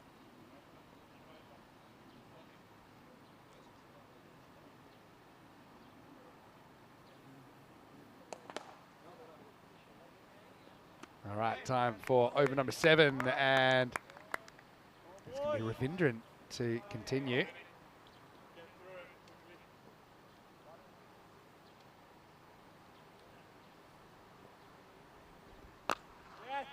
Up in the air and out of the ground, Maximo. Just a step hit kind of ball. Good shot.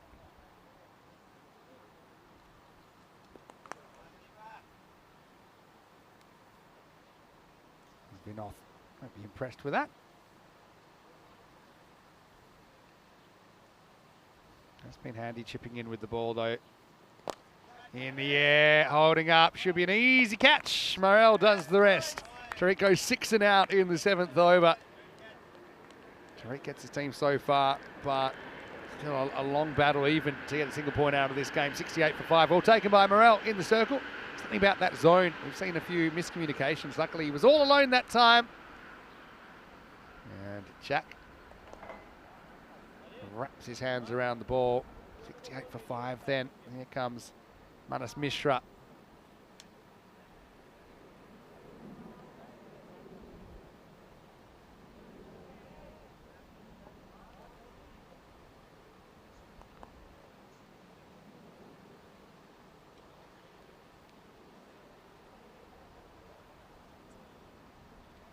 Mishra, see what he's bringing to the table here.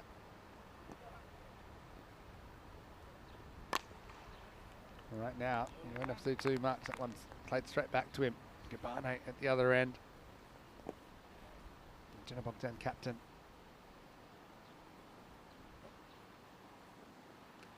Big swing and a miss. UCB, you'll see in a moment that they're taking on the Cobras in the next game. Cobras heading into the Super, or the round 2, I should say, second round, with 2 points on the board. Straight pull, hits it pretty well, gets 4 runs. Mishra's off the mark. That's the way to do it. About 17 and over required to take the point. We'll need some more of that. Danube Bogdan, 72 for 5 after 7. This is what's coming up. Cobras taking on UCB. These two have had many good battles as well. Interestingly, I've listed Dow to open the batting with Abhijit Kumar for the Cobras. Ahmed Siddiqui comes into the lineup for them. For UCB though, it's a long day for them. They're going into their 3rd match of the day. So I can tell you UCB won the toss. Bowling first, risky. We saw the Cobras racking up 200 against UCB earlier in their series. I think Russick is normally the key player, but some good players throughout both sides there. Sanjay Kumar, for example, for the Cobras. You're seeing him right now. All right, 50 off 18 for a point. Make that 50 off 17.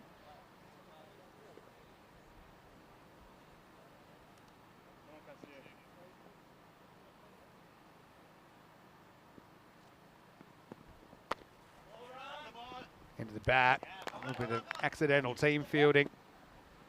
But they're not able to stop the single.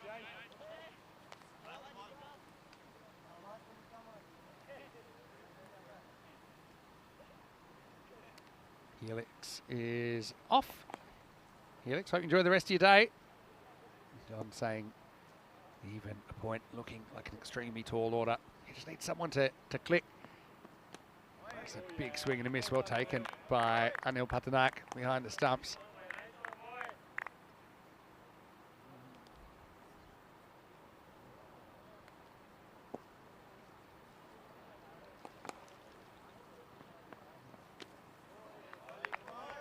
The swing and a miss, so not really happening at the moment, is it? Keep going, that's it. Pick up all these points, boys.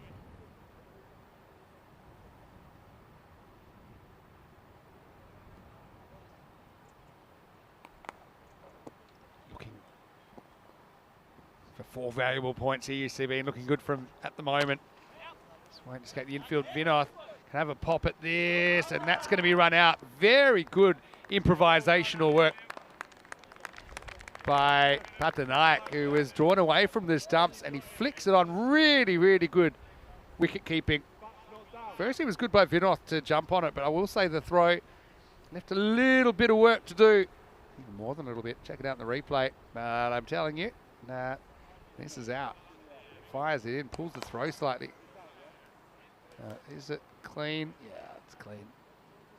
No issues there at all. And I think the batter knew And he was in a lot of trouble.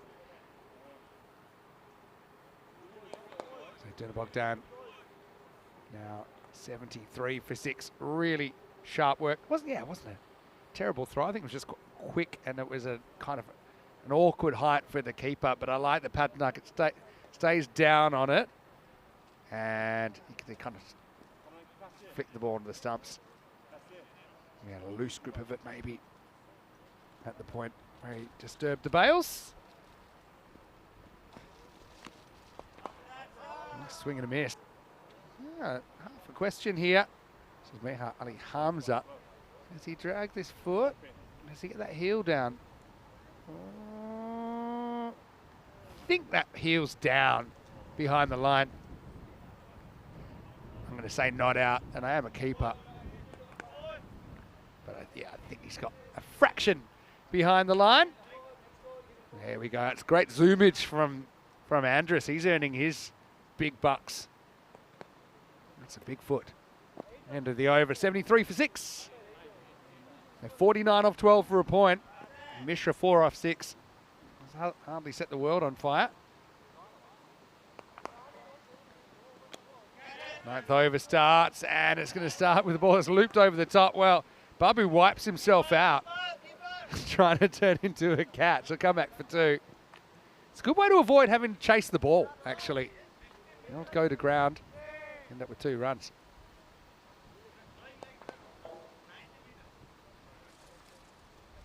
Looks like one of those games where you'd put your head on the cricket bat and you'd spud around a couple of times.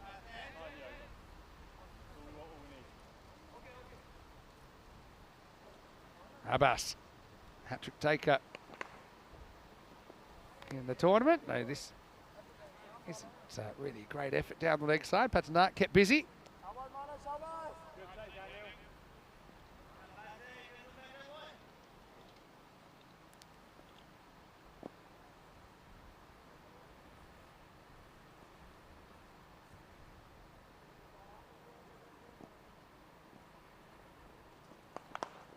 Another one down leg side. Although, did he get a little scratch on this?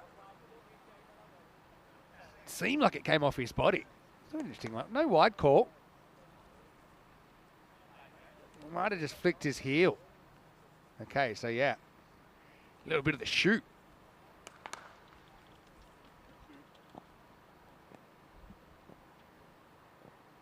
Bless you. Anyway, Mishra, 6 off 9. Between a rock and a hard place here. That's a good place for Abbas to bowl. It's a much better line.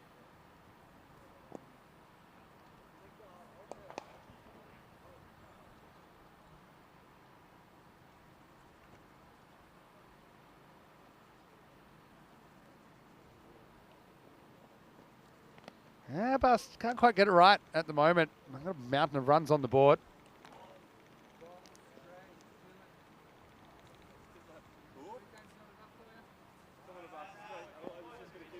Abbas needs to just focus on those 3 sticks at the other end of the ground, and I think he might have some success. No, this is straighter. It's going to be skewed away behind point for a single. Let's see if Ali Hamza can get off the mark. Wayne is asking Steve having the day off. He is off today, but I let him know. I've actually put some money aside to bring in when I see him. He will be umpiring Thursday onwards. I'm off Thursday, but I'm going to bring the money on Friday. It's very generous of you. And as we see this one go down the leg side, even before he knew that you'd chipped in, Wayne, he'd bought a few drinks, a few cold drinks for everyone on the crew to enjoy. At the end of the day, he was very touched by the gesture. Of course, Steve, unfortunately, losing his wife last week. But it's a big effort for him to still be involved and umpiring in the series. Very popular figure. So, Steve, in case you're watching, I know he does tune in, even on his days off. Wishing you all the best. And the whole community's behind you. It's what a catch from Paternak, right in the webbing.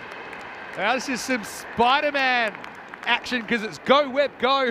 And it's player that aced up potentially. That action from Anil Paternak. Sometimes it's better not to have too much time to think about it. I think this is one of those occasions. Look at that, just lodge between his thumb and his forefinger. Then it acts super cool. Like he knew that was going to happen. Never in doubt. So Patanaik does a sensational job, and very clever batting by Ali Hamza, who gets off the field before we can put the duck up. So that's actually a good, to all the ECS batters around, if you can get off before Derek catches you, you'll avoid maybe a few screenshots from your friends. Abbas will close his spell out. 2 for 18, his figures. And we'll go to the last. Danube Bogdan, 80 for 7 after 9.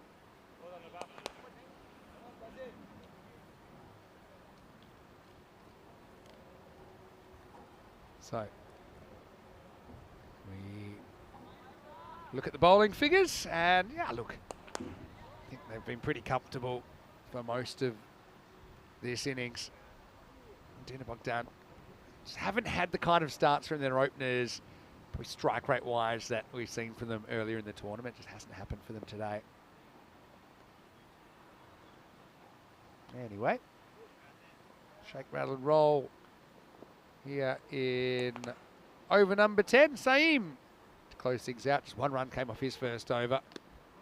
Great keeping from Anil. Son of a good keeper as well. I mean, he dropped that high ball, and yeah, probably sun was a bit of a factor, but I think the more experience you get, especially with the gloves, you can shake it off and live in the moment. Don't live in the past. Just concentrate on the next one. And now he's gloving them very cleanly. Love that catch though. Yeah, there's a certain amount of webbing that you're allowed on your wicket-keeping gloves between the thumb and the forefinger, but they actually reduced it. I think around about 20 years ago, they reduced quite dramatically. Oh yeah, very good slow ball there from Saeem. Muhammad does well to stay in his crease.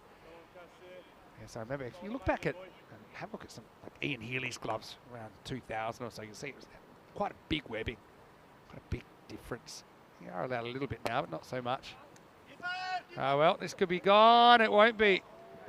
Vinod got a bit too careful, and it just, I mean, he almost rolled it to the bowler, but he yorked him, and the bails went down, but only because they got kicked over by Saeem.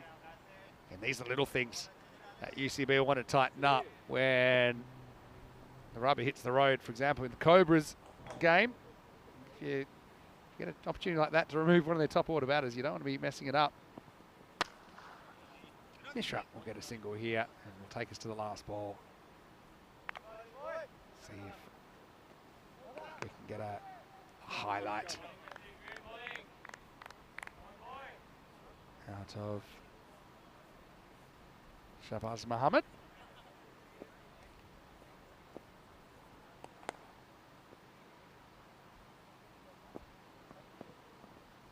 Well, be a swing and a miss to finish. So, comprehensive win for UCB and 4 very useful points for them.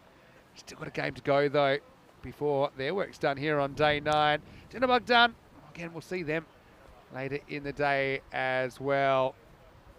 They've got a pretty tough one against the Cobras in match 45, but it's a pretty comprehensive one, as I said. 91 runs the margin, 4 points to 0. This is what's coming up in around about 15 minutes. We'll be back, and it'll be Cobras for the first time in round 2. Certainly in prime position to make it into the top 2. They're going to have to play well to do it, though. Stay tuned. The Cobras batting first, being sent in by UCB. What do you think about that? Let's go and have a look at the highlights. And, well, really, it was all to do. We saw Seeb is holding out. Nice catch by Morel there. Fule was able to get a couple away, but it just never has really happened. This was a slight difference of opinion. And I think got more of a scolding than a congratulations there, Babu, after, I suppose, selectively hearing the call, failing to hear the call from his teammate, Saeem. It's some extraordinary shots in there. I mean, that jump cut went pretty much straight up in the air, but Anil couldn't take that. He make up for it later, though, with a bit of a specky. And UCB, I mean, they'll know what they have to do. And a lot of experienced heads in their side. Vindran was pretty busy, wasn't he, with the ball, and also run-out opportunities you can see in a moment. But as they drifted out of the game pretty quickly, they slowly drifted out of contention, even for the point. UCB is turning the screws. Nice catch there by Ravindran, who doesn't drop too many. Now, Tortuga has been popping up a little bit, and they did leak a few, didn't they? But when it's all said and done, UCB won that game in the first innings, didn't they? Some attacking batting. This is a pretty good bit of teamwork from UCB. Ravindran to Pathanaik to get that run out. This was a highlight though, wasn't it? One-hander stuck in that webbing. That was the Spider-Man catch for Pathanaik. Now this run really should have been out, but the underarm left a little bit to be desired. It was double face palm from Vinov, but I think at the end of the day, they're not too unhappy with the result. In fact, they get 4 points, and look, they take a bit of momentum into that Cobras game. Both those teams you just saw playing will take on the Cobras before the day is done. Day full 8 leads the scoring with 27 off 17 and 21 to Tarek, but no one else able to reach double figures except for extras. 12 wides, maybe a little bit on the high side as well. Danube Bogdan have to walk away pointless from match 43. And we'll have one match to regroup before they play in the last game of the day. Bowling-wise, well, never really in doubt, was it? Ravindran 2 for 19 and Gulam Abbas 2 for 18, the multiple wicket takers. Singles for Moise, who bowled the first over, and also Ali Nawaz, the captain, chipped in with 1, but pretty good team effort. Watch Saeed as well at the end. Didn't go for too many at all, just none for 3 of his 2 overs. So we'll take a break and we'll be back in around about 10 minutes, take you into the 4th game of the day, where the Cobras have slithered into the 2nd round and they've got their old rivals UCB waiting for them. That's when we return. Vinny Sandu, Mr. Maximo with Nishay Butt. Back in Hungary soon with more European Cricket Series.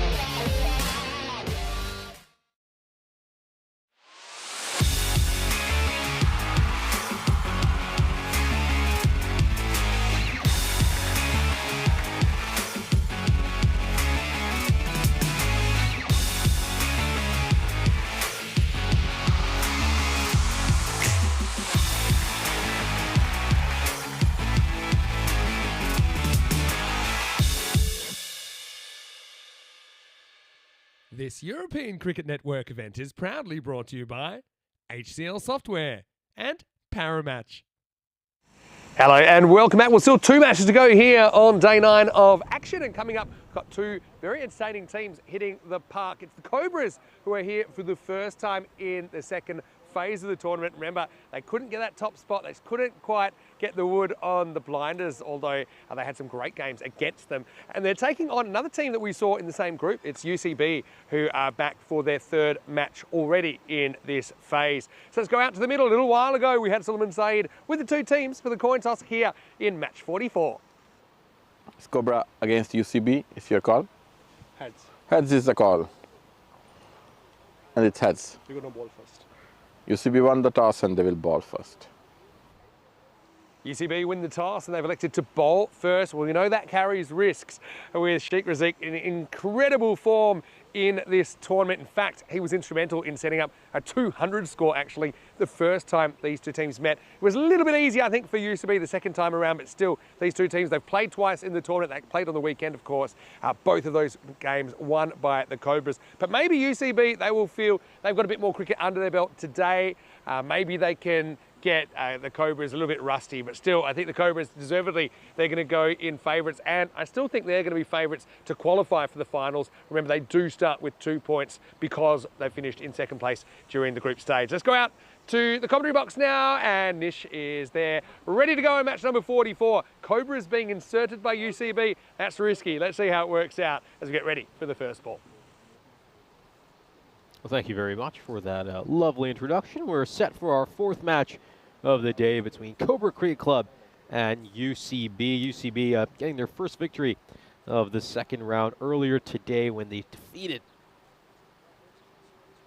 the Danube Bogdan Cricket Club. We'll have a look at the fantasy dashboard for match 44. Of course, Cobra CC went 6-2 during the group stages. They're going up against the United Chalad Budapest.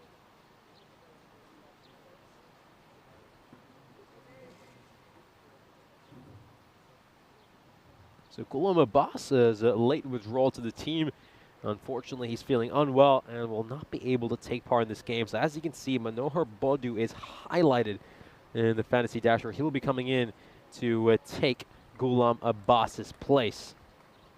Yeah, it's a big loss there for UCB. Of course, Abbas, he's made some very handy contributions for UCB, so they'll dearly miss him in this game. The win predictor has a Cobra Cricket Club at 59%. So they're heading into this game as favorites. Of course, you saw UCB were underdogs in the opening match of the day as well, and in the end, they were just 1 run short of picking up a victory. So we certainly know this side are capable of going on to get big results.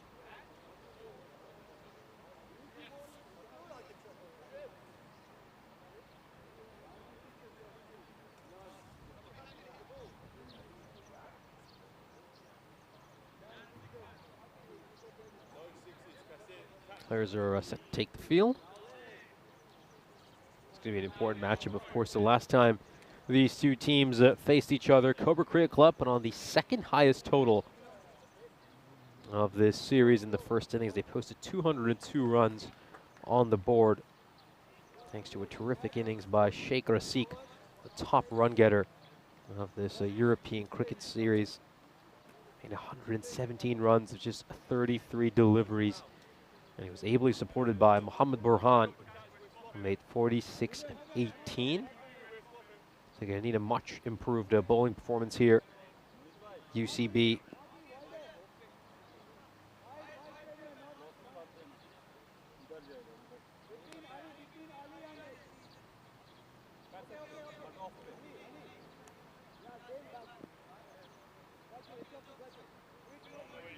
Listed to come in at number 3 in this batting order. At the moment, listed as Chris Dowell and Abhijit Kumar opening for Cobra Cricket Club.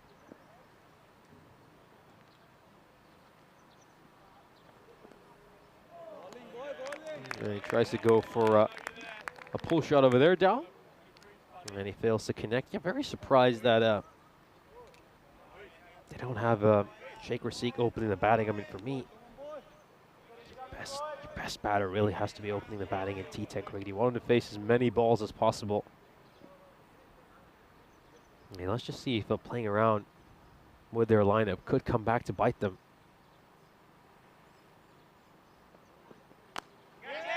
And it's a top edge, and it's, oh, that was a chance. Really should have taken that one. Only very disappointed. Desfontaine, it came to him at a very comfortable height. Wasn't the best shot there. Oh, Chris Dowell really should be walking back to the dugout.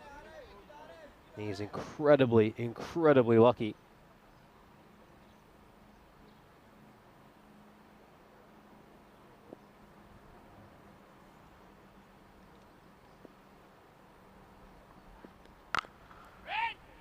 Push towards cover. Yeah, it's the old adage, don't run on the misfield. It was a slight misfield there. But despite that, there was no run on.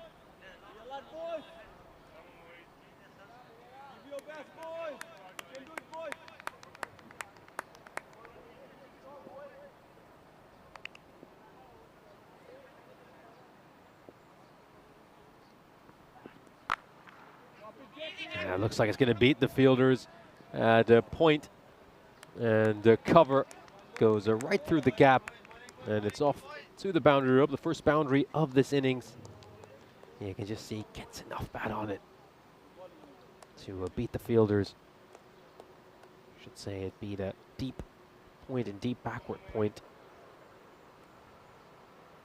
And Weasel Hassan at figures of 0 for 30 the last time these two teams played each other. Oh, very nicely played. This is a beautiful shot. Really, really beautiful shot there by Kumar. It's a straighter delivery. Just watch how he closes the face of the bat right at the end to help that one away behind square leg for a boundary. A gorgeous looking stroke. Consecutive boundaries here.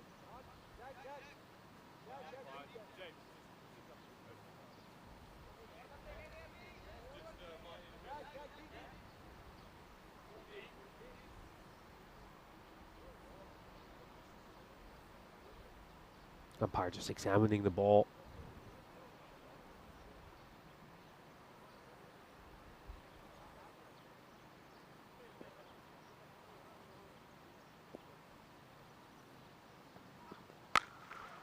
Oh, beautifully struck.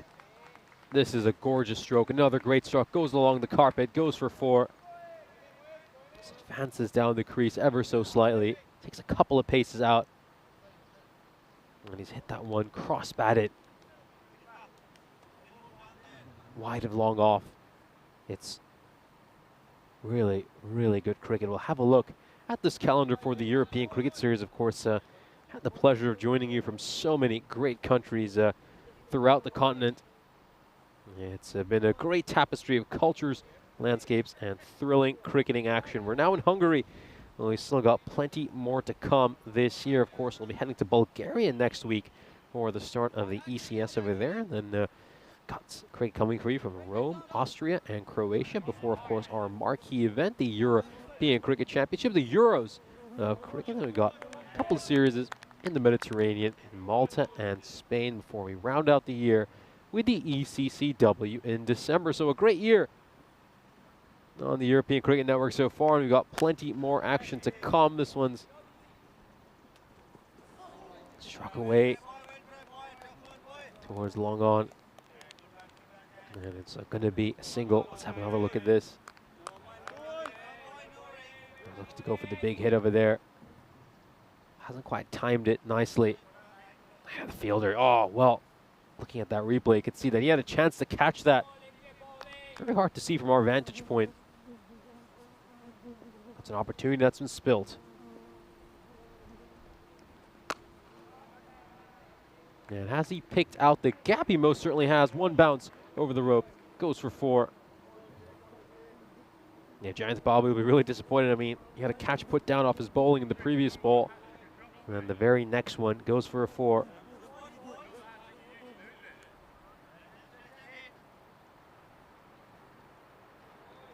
Gotta say, Dowell at the other end, he's been very, very lucky, hasn't he? Put down on 1, put down on 2.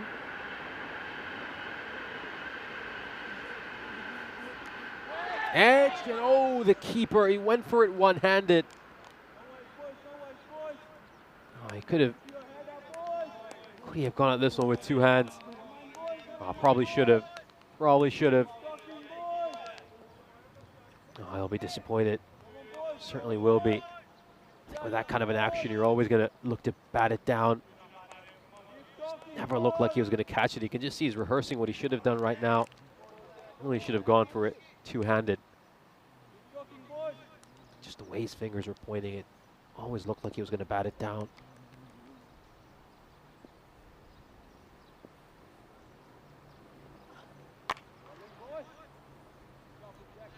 Yeah, towards point, and that's going to be a single. Dowell coming back on strike, who's batting on 2 of 3, but he's already been dropped twice so far this innings.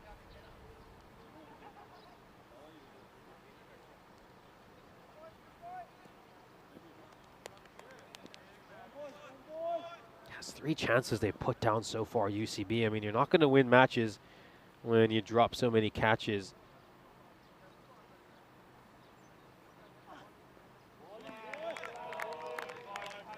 Just not looking very convincing in these first 4 deliveries.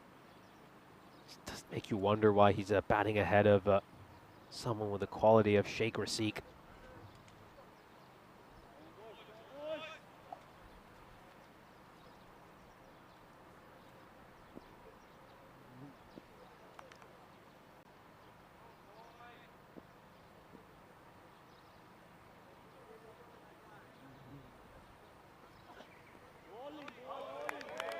Good ball there by Babu. Just managed to get that one inside the tram line, going for the wide Yorker. Hasn't quite nailed it, in all honesty. He's probably just pitched it a touch too short, but yeah, Dowell, these first 5 deliveries, he's just looked very shaky out in the middle. Obviously, presented a couple of chances. And he really hasn't played a convincing stroke yet. Here's a look at the standings so far in round 2. The Budapest Super Kings are sitting pretty at the top of the table. Of course, they came in with a 2-point advantage by virtue of finishing second in their group, and then they picked up 2 victories against the United Chalad Budapest, as well as Danube Bogdan Cricket Club. Here we go, final over of the power play coming up. Oh, and is he going to take this one? Yes, he does hold on to it. Oh, for a second you thought that one was going to slip away from him as well. Yeah, you can just see what he's explaining. It just looks like he's trying to snatch at it, and it goes at it with hard hands. And for a second, you just wonder if it's going to slip away from him, but it doesn't. And he's held on to that catch. And they finally hold on to one. This is the important wicket of Kumar as well. Kumar not able to capitalize on the dropped catch earlier. I mean, Abhijit Kumar, beg your pardon, Anil Patnaik will be feeling so good that his side hasn't had to pay for the catch he put down. Excellently taken. That's the 4th catching opportunity they've had in these first 13 deliveries, and they finally hold on to one. That's a danger man, Sheikh Raseek, coming in here to bat the top run getter of this ECS. Well, someone else who's about to join me here in the commentary box is Mr. Maximo Vinny Sandhu. Yeah, thanks. It's nice to be back, Nish. And yeah, got to say, I agree with you. I think they're missing a trick, not opening with Raseek. And if I'm honest, I suppose you got to get, you got to take the wickets that come your way. You can't really tempt fate. But I think the longer that Raseek was on the sidelines, the better for UCB. So those drop catches, I think, in a way, I'm not going to say they're strategic, but I'm just saying it's a funny old game. And if you had the choice of who you'd rather want there, you'd probably rather want Dowell there. No disrespect to him, he's a good hitter, but obviously Raseek is some kind of player of the tournament form. And Abhijit Kumar, they've kind of persisted with him at the top of the order. Actually saw a situation earlier in the tournament where he did get retired out at the halfway point of an innings. So, yeah, Cobras started favourites. Right now they're narrow favourites. Dowell swings and misses. Rusick is just a weapon, isn't he? He's already got 200s in the series. And his best of 117 not out did come against UCB. That's when they put 200 plus on the board. That was on the weekend. So UCB would be pretty happy to see the back of him. I talked about maybe, can you avoid him? But can't avoid him forever. You've got to hope you can get him out. Maybe force a false shot. Dow, there's a big swing and a miss. It's going to be called a wide. So pretty tight. Let's have a look on the replay. It's a tough one, that one. Still think letter of the law probably gets some of the line as it passes the popping crease. It can just be a tiny bit of the ball on the line.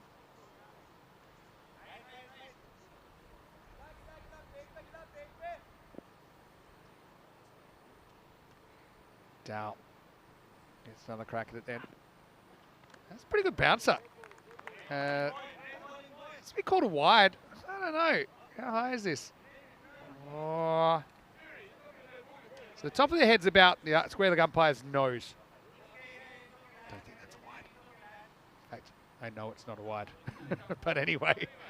Oh, poor Moise. Can't take a trick. Okay, as far as offside wides, you have to imagine, so the only point it matters for an offside wide is, I reckon they might, just before we go back to that, I think they might change this because it was quite clear and obvious that it wasn't above the head. And I think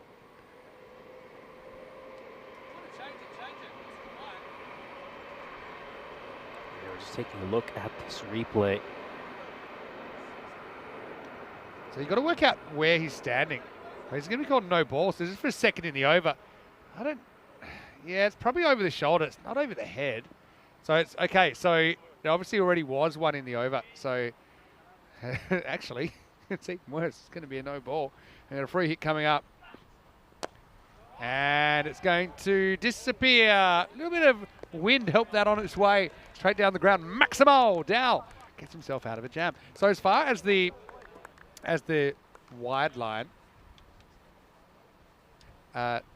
there's only one point it matters, and that's the point that the ball passes the popping crease, or the crease that the batter is basically standing on most of the time. So you see that blue line there. So just if that ball, I tell you what, the easiest way I explain it, actually, so it's a bit more visual. Dow hacks this one into the leg side for a single. Imagine you took a stump and you bashed it into where that blue line meets the popping crease, right? So just imagine that, bang, bang, bang. Now, any ball that hits that stump, or inside obviously, isn't a wide. So for it to be a wide, the ball has to pass the popping crease outside, fully outside that blue line.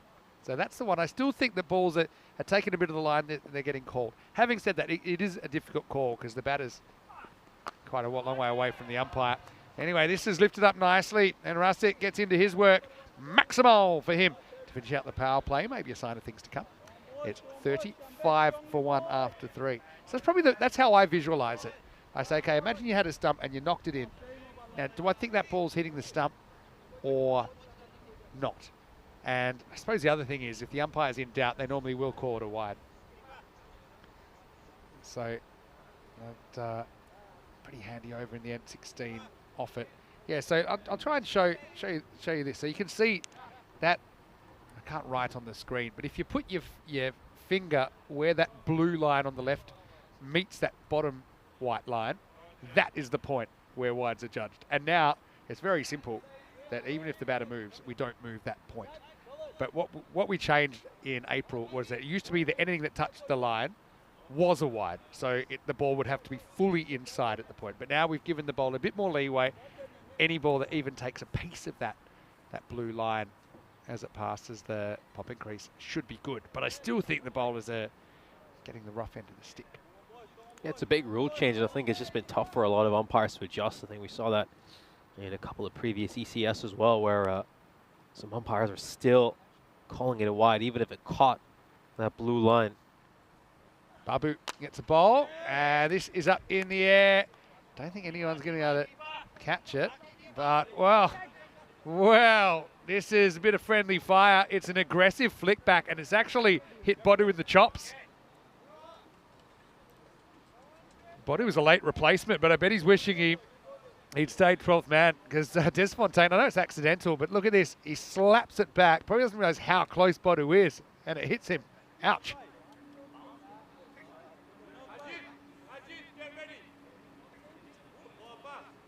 And remember that we had that late replacement.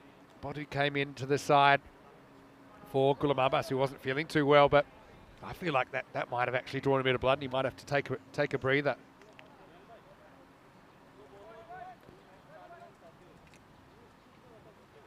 Glad we don't have the reverse angle there, Nish. That's a nasty one.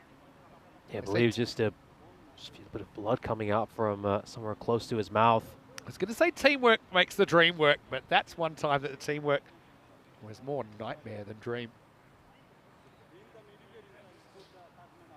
Yeah, a little bit of blood coming out here for him.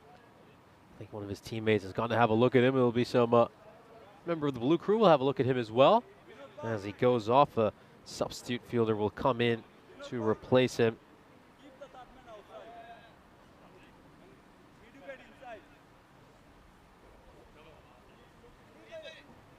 Yeah, not great from UCB's point of view. The 12th man comes in to replace him.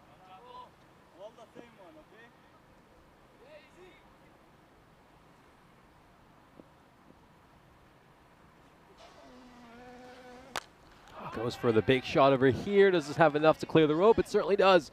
Goes all the way for 6. So Dowell, I mean, after a very rough start to his innings, keep in mind he was dropped on 0. He was dropped again on 1. He was on 2 of 5. And since then, he's done very well to strike a number of boundaries. Now finds himself on 17 of 11. It took him a while to settle into this innings. He started very slow and was lucky to still be out in the middle. Managed to ride his luck. He's looking a lot better now. Yeah, big swing and a miss this time from Dowell. But yeah, you're right. This is why I said you can't really avoid big hitters forever. Because number one, obviously the batting team could bring Resick to the crease anytime. He can bring himself as the captain. But you know, can be careful to poke the cricketing gods. Dowell started coming to the party. Resick going to run straight over the ball here, but I think it's always going to be a leg bye. Babu trying to close out this spell. Cobras, they kind of drifted back to about 50-50 now. It's kind of back to around about, well, I was saying they're 58-42. What do you think of that one? The old friendly fire. Wayne said, poor guy was just trying to back up his teammate. Ha wow. Yeah, well, I don't think he's laughing at the moment. Poor Bodu.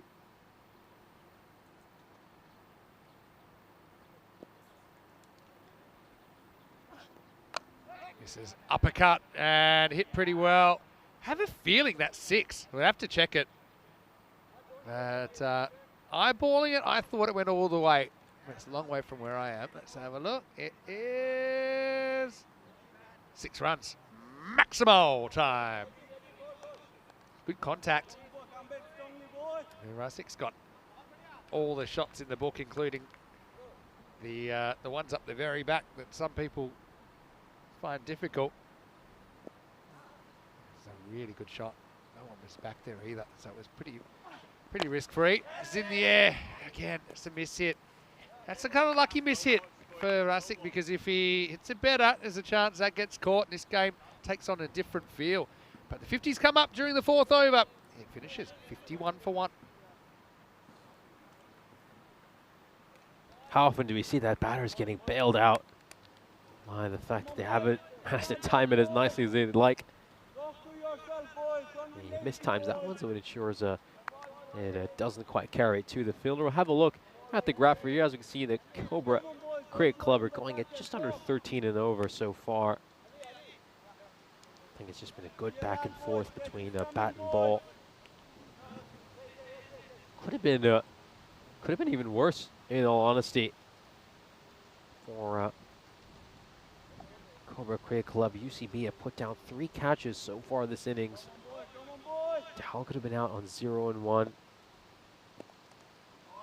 of course, his opening partner was dropped once as well. Easily been a very different game for UCB if they'd held on to their catches. Goes for the big shot. This one goes all the way, well over the scorer's tent. And it sails for a 6. Just half tracker there by Ravindran. It's far too short. Allows Rasic to get underneath it, and he's belted it away. Yeah, well struck. So Rasic 20 off 5. And 2 stars colliding here. Vinod Ravindran. He actually holds an incredible spot in history last year. Their opening partnership of 174 in 8 overs in the ECIs. That was a crazy one, but right now it's Rasic dishing out some punishment to his national opening batting partner. Smacked away Maximal, 6 more.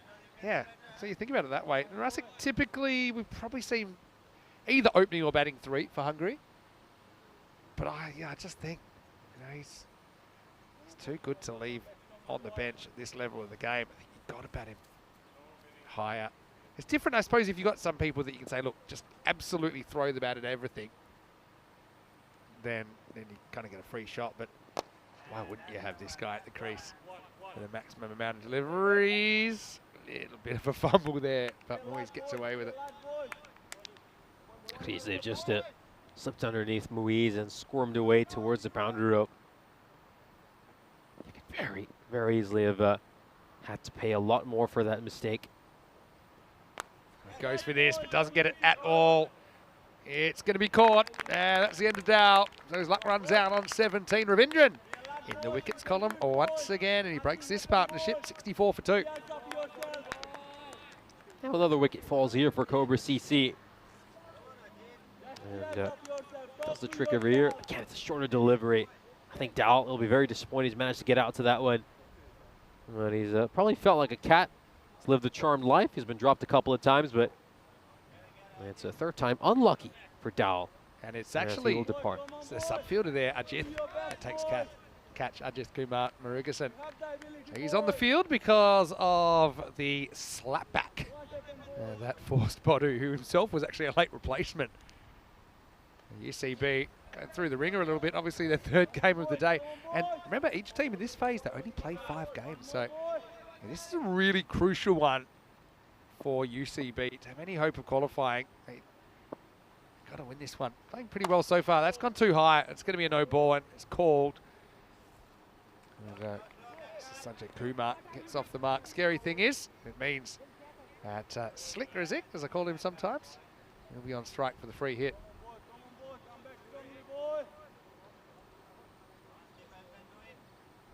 Clarendale ball over there, well above waist height. And now Rasic, the uniform batter, has a free hit coming up. It doesn't get it, can't get under it. So maybe a bit clever. Got the Sheik to reach for that.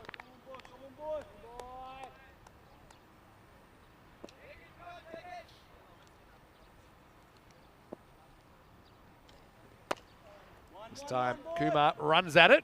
He'll just get one out to deep mid-wicket, and that takes us to the end of the 5th over. And Cobras, 68 for 2. About an average run rate, really, I think, in this stage of the tournament. We're looking at kind of 130s as the par. It's been pretty high scoring ground, we know that. Again, dry conditions. We had some threatening storms around the ground earlier, but we've been pretty lucky. We've been shielded from the weather. Got Nishay Bart with me. I'm Mr. Maximo Vinny Sandhu for ECN. If you'd like to get involved in the chat, you can.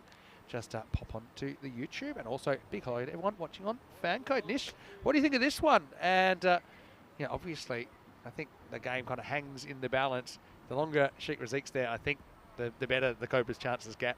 Yeah, absolutely. They need to look to get rid of Sheikh Razik here, UCB. I think they've created plenty of opportunities. They put down 3 chances so far. It's going to be a very different game if they'd held on to some of those opportunities. But they're doing a good job of hanging in there. And this is a much better bowling performance than the last time these 2 teams faced each other. Also, just got a funny feeling that Vinod Ravindran with the bat is due to click. He missed out earlier. We saw him not in the 11, actually, unavailable with the first game of the day. So this would be a great time for him to click. And yeah, one of the cool things, obviously, we've seen the Hungarian national team doing some pretty cool things. They made it all the way to the ECC group final last year, went down to Ireland in a pretty tight group. But to see some of these national team players going against each other, so for example, yeah, watching Ravindran bowling to Sheikh Razik there, we'll probably see Razik bowling back at Ravindran later on. And don't forget the Hungarian side will be in action this weekend in the ECIs. Working on it, but I think we're pretty close to having the squads for those three teams. We have Czechia and Romania here on the park as well. Early little whisper that Pavel Florent will be in the Romanian side once again. We actually saw him back in Romanian colours for the first time in a while in the ECIs that just finished over a week ago.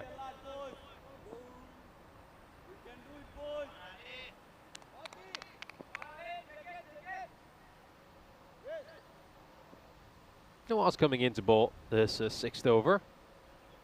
See that win predictor, just 63-37 in favor of Cobra Cricket Club. Oh, it's it straight to the fielder at point, just squirms past him. And that will mean two fielders will, two batters I should say, will come back very comfortably for a single.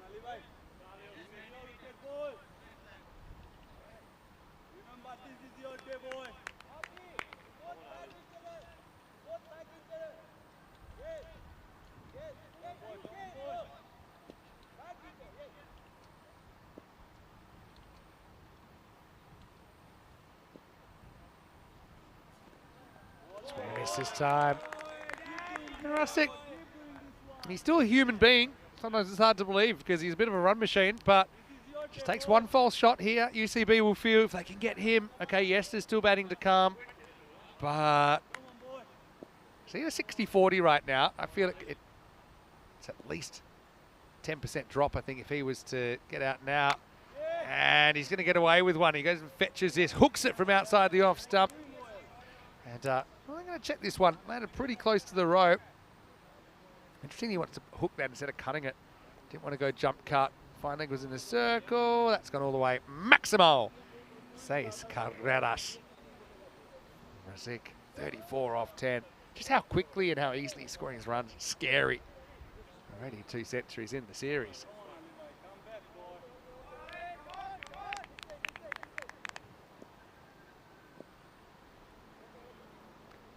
So Noah's captain taking responsibility.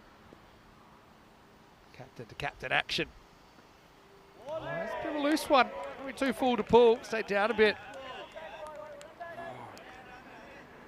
I don't know if the pressure's the right word on Rustic, but I'd say responsibility is big responsibility on him, I think, to carry this innings up.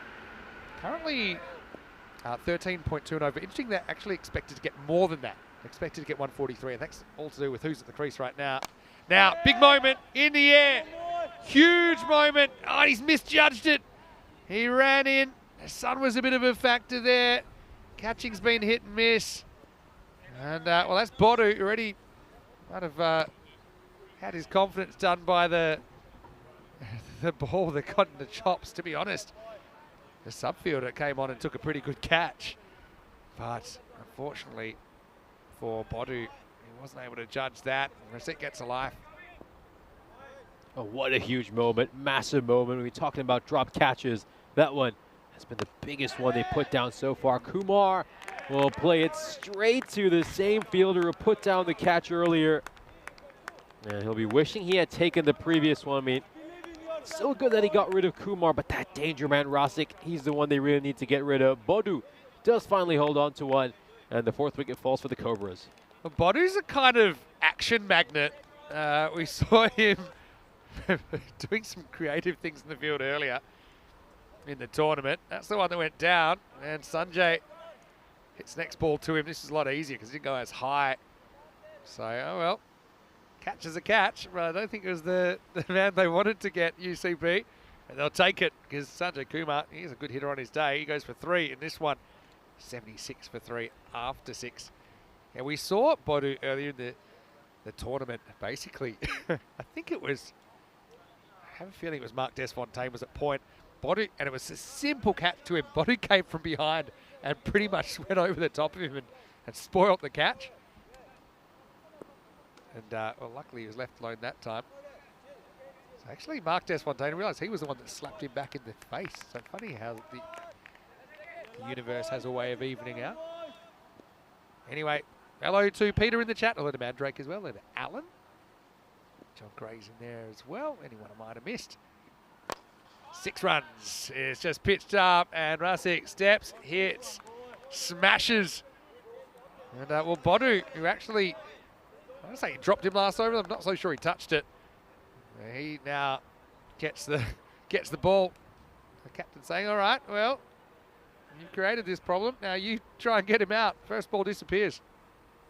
Not a great ball there by Bodu to start off. Over pitch delivery. Rasic hits it straight down the ground. Every single boundary is just going to hurt that much more now for Bodu. All right. Sheik running off another half century. That's 6, and that's a monster. Don't even bother trying to find that. You might need a compass and a packed lunch if you're going to go that far into the jungle. 6 more. Massive hit over long on. It's in the slot as well, but Rasic has hit that one so cleanly. He's timed it beautifully. And that one has traveled a long, long way. My word, what an enormous hit. Just like the previous match, started drove the catch at Rashid and then came for bowling and wrote big for 40 runs. Rasic 47. That was still going up when we last saw it. A few people saying they've got a few friends that have had a few 21st birthdays. Yeah, I've had about 20 myself. And 6 more. Well, to say Bodu's had a tough time in the first 6.5 overs would be a bit of an understatement. He's already almost had a windfall from the Tooth Fairy. Then he's basically put the danger man down, and Rasic has moved on to 50, 53 and 15 balls. It's another half century to the Cobras captain. Each one of these Maximos is twisting the knife into UCB, who are desperate for another opportunity. We're going to see Patanite going up to the stumps. Interesting, yeah, he went for that one earlier, one-handed, a bit like he took that webbing catch in the last game, but this time he made a bit of a meal of it. In the air, there's nobody back there, not that it would have mattered. That's out of the ground as well. Maximo, as Bodu goes magical. And, well, I hate to say it, but this over, there's been 4 balls, or 3 balls is that now? I think that's 4, yeah, that's 4 in a row. 6, 6, 6, 6. The 100's up for Cobras. Catches win matches. And right now, we could be on for the 6 6s. We haven't seen it too often, maybe only a handful of times on ECN.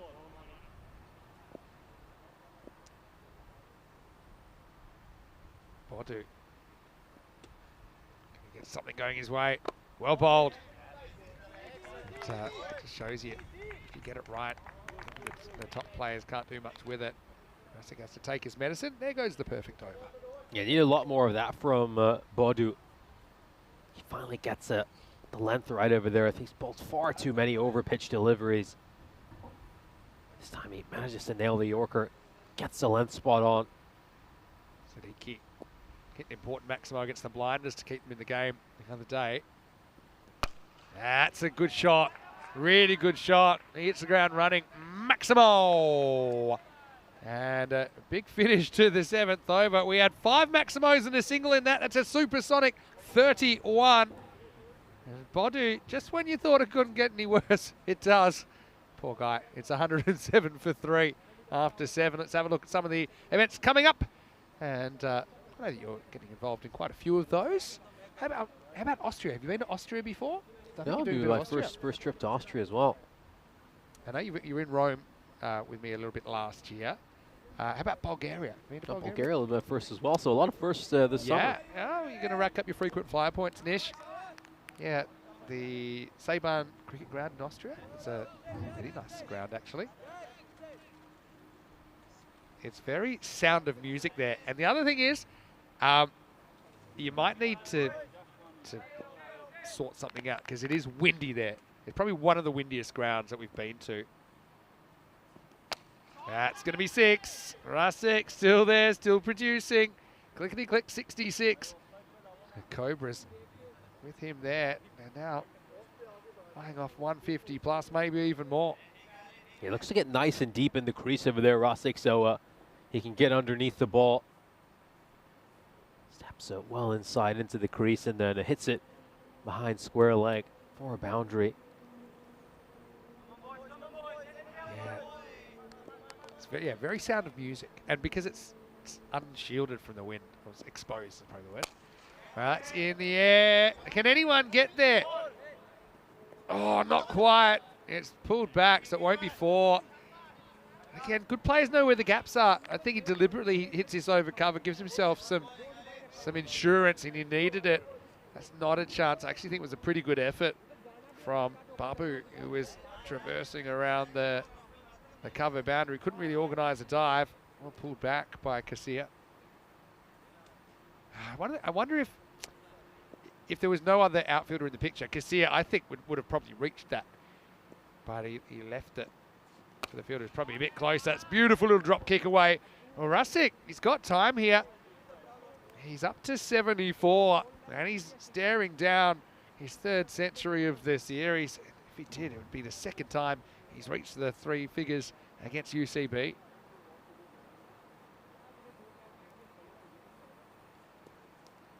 Just made that look so easy. Still time. But if you get him now, maybe you can keep it down, maybe 140s, bet out of your skin. It's not looking like it at the moment because Rosick is just teeing off. He moves to 80. And poor Bodu, I'm glad I can't read his thoughts at the moment. But another 6 to Slick Rosick. Player of the tournament here a couple of years ago. Qualified for the national team and in the last couple of years as well. Doing it on that stage. Just knocked the stuffing out of this UCB side. That is going to be a wide as well, so not much respite here for Nawaz. Racing got this record at just under 400. Well, the last right 10 now. balls, we've had 8 sixes, a 2 and a 1, and a wide. And that's what you call acceleration. So I still think when it comes to the big games, you know, Rosick needs to open. You can't be leaving it to chance. We saw him kind of botch it. There's 6 more. Out of here. Maximo. 86 now. The Maxwell Smart. And Nawaz, the UCB skipper, copping it. He's not alone. Yeah, I just think against the blinders, they did go with Abhijit opening. But you got to give your plan A a chance to work. Using him as almost like a plan B. Like, okay, when we lose a wicket, then obviously it's great to have him then, but I just think against the top teams, you want him facing as many balls potentially as possible. And that's 6 more. He's into the 90s. So there's no end in sight at the moment. It's pain with a capital P for UCB. It's 140 for 3 after 8. Oh, it's been an absolute pummeling, hasn't it? These last couple of overs have been worth 64 runs. And any hope that UCB might have had of trying to restrict the opposition to a low total has certainly gone out of the window right now. What an incredible innings by Rosick, and that catch which was put down earlier when Rosick was on 34 by Bogdan. That is going to hurt so much. I mean, Bogdan will be feeling every single boundary that goes to the rope. Bit surprised we haven't seen Mark Desfontaine, although I know he had some issues with extras earlier, but it's a different game, different feel at the moment. Kind of need to mix things up a bit. They are going to go back to Vinoff. So some spin. I think you have to kind of mix your pace your bowlers up here. The other thing is they've got 3.5 minutes to bowl this over, so I think probably smart that they go with the off spin of Ravindran. First ball though is going, and lost. Maximo. Siddiqui punctuated this partnership with a couple of 6s as well. He's only faced 2 balls. They both disappeared. Very nicely hit. Really well played. And Siddiqui, who's had the best seat in the house while watching Rosick, joins in on the action as well. Second 60 hit of his first 2 balls. This one looked pretty close. I've talked about the fact that the bowlers aren't getting too many friendly calls. How wide is this? Yeah, it's a wide. Good umpiring. Goes after this, and that's 6 more. Siddiqui He's got started 6-6-6. You can't do any better than that. 150 up now. And there's still 10 balls remaining. This is danger times now for UCB. Certainly is. I think there's been too many over-pitch deliveries in the slot. And Siddiqui is punishing UCB for these mistakes. Over-pitched once again, and it's going to go straight down the ground. Hits the side screen on the full. And that's another 6. Siddiqui hitting 4 consecutive 6s to start off his innings. I'm glad the sight screen has basically survived. Almost went through one of those little windows. Siddiqui, 6-6-6-6. Break the streak here, but he will get 4. It's incredible timing. Siddiqui's such a handy player to have in the lineup. He offers you a lot. He's just a born hitter. Ravindran, it's not the worst ball really. Maybe it's a bit of a half volley, but you can see there, it's actually a pretty good batting shape and a good technique that Siddiqui has. Beautifully played. Make some room to try to strike that towards the offside. And he hits it with a full face of the bat. Okay. Ruined his streak, Siddiqui. Oh yeah. Well, actually, this is gonna be a crazy shot. It's gonna be 4. I mean, it would have been a wide. I'm sure this is over his head, but Siddiqui didn't care, and he plays one of the latest cuts with power that you've ever seen. He goes on the jump cut, and then it bounces just inside. So again, I said he's slowing down. He's down to about 533 strike rate, but he's hit every single ball to the boundary or over, all happening in the ninth. Ravindran's gone for 27 in the over, plus this. Well, it's going to be a miss hit. Sheikh Razik says, I ain't running for that because I want the strike. He's on 92, and I can see his point of view. It's 167 for 3 after 9. I mean, I wouldn't mind Siddiqui being on strike either the way he's batting. 32 of 7. Razik wants to get to that milestone, wants to get to triple digits once again. That 3 over period has been crazy. It's been 91 off the last, am I adding that up right? Yeah, 91 off the last 3 overs. They've gone from 76 to 167. Well, Razik's there a couple of times. 92 centuries in the season. We had 2 years ago, we only had 13 centuries in the whole season. And then last year we had 58. And now we're on 92. And to be honest, we're only about halfway through the season. It's crazy. Saeem to try and stop the bleeding. Right first ball. Probably not a bad spot to miss. Yeah, so at the 6 over mark, it was 76 for 3. Good call by Yuri there. Saeem's a bit of a late inning specialist. Up in the air and 6. That makes it 98 now for Razik off just 24 balls. This has been a blistering knock. Yeah, so at this 6 over point, they were 76 for 3, and the run rate was under 13. So it was in the 12s. And then since then, we had 31 off the 7th. We had 33 off the 8th. We had 27 off the 9th. I'm going to read these overs to you. This is the 7th over from Bodu, just after he put down Razik. 6-6-6-6-1-6.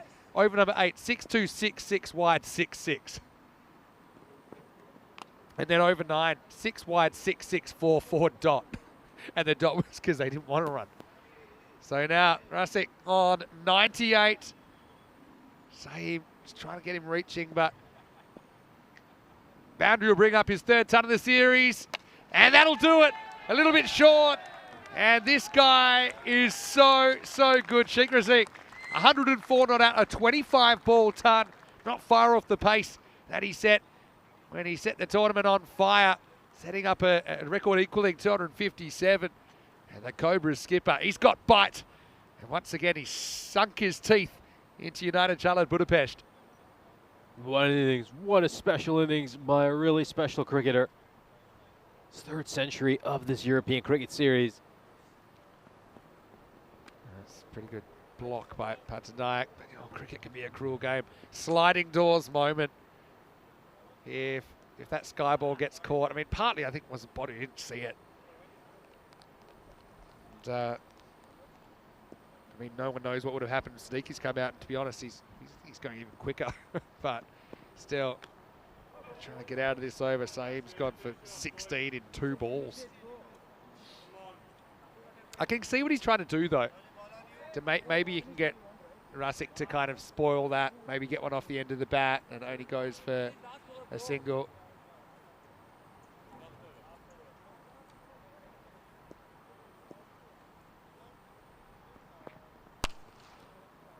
That one is up, and that's going to be out of the ground as well. Rusick, time to party. It's a curtain call. And to be honest, that 200 is on potentially at the moment. Yeah, in those first 5 overs, I said this was an improved bowling performance from the first match between these two teams. Well, this is looking a lot like when these two sides first faced each other in the group stage. This one's got up in the air as well. It's going to be 6 more runs. And they move on to 195. That one goes straight into the woods. Rusick moves on to 116. Well, he's knocking on the door now of his top score in the series. That was actually against UCB in match 28 on Saturday, 117 off 33. And this will get him there. Can't keep it in. 120 now. It's turned out to be a good decision to put him on strike, but this over is actually gone wide 6, wide 6, wide, wide 6, 6-4. It's 32 off it. And we could have a rare more than 36 off the over here. Another supersonic one. Last ball coming up. And it will be a 38-run over. And in fact, it brings up the 200 as well. What a crazy last 4 overs. Like I said, they were 76 after 6. The 7th went for 31. The 8th went for 33. The 9th went for 27. The 10th for 38. So they put on 129 in a 4-over burst. And I'm pretty sure that that's the highest 4-over package we've ever had on ECN. Rusick gets a congratulations from his national teammate Ravindran, but Cobras get a bit cruel on UCB. And this highlights package might be a while, so you better get comfy. But it didn't start with Rusick out there. You start to think what he might have done had he been able to bat the whole innings, because we didn't see him for the first 13 balls because they decided to go for Dowell at the top and Abhijit Kumar. Dowell had a couple of lives, didn't he? Kumar played some nice shots, 4 boundaries in his 17. But, well, when the sheet came out, it was a whole different ball game. That was one that went down. So, like I said, part of me thought, look, the longer you can keep Rusick out of the action, the better. This one was taken, though, and it meant that the sheet would enter stage right, and he'd put 126 runs on the board out of this monster total of 205. Things were going quite well for UCB until the 6th over. They had their opposition at 76 for 3, but then those last 4 overs were absolutely magnificent for the Cobra Cricket Club. They managed to make 129 runs off those last 4 overs, which really took the game away from UCB. This is now the 2nd highest total we have seen so far this European cricket series. Yeah, and you know what? We're about to see a moment that really defines this innings. I mean, obviously we saw that crazy one so earlier that ball got put back into his face, but that was the one that Rusick gets wrong, and they couldn't execute the catch. Sanjay, well, he's a bit of a byline in this one because the next one was taken. But Bonu, well, if you thought things were going badly, they were only going to get worse, because then he gave up 5 maximos the next over, 4 off the bat of Rusick. And it's just an exhibition, isn't it, from the Hungarian national. And had a bit of help from Siddiqui as well, liked his innings. But really, there was no stealing the thunder from Rusick, who ended up going absolutely bananas in the last 4 overs. 129, so that's an average of over 32 and over in the last 4 overs. There's just no stopping him. And, I suppose, yeah, had that little luck factor, I suppose. The catch went down. Also had a couple of miss hits he got away with. And Siddiqui, who was also pretty good, only faced 7 balls but put 32 runs of his own. That partnership, they came together at the 6 over mark, actually. So that partnership is 129 in 4 overs. Crazy stuff. Let's just take a look at some highlights of these last few overs. You can see that was quite a unique shot there. I think it was going to go wide. He just tries to almost uppercut that one away for a 6. Could have left it alone. Well, he decided to go for the big shot. There's where Rasik brought up his century, his 3rd century of this European Cricket Series. 126 runs of just 29 deliveries. Struck 20 boundaries during that innings, and 19 of them were 6s. Batted with a strike rate of 434.5. A really, really special performance by him, and one that I'm sure we'll remember for a long time to come. Let's take a look at the scorecard of this first inning. It's just a crazy strike rate because, yeah, if he'd got it that pace and faced all 60 balls in innings, they're getting over 250 again. And that's even without extras. Pair of 17s at the top. Dowell and Kumar, I suppose you could say they set the table, but Rasik piles on the runs. I'd love to know what he's up to now in the series, but he's run away the leading run scorer, 3rd century for the series. A light Siddiqui as well there. He came in and hit clean. That's what you want from your middle order batters. And they put the 200 on the board again. 3rd time in the series by my count that they've done that. And looking at the bowling, a bit of pain in there. Babu held up his end of the bargain. None for 21. Muiz open stayed in the 20s, but apart from that, it got ugly as the Cobras put on a show on the way to 205. So UCB, well, they have a very quality player in Ravindran at the top of the order. Maybe he can do something crazy and counter that for us. Could we have our first ever 200 chase? Never count him out. Vinny Sander here, Mr. Maximo with this shea, but we'll take a break. Back soon with the second half of match 44 here in the European Cricket Series.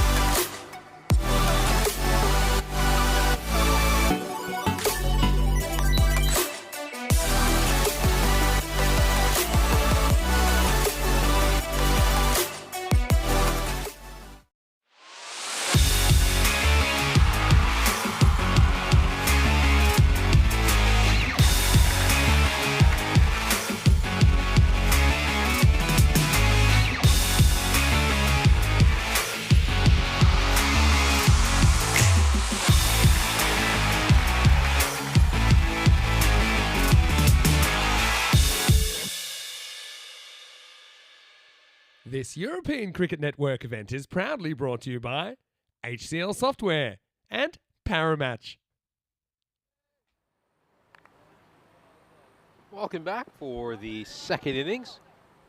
Saw a superb batting performance in the first innings by the Cobra Cricket Club, largely thanks to a brilliant century hit by Sheikh Rasik, his third century of this European Cricket Series. He was ably supported by Mohammad Siddiqui, who hit 6 boundaries of the 7 balls he faced, 4 of them being sixes. I mean, the 2 of them had absolutely eye-popping strike rates. I'll just mention them after I point out this bonus point equation to you. So they could somehow achieve this target in 7 overs or less. I think we can rule that out. UCB are probably not going to do that. They will pick up a bonus point, but if they're restricted to under 143, then Cobra Cricket Club will be leaving here with a bonus point. They start off with a 4 over here. A good shot there by Ravindran. Of course, Mr. Maximo Vinny Sandhu did mention earlier that he was due a big innings.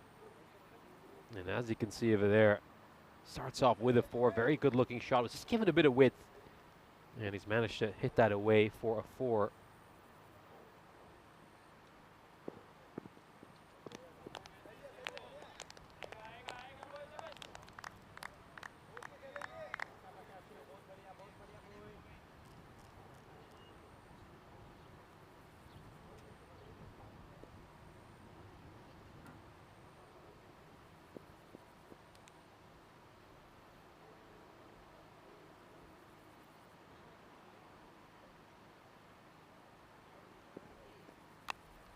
Oh, really nicely played. Beautiful shot. Just look at his hand-eye coordination over there. It's a good length delivery. Just to get underneath the ball so well. And just ramps it away towards third for a 4.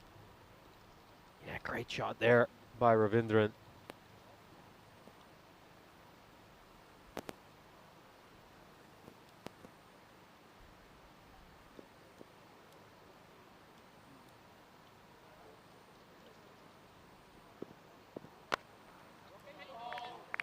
Finds the fielder.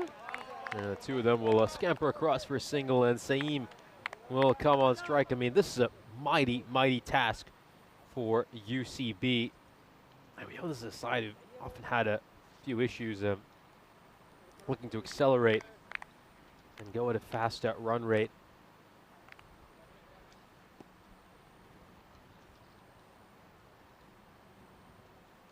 Hopefully this situation might just let them bat freely again.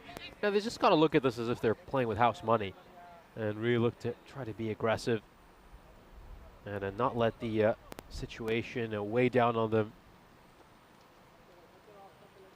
Now, we have mentioned a few times, it's a very flat wicket. It's certainly a batter's paradise out here at the GB Oval.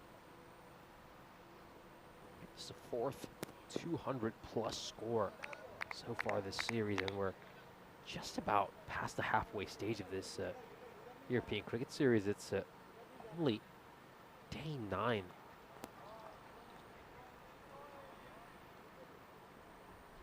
Day 8, beg your pardon.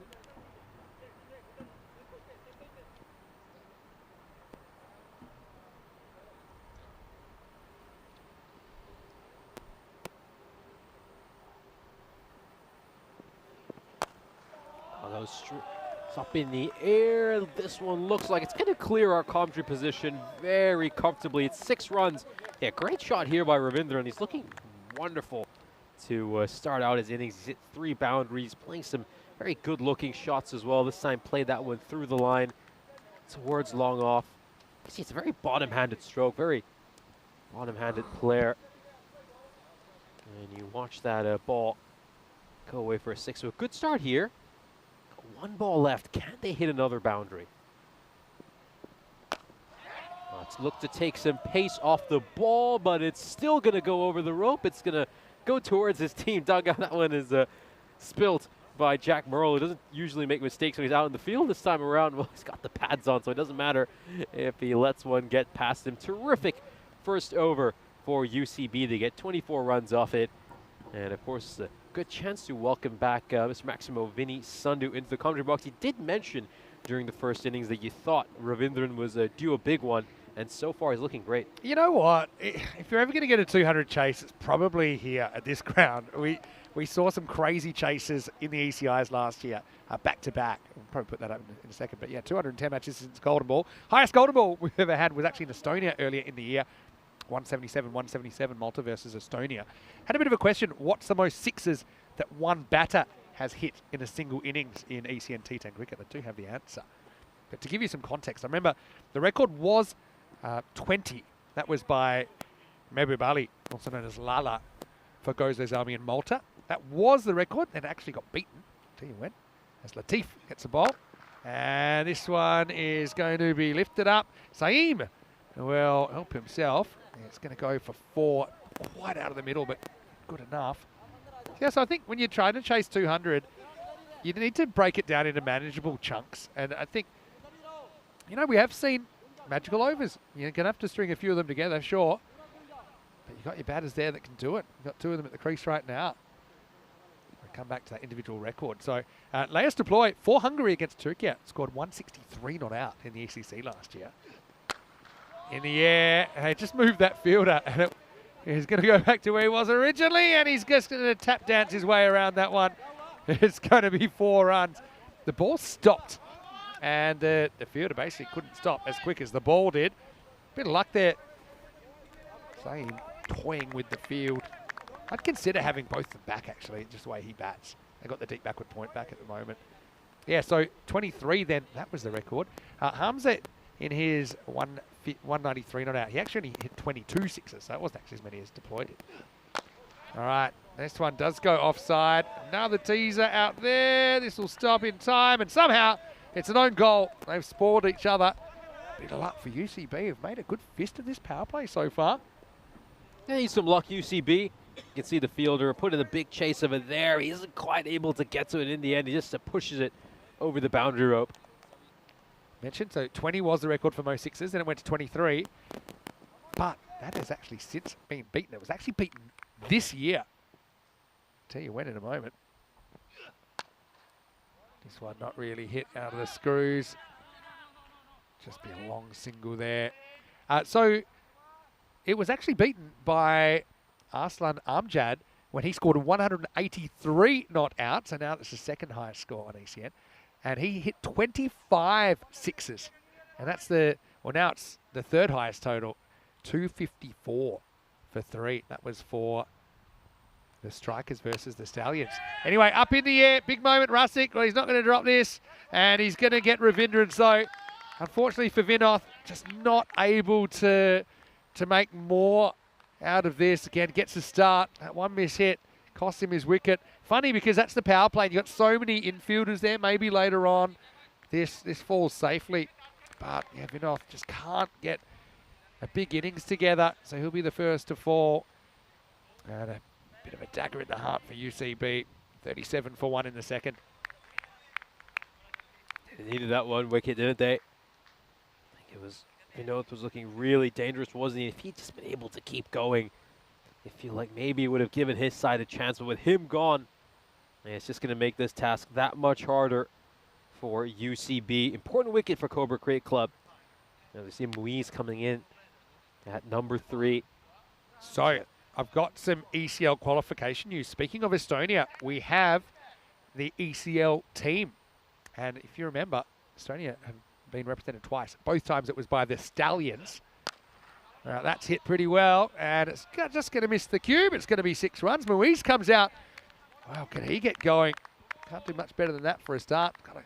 Sits on the back foot, eases it up and out of the ground. So the Stallions won't be representing Estonia in ECL 25 because the talent strikers are there. And I was just talking about the strikers. They hit 254 in an innings in that ECS earlier in the year. And Arslan Amjad, I'm sure he'll be leading the side.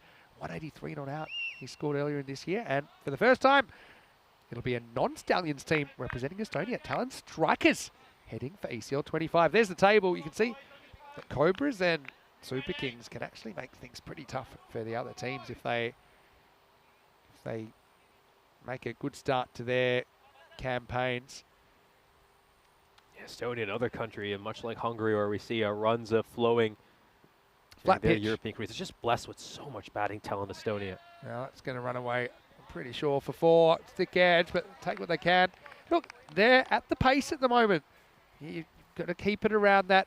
I'd say the point of no return in this kind of conditions is probably 4 a ball. I don't see you being able to chase that down for a significant amount of time, but also depends who's there. But yeah, at the moment they're on the pace, so you just need to set yourself those little milestones. 20 and over is a milestone, and get there or die trying. Another thick edge, that's going to run away for 4 more. So you need the luck factor on your side as well. They've been kind of fresh out of it with Vinoth going so early. But yeah, there's a couple of streaky boundaries. Just keeps the score moving. I've been very surprised why sides haven't had a deep third throughout this first day of the second round. Usually in T10 cricket, I think having someone at deep third is an absolute must, particularly the one who's a very fine. Sides have just been reluctant to employ him. Yeah, true. Sanjay probably spitting chips after being edged for 2 boundaries. Now this isn't an edge, but it probably gets that does just out of the grasp of Latif. Made a good effort there, but the ball wins the race, and it's 3 4s to start the over. So it's weird. 4s they kind of keep pace. It's almost like you need 6s to try and bring that rate down. Basically 3 and a bit a ball. So any ball that's not hit to the boundary is going to send that rate creeping up. All right, same, 26 off 8. Yeah, I don't really understand this thing. In response to that last ball, they just brought deep third back in and sent out a cow corner. Well, yeah, I mean, I quite like the third as a catching position. I suppose anything can be a catching position, but yeah, it's tough. There's only 3 balls left in the power play. All right, that's hit well. That's skywards and Maximal. Same Mars, same 32 off 9. Oh, he is a real find for UCB. And he's kind of shouldered some of the responsibility that probably normally falls to Dara Peretti to give Ravindran a bit of class to work with at the top of the order. So yeah, 32 off 9. That rate's come down below 20 and over. See how long they can keep it there. I just love the freedom with which UCB are batting so far this innings. I think they're just a little bit too uptight in their first couple of matches, but they're playing with some real freedom here. I think they've not let this daunting target get to them. They're just taking advantage of this opportunity to really flex their muscles and play their shots. And now they put some pressure back on Cobra Cricket Club. I mean, you can see this here with Kumar, that was just pushing that one too wide after he sees the batter advancing down the wicket. Well, that's the miss hit, and who's going to go for it? Sanjay wants it himself. I'm not so sure it was his catch, although maybe he was the only one that could have reached it. Latif was herring from mid-off, had a bit of angle on the ball, but I don't think he was ever going to get there. So yeah, probably is the bowler's catch. You can see Latif in the background. He was slowing down, so I don't know if he could have reached it or not. But, well, there's the luck factor. They need plenty more of that. Muiz has only faced 1 ball, put it out of the park. This is hit pretty well, but Rasik is going to make the stop. Probably just check that foot, and it's inside, but feel like it was a clean stop. Nice bit of fielding. There's this right foot. Yeah, I think there's distance between him and the rope, so it'll just be a single. And at the end of the power play, UCB, they're still going that 20 plus and over. They're still in it. It's 65 for 1. I think some people were saying, is this going to be an easy 4 points for the Cobras? But I don't think so. Because what is it, 140 odd for a point? We have seen a pretty big chase pulled off in the 140s. But UCB could make some history here.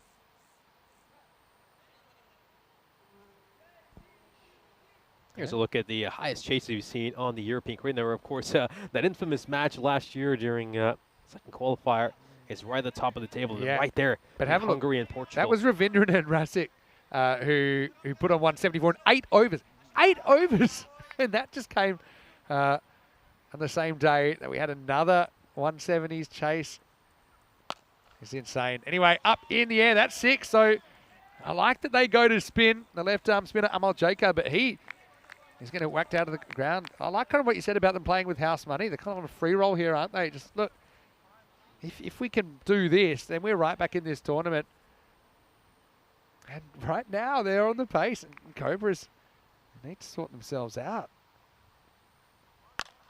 This time he goes straight, and that's going to bounce just inside. Cuatro carreras. It's probably a case to have that southern crossfield there with the dead straight fielder. I just think a lot of balls go there. Kind of tease up the sight screen. Long on came round, but not in time. Yeah, it was a poor ball. Really, really short. It's a half tracker, I think. You got to say the bowlers are really feeling the pressure here. I think we've seen some subpar bowling at times. I think the one time we saw the slower ball employed in the previous over, a chance was produced. Maybe need to mix things up a little bit here, Cobra CC. Well, he's got this wrong, and it should be caught. It is caught, so Moise is going to have to go. Jacob basically puts it short and says, all right, you've got a flat bat, mate, try again. And that little bit of extra bounce basically took it to the top edge. A few problems giving the ball away. That's Abdullah, who's actually a pretty handy leg spinner.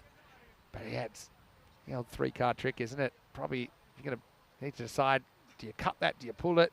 To try and smash it down the ground. He tried to do the last one I mentioned. And so Moise does his little bit, but it's only a little bit in the end. He'll have to go for 17 of 5. 75-2. Ali Nawaz comes to the crease. So that 174 chase in 8 overs, it came after we saw Portugal chase 163 against Sweden. Now, that back then was actually one of the top chasers in the top 5, I think, at the time. And then, yeah, Hungary, 174 in 8. Crazy. And that day had an average run rate of 17.2. It was back in the 16th of July. Shot. Well, Nawaz comes out, and he puts Jacob into the trees as well. How long can they stay on this ride? I often think big chasers, and let's say almost impossible chasers, they're a bit like, riding a mechanical bull. If you've ever seen those things, it starts off, okay, you're holding on. At some point, it gets too much and you fall off. That one's up in the air, but it's going to be dropped for 6. Well, this is an opportunity, but it's put down, and they want to have a look at it, but I can tell you this has gone off the fingers. There's a slice of luck. Could have been out and said this is going to be Maximo Seis Carreras. Double whammy here for Cobra Cricket Club. The chance has been put down, and it goes for a 6. You got to credit these UCB batters. They're taking no time to settle in. They're coming out here. They're playing aggressive shots right from the get-go. Yeah, there's the signal. 6 runs. Okay. Last ball of the over. Good bowling. Goes through his legs, I think. But yeah, Jacob puts away the darts and basically challenges Nawaz, beats him in flight. So 22 off the over, though.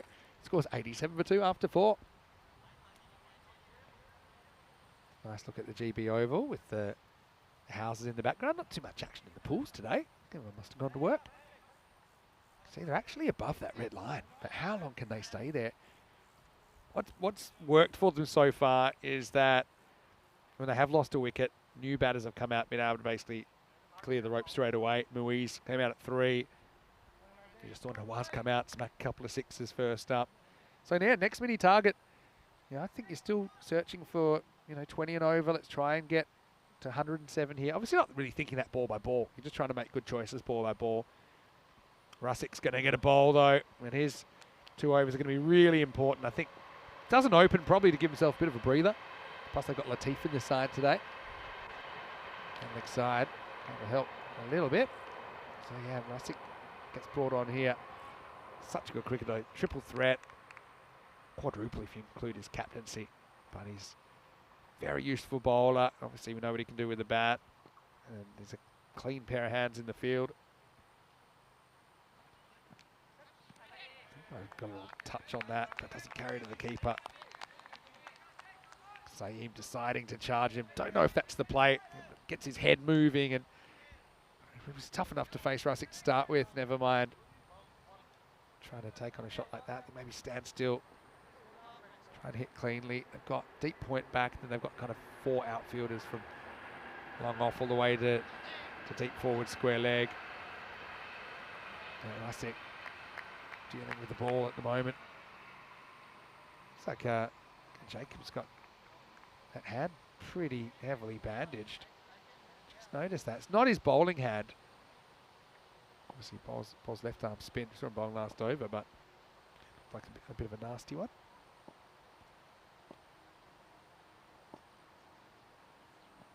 Yeah, good leave. I think that's important as well. Don't have too much to gain by throwing the bat at that or getting in the way. So just take another ball. I mean, in this game, basically every ball's gone for, on average, over 3. So the fact that you get an extra ball, theoretically that's 3 runs at the pace that's going on at the moment. It's a low full toss, but good contact from Nawaz. Maximo! I think just misses the Yorker. And he bowls a very good Yorker, but just shows you margins for error so fine out here. That one's just picked up handsomely over leg side for 6 more.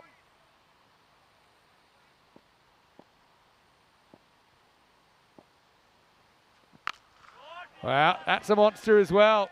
Don't bother chasing that. That's huge. That one's almost gone across the train line. New balls, please. No odds. I'm going to tell him this is impossible. That was such a big hit. That's actually one of the biggest hits to that part of the ground that we've seen. So Rustic goes back-to-back Maximos. 102. So they're going to be ahead of the rate at the halfway point. He knows he's made a boo-boo there. Good slow ball from Rustic, but he was so good at taking the wides, but he's come and he spoilt that. That's definitely one to get across. You can see he's annoyed at himself, so he should be really. Got to put that out of your mind now. Still winning the over. If you can smack this for 6, then you've got 20 out of the over, and you're really happy with that off Rustic. Last ball of the 5th. Smashed, and 6 runs. Maximo! Wow, that's a brilliant finish to the over. Again, didn't have a lot to work with. Just watch this, just creeps over the rope. And it's 108 for 2 after 5. Ladies and gentlemen, welcome to the Cube. And don't go anywhere if you thought this was a done deal. It ain't. I don't want to jinx it, but could this be our first ever 200 chase? I did make a list a little while ago. I think it was in Portugal. And I called it Final Frontier. And it was things that we haven't seen on ECN in almost 6,000 games, but that I think are theoretically possible. Now, one of them was actually centuries by 2 different batters in one innings. Now, that got done by the Cobras earlier in the tournament. And another thing on there is a 200 chase. I think we'll see it one day. Really, this is probably the best chance we've ever had, probably except for last year in Switzerland. There was a 204 chase, and they got it down to 51 off the last 3, but then fell off. Let's see what happens here. No, it certainly looks like it could be. I just love the way UCB are playing. I think at times they've had a bit of a reputation in this tournament of being slightly cagey when they're out there with the bat in the middle, but they're batting with so much more freedom. It's been such a joy to watch, and there's been tons of pressure on these Cobras CC bowlers. I think they need to try a few different things here. Maybe bowl a few more slower balls, look to mix up their pace a little bit. I think they've been pretty effective when they've used that slower ball. Just going to have to be smart here, Cobra CC. You can tell they're under the pump. Yeah, and you know, there's this feeling where as a fielding side, you start to get these negative thoughts in your head. Like, we couldn't mess this up, could we? And especially when your captain goes for 20. You know, he was brought on for a reason. He brought himself on, I think, to try and break that partnership. Normally bowls good Yorkers, didn't quite hit his spots there. He goes for 20 as well. Don't go anywhere, because maybe we're on the cusp of another Final Frontier moment. Bit of ECN history. But yeah, to be honest, I think the drinks break kind of comes at a good time for the Cobras. They can just sit, relax, everyone get around. It's just calm down, just concentrate on the next ball. Looks like going back to Jacob, even though he didn't have the greatest over. They're going for that left arm spin. Again, I like that, mixing the rhythm up of faster and slower bowling options. But having said that, you got 2 batters there that put together a good partnership. I honestly thought when Ravindran went, after making such a solid start, he got out, I thought, this one's done, but UCB, their batting unit stepping up. Yeah, they certainly have. I mean, everybody's come in with plenty of contributions. Still, tons of good names to come for them. I mean, you've got the likes of Des Fontaine over there as well. We know he made a half century yesterday. Looked really good earlier today as well. It's like this, a UCB side. Everyone's giving it a good go. They've still got some hitting left in the shed. 20 and over. That's what you're looking at. You're looking at 128 after 6.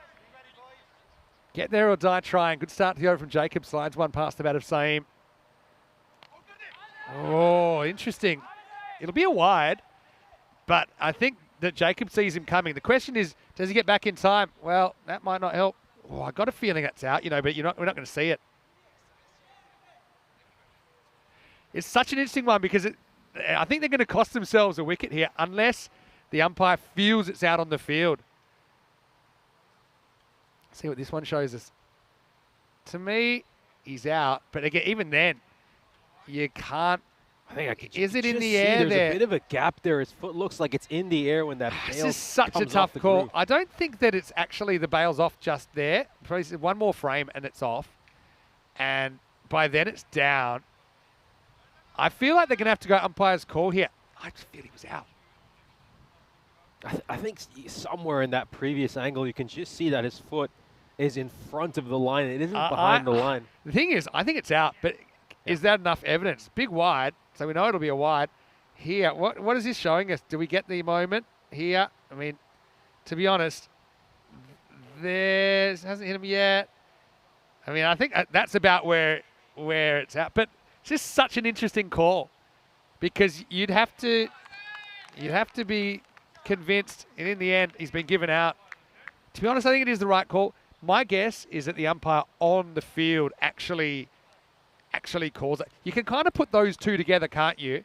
When you see when the stumps are broken, it's just before that foot comes down, or pretty much as it comes down. And I suppose what you can put together from this one is that when the foot comes down, can we just put where the foot lands? It lands outside the crease. So I think. So when he first touches down here, you can see that the foot lands outside the crease. So I actually think that's pretty common sense. It lands just outside the crease, and we know by that time that the stumps are broken. Yeah, absolutely. You can see that. And I think even if you look at the reverse angle, you can just see that his foot is in front of the line, that it isn't behind the line. So justice is done in the end. Jacob does get the wicket. This means that Des Fontaine is going to be coming out to the middle.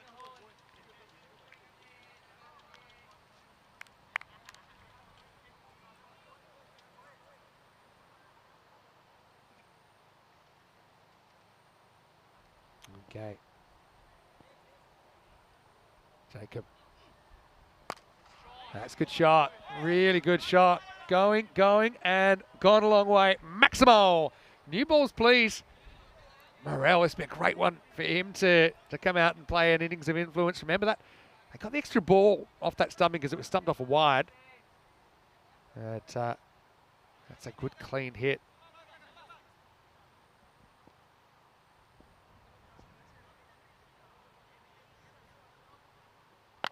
Well, yeah, that's going to be straight down the throat of the field. He's dropped it. And it's gone for a boundary. I'll tell you how many in a moment. In fact, it's gone all the way. That's definitely marked Des Fontaine. It's not Morel. Yeah, it looked like Des Fontaine, number 56 as well.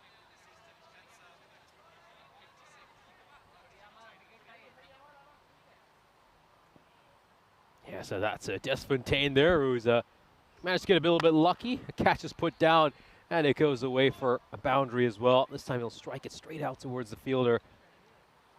So that required, it's hovering around 20. Yeah, well, tell you what, Jack will be pretty happy the longer he stays on the screen with the score that's growing, but yeah, it's MDF. Good for him to get that early one away, and then he gets a bit of luck. Dropped over the rope. All right. Hold. And a dirty look from Jacob as he cops it in the left hand. All right. So that's the end of the 6th over, 123 for 3. Again, they're just above that 20 and over. But that one was, I mean, in the context of the game, 2 Maximos in there. They pick up the wide stumping. and it's only 14 off the over. So you've got to catch those up somewhere. This is a huge over for me because we'll see, was that just a kind of one-off cheapish over, or is it a trend? Looks like they're going to bring back Latif in over number 7. Gonna make the bowling change over here. Cobra Cricket Club. Need to figure something out over here. I mean, this required now, it's 20.8. They're hanging in there really well, aren't they, UCB? Can keep it at 20 and over with 2 or 3 overs to go, then I think they'll really start to dream. The win predictor, I mean, it was at 2%. It's ticked up to 12% for UCB. That's a good ball to start off there for Latif Ullah. Fantastic length. Yes, there's the train going past. That's one that's going away from the city. So they've got a prayer. Nawaz has been brilliant since he's been out there.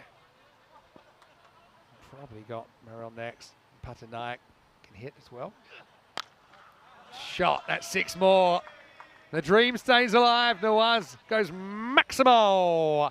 He's on 36 and he's hit them all in 6s. Yeah, great flat bat stroke there.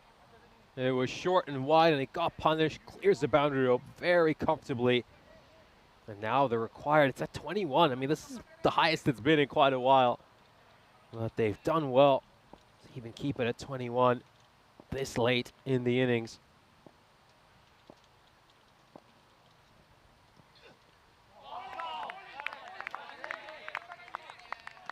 Just took some pace off that ball just a little bit. And you can see he's already halfway through his shot by the time the ball's gone past him. Okay, this is where the rubber hits the road. 77 off 21 balls. This would smash the record by 23 for the highest chase. Slower ball, good variation. Latif hits his spot well. Oh, thinking a 2. It's a bit suicidal with a good throw. Oh, does he have the ball? I got a feeling he's out if it's taken, but I just saw the ball hit the ground. If he had the ball in his hand, he had a loose grip on it.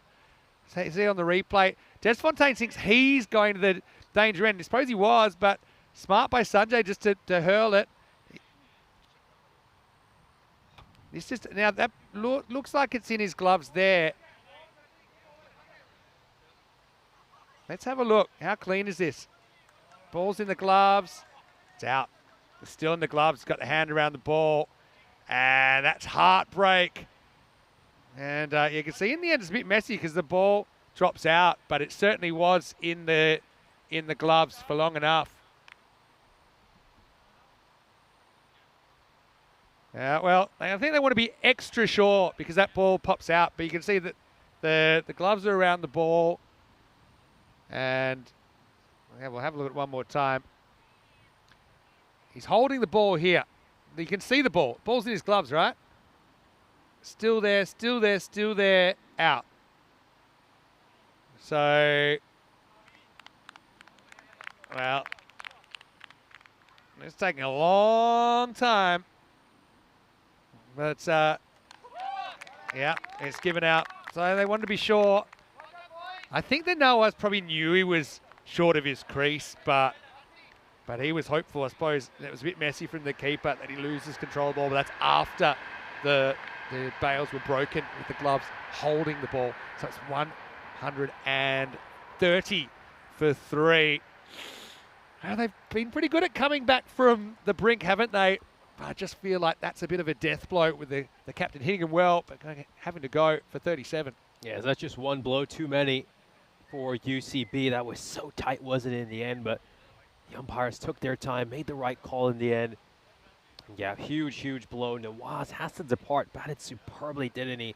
37 of his 12 deliveries. Kept his side in this game. Hit 6 sixes during his time out in the middle. And it's now down to Jack Morrell and Desfontaine to try to find a way to salvage what would be a miraculous result for their side. Here's the real Jack Morrell coming in. Sanjay, is there such a thing as a good fumble? Basically creates a moment, doesn't it? But he was pretty smart to throw to that end. That was a bit of a blind throw. Jack gives it the kitchen sink, but comes up empty. we were talking a bit earlier about voice to text and technology. And Mandrake's in there saying that it's not so good with the Yorkshire accent. I know quite a few people that aren't used to it that find it hard to follow. But you know, there's a great skit. Watch out! Watch out! It's a Scottish elevator skit where it's a voice-activated lift. I'll let you look that one up yourself. Anyway, last ball for Ulla. It's been good here. Slow ball though. Morel just smashes it out of the ground. Keeps the dream alive once again. A dot and 6 to finish the 7th after the big run out of Ali Nawaz. And the score now 136 for 4. 70 runs required off the last 3 overs. Yeah, that 6 at the end just keeps them in this game. I mean, it's not quite past the point of no return, although we are starting to get to that stage where they'll need 4 off every ball. Here's a look at the fantasy dashboard for our final match of the day between Cobra Cricket Club and DCC. Of course, really fancy Cobra Cricket Club to go into that game as massive favorites against Danube Bogdan Cricket Club. Had a pretty difficult day so far at DCC. They've had 2 massive defeats, in particular in that last match where they failed to pick up a point. They succumbed to a bonus point defeat. Now or never. Desfontaine faces up, gets a slow ball. Smart bowling first up. Probably not what you're expecting. First ball of an over. MDF can't elevate, has to settle for 1. This isn't magical. I think you can put your cue back in the rack. I like that they're bowling rustic as well. Very composed when the pressure's on. Well bowled, there's that Yorker, gets it right. Morel goes walking, can't do anything with it. Yeah, so that last game of the day, Danube Bogdan winning the toss and batting in that one. So I suppose it'd be a stunning turnaround, but this is ECN cricket, it's unpredictable. Good Yorker, knocks him over. So Rasic gets it right. Sometimes bowling's a simple game. You could even tell the batter that's what you're going to bowl. It's still very tough to hit this delivery. So it's been a brave chase. It does look like they'll take a point out of this UCB. But I think they're falling off the mechanical bull now at 137 for 5. Yeah, it's just so hard to sustain a net run rate of 20, and that really just makes you appreciate how good Cobra CC's batting performance was in that first innings. They gave it a really good go, but they just lost too many wickets now at this stage. I think the game's just starting to go away from them. Perfect ball, absolutely incredible delivery there, and you feel like that might be the final nail in the coffin. Kind of yorked himself a bit there, to be fair, Jack, because if he just stood where he was, of course, he was probably trying to break up the length of Rasic a bit, so it's a premeditated shot. It's a bit of a risk. But funny thing is, if he'd stayed at home, probably could have picked that up and driven it up and over the boundary if you got it right. Patanaik was pretty good earlier in the day. Got them close to a win in the first game. Turned out to be a 1-run margin. But he swings through the first one. Yeah, so I'm going to say also shout out to the umpires. I mean, they've had some real tricky ones to deal with today. I think they've been excellent. They've been good throughout the whole tournament. I have an expression that I know a lot of the umpires follow as well. Let's be down the leg side. Takes a weird hop second bounce. Well, in fact, I might have gone over the stumps. That's why Rasic reacted that way. That's why it's not called a wide. Let's have a look at it from front on. I'm guessing, yeah. Yeah, it is. Straight over the stumps. Good decision. Looks like it's down the leg side because the position he took up. Last ball of the over. Just 1 off this over so far. I think it'll be 7 after this. Going, and out of here. Maximo Patanaik. Third time lucky for him. But it's a brilliant over, all things considered, from Rasic. I think you can lock him in for player of the match. Only goes for 7. And the score, 143 for 5. Yeah, so the expression I like is, if you strive for perfection, you'll never achieve it. But by striving for perfection, you might catch excellence along the way. And if you think any umpiring crew is going to get 100% of the right, you're wrong. It's just not. It's not going to happen. But I think you look at how many right decisions are being made. I think the umpiring on ECN is on par with almost anything in the world with the resources we've got. I will put a qualifier on it. But to have so many correct decisions, the use of technology, even I like the way they pieced together a couple of replays there in the stumping when the camera was blocked. And I think it's a real area that has come a long way in a short period of time. And, I've got to tell you something, Nish. I know you're not on Monday. You'll be on the way to Bulgaria. We'll be helping out. As we see Sawant getting a ball in the air. Should be caught. It isn't caught. It's the old crocodile. Comes out. Well, we might even have more here. Well, backed up. Crocodiles eat fingers. That wasn't the correct technique there. The catch goes down. But yeah, on Monday, it's our birthday on ECN. It's 5 years since our first match in the, I'd say in the ECN, what's the word, era. Because it was born out of another project, German Cricket TV. But yeah, on the 29th of July, which is Monday, as this is going to get away for 4. Nice shot by Marc Desfontaine. Nice little whip of the wrists through that. Gets away from the field and goes for 4. So yeah, it'll be the 5-year anniversary of ECL 19 opening day. First game was Dreux, who of course ended up winning an ECL against VOC Rotterdam, who won that ECL. So isn't that nice? And I know you'll be off, but Rico and Charlie will be in Bulgaria. So I think we should celebrate a day early. How about that? Smashed. 6 runs. Good shot. Well, I mean, look, they can still do it if they hit all 6s. 51 off 9. They don't have a lot of wiggle room there, but that's a powerful strike. Really like the way Mark's batting has come on. His highest score, I think, on the network before this tournament was 11. He does play probably as a bowler more than a bat when he plays for Hungary, but yeah, it's a really good shot. So on. Needs to keep him on the ballpark, doesn't he? Put this game to bed. 6 more. Game still alive. It's got a faint pulse. Maximo. Well, we're talking about perfection and the fact it's not really achievable. Well, if they can achieve it here, UCB, they could pull off a stunning chase. But like I said, kind of needs to be all 6s from here on in. 8 balls left. That was really well struck there by Desfontaine. And I think watching him play so far today, I wouldn't be able to tell that he's a bowler more than a batter. I mean, he looks a sensational batsman. 6 more. Staying alive. Thing is here, Patanayak, okay, he did hit his last ball for 6, so there's that. But you'd kind of love a sneaky, I don't know, like a wide and scramble a single to get the strike back without burning a ball. Because I don't think, well, I know he can't afford to take a 1 here. If you take a 1, you need 38. We had 38 off the 10th over the first innings, though. Well, that's the worst possible result, really. Have to see a hypersonic finish, I think. Here they're going to pull this one out. Brave effort from UCB. They have secured a point. But just don't see them making the 200. 167 for 5. They're going to be kicking themselves that last 4 overs. Obviously, Rusick giving the chance that wasn't taken in the 6th. And then it was just carnage central for the end of the first innings. There's the bowling figures. Pretty expensive stuff, really, for the Cobras. But Rusick, 1 for 27, including that 7-run second over. Just put them in the winning position here. It's hard to see anyway that UCB could get 39 off this last over, even in this game. I think the one really impressive stat there from a UCB's perspective is we see just 9 runs of extra. So this has just been a great demonstration of clean hitting. They haven't been aided by just some poor wides getting bowled in every single over. This one's a streaky boundary here for Patnaik. Just throws the kitchen sink at that one, catches the top edge, sails over the fielder at thirds. Yeah, and I'm very surprised that they are just going to keep him out at the ring. Maybe they might. Maybe they just might. Doesn't look like they will. We've seen so many runs go through that region, but yeah, captains are still adamant that they don't want a deep fine third. Well bowled. It's his Yorker there, Sanjay Kumar. He's actually pretty good in this role.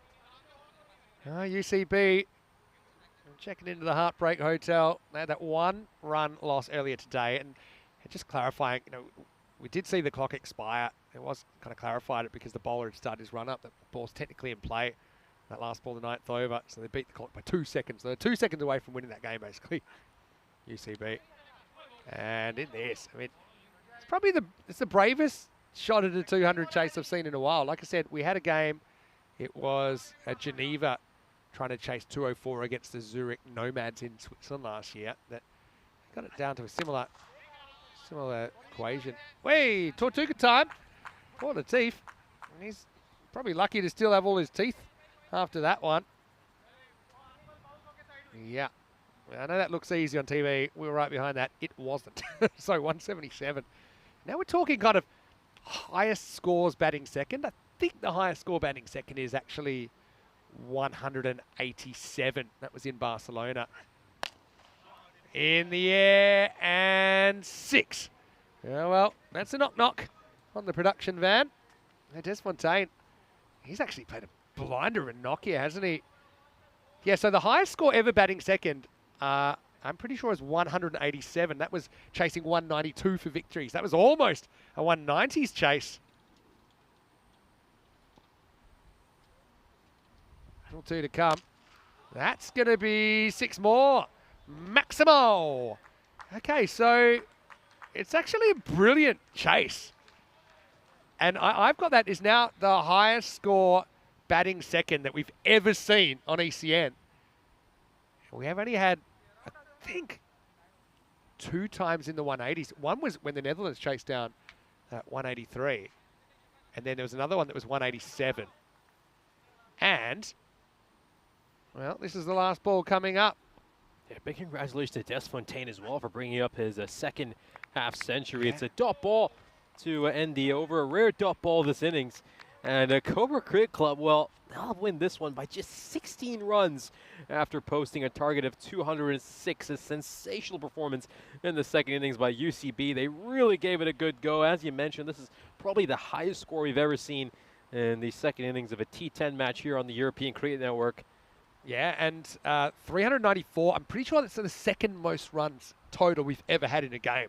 So UCB, like I said, they'll be a little bit upset, I think, with how things ended, but you can't deny their efforts. Cobras and Danube Bogdan to finish the day when we return in 15 minutes for that one. And Danube Bogdan winning the toss, batting. So let's see if they can make a fist of it against the Cobras, who I think will be on the hunt for a rock and roll job, maybe the 4 points. Let's have a look at these highlights. And what an effort it was. There's so many times I thought, this is where they're going to fall off the chase. But they were in that game well into the second half of the innings, weren't they? No, they certainly did.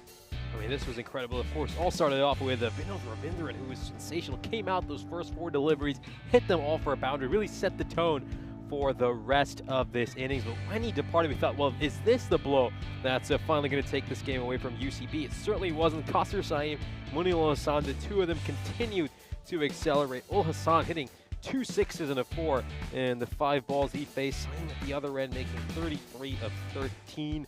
And they just kept going. They gave their side a chance. They kept that run rate at just around 20 and over. Qasr Saeem was deceived by that slower ball there by Jacob, but Jacob just wasn't quite able to get to it. He would, though, eventually get some important wickets that would really turn the tide of this match. He'd managed to get rid of Qasr Saeem as well as Munir Ul Hassan. Those 2 wickets were absolutely massive. We then see Ali Nawaz continuing to accelerate. He'd make 37 runs of 12 deliveries. Half of those balls he faced went for 6, so pretty much all he did was hit big 6s during his time out in the middle. This was, of course, a look at the stumping that got rid of Saeem. Just very, very fine margins. Of course, spent a lot of time looking at the replays. The umpires took their time, but in the end, they made the right decision. And just those little moments, those fine margins that run out of Ali Nawaz, one of Qasr Saeem as well. You just wonder if 2 of them had managed to remain out in the middle of it, just an inch either way. How different could the outcome of this match have been? Marc Des Fontaine, of course, came in after this run out when Nawaz was dismissed. He batted superbly, made 54 of 15 deliveries, his second half century. A superb performance by him. He'll be mildly impressed with the way he played. Hit 7 6s. And hit 2 4s during his time out in the middle. Some really, really clean hits. He was, of course, put down, but it didn't matter too much in the end, as it did look like Cobras CC were going to go on to win the game at that stage. And we're taking a look at some of these really gorgeous shots he played during that final over. Just a great display of clean hitting. This was a superb 6 straight into the woods. Hit that one through the line, and it went a long, long way. I'm pretty sure as well that's the second most runs ever in a second half of an innings. talk about the first innings. So, geez, a lot of action in this game. And UCB come up short. Not often you'll make a score like that, 189, and come out on the losing side, but this is one of those occasions they get down by 16 runs. And really, I think with the day they had, UCB, even though they do take 4 points out of that middle game, the fact they can't get a win in either of the other two, it makes it really tough for them to qualify. 54 from Des Fontaine, ends up top scoring at his second half century. But credit to all the batters that went out there. I think they batted unselfishly. I actually think they hit the ball really cleanly. And really, they didn't lose it there. I think they lost it with a little bit of, I suppose, a couple of missed opportunities in the first half. And if you're chasing 200, we've never seen a team come out on the winning side with successful chase. Finish down to here, Mr. Maximo with Nishay Bart. We'll take a break. We'll be back in around about 10 minutes. And can Danube Bogdan turn things around? He's hoping they can put a serviceable score on the board. We'll see you after the break for more European Cricket Series.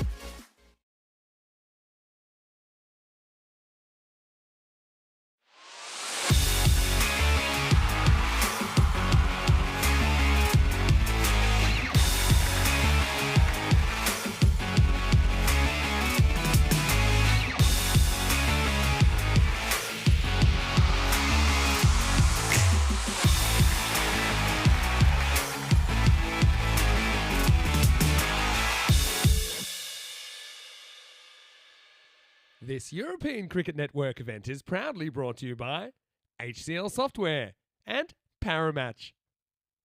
Hello and welcome back, and coming up we have the final game of day 9. It's been the first day of the second phase of the competition today, searching for 2 more teams to join the Royal Tigers and Budapest Blinders, who have already qualified for finals Friday. So coming up now we have Danube Bogdan, who are back. They've had a tough day actually. They're playing their 3rd game. They're running into the Cobras, who racked up a magical 200 in that last game against UCB. Let's see what happens at the coin toss. Suleiman Saeed, a little bit earlier anyway, was out the middle with the 2 captains.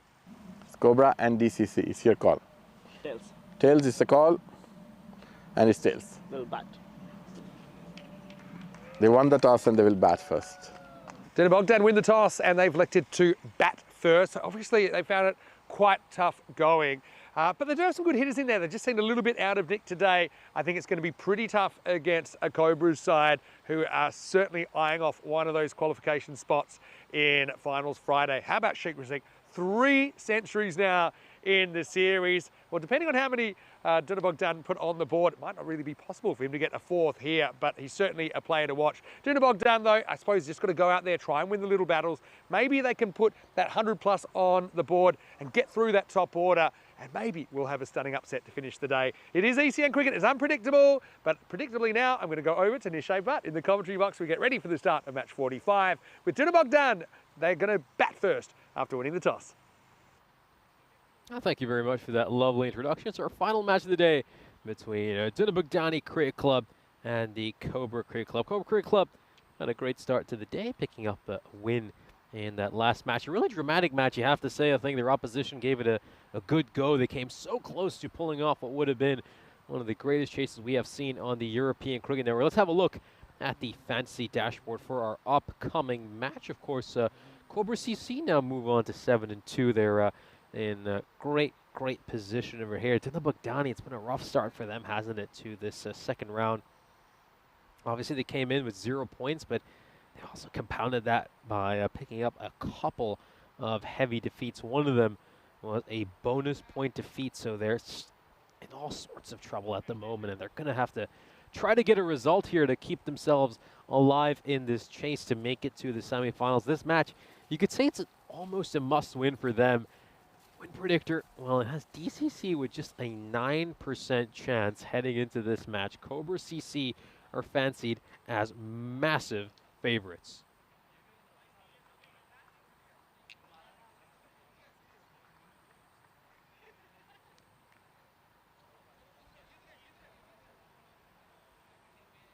And the players are set to take the field. DCC will look to come out here, try to post a big total on the board. They're going to need to put together a big batting performance. I think they've certainly got players who have some courage and heart. We know the likes of Hasib, Hassan, Taifule. Their guys are certainly capable of hitting a long ball. Well, the question is, can they sustain it? Can they be out there in the middle for 20 to 25 balls each and really help this Danube Bogdan side get to a good total and pull off a remarkable win against a very strong Cobra CC side?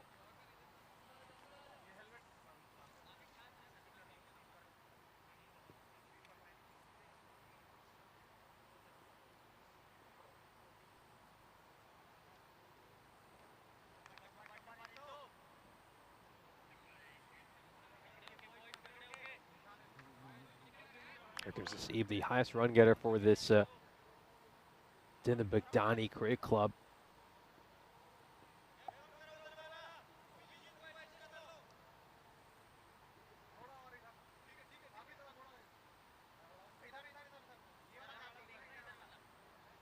Just trying to get everyone in place. There we go. Long off and long on are the 2 fielders. And oh, top edge. And it goes away for a 4. I mean, how many runs have we seen go through that region today? It just baffles me that no captain has looked to plug that gap, put someone out at deep third. It's really been very puzzling, I think. You know, you're starting to see most of the best teams around Europe always have a deep third in place. But not the case here for DCC. I think the only fielding change they made in response is they moved long off a lot wider.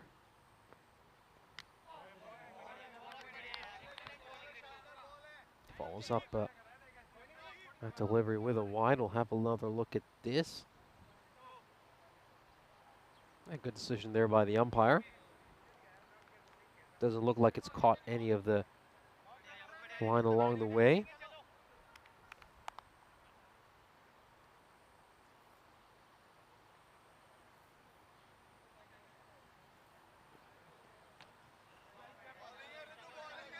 And he's looking for the wide call over there as well.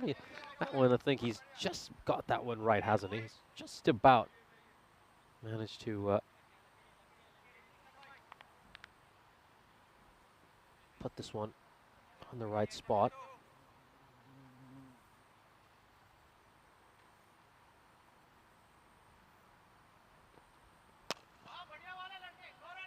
This is a play towards mid-on. And it's going to be a single.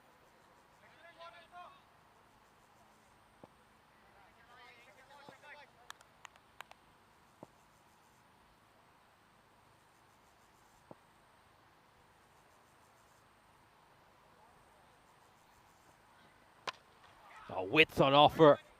And it's cut away behind point for a 4. That's another boundary. Not the best ball there by Sawan. It's short, it's wide, and he gets punished.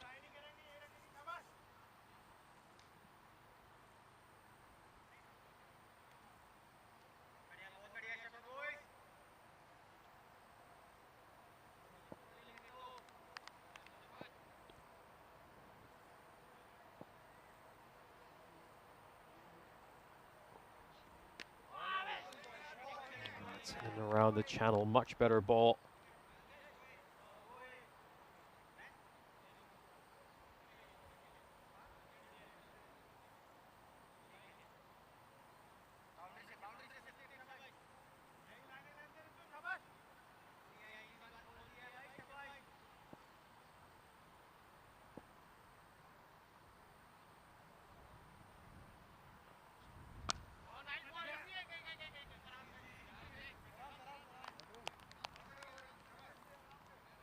Towards a cover.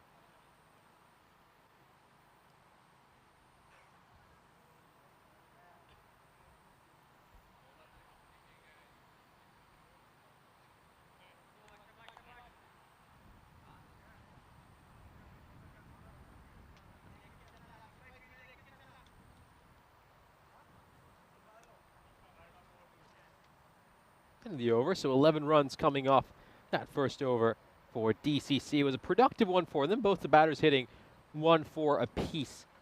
And now Rasic was going to come in to bowl this second over. We've, of course, talked a lot about his batting throughout this series. He struck 300s so far this ECS, but he's played a part with the ball in hand as well.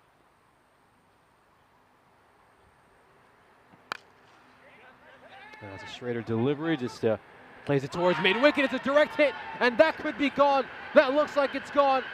We'll take another look at this, but based on that reaction, you can tell he is short. We'll have a look at this to confirm. My initial thought, though, is that he's been run out over here. Look at them. They're absolutely delighted.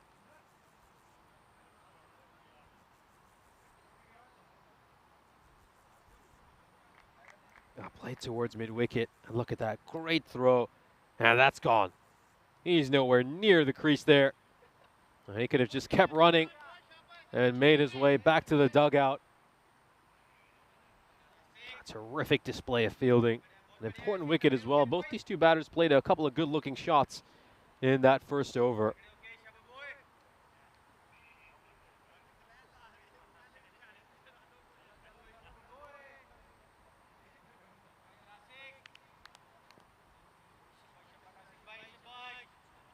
Great throw. Great throw.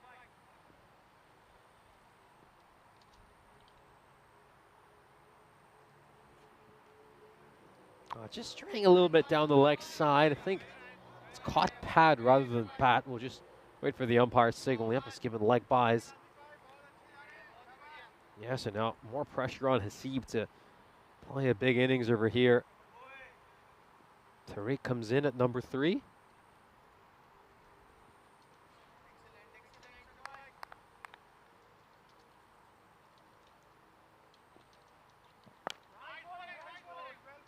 good ball there by Rasik. Really nice ball. It's full. It's straight. It's on the stumps. And all Tariq can do is just block that one out.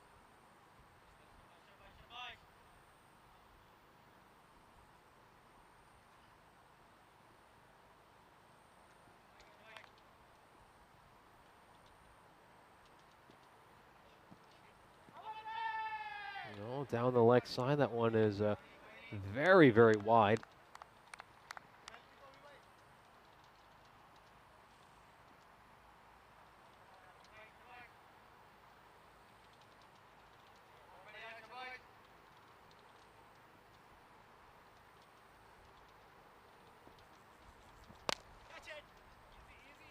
He's going to beat the fielder at mid-off. He's come across there and cut that one out well. It's just going to be the one run. And Rasik, once again, bowling a superb over. Saw him give up just 7 runs in a crucial over down the stretch in the previous match when UCB looked like they might have a chance of pulling off a historic chase. He's bowled a superb second over here as well.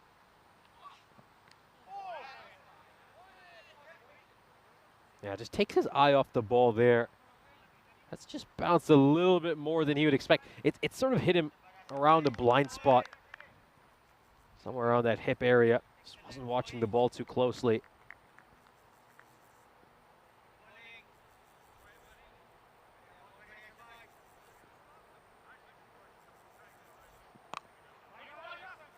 Push towards mid-wicket.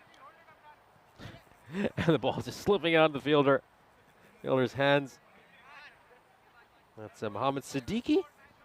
Second over comes to an end. DCC are 15 for 1. So, yeah, Cobra coming back very strongly in that second over. They get that wicket because of that run out. And they give up just 4 runs. Here's a look at the standings for round 2. Of course, the Super Kings sitting pretty at the top of the table with 8 points, winning both of their opening matches. Cobra picking up a win in their first match as well. And you've got a UCB currently in second place, but DCC, Akipar and Cobra Cricket Club have a game in hand against them, which is, I think, going to be a big, big factor.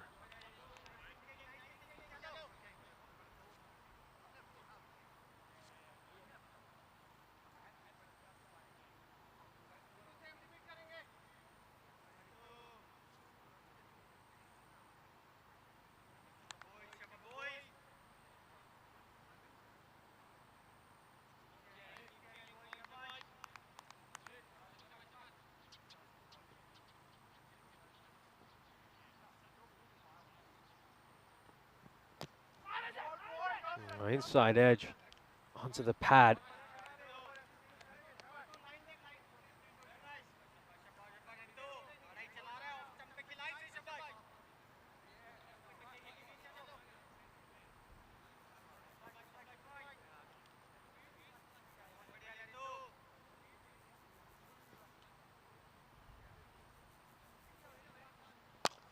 It looks to play this one through the line, and it's going to go over long off for a 6. Very, very nicely hit. And you can see it just clears that boundary at mid-off. That's a good shot, a top shot. And you really feel Hasib holds the key for this DCC side. He's going to have to bat superbly for them to put together a respectable total on the board.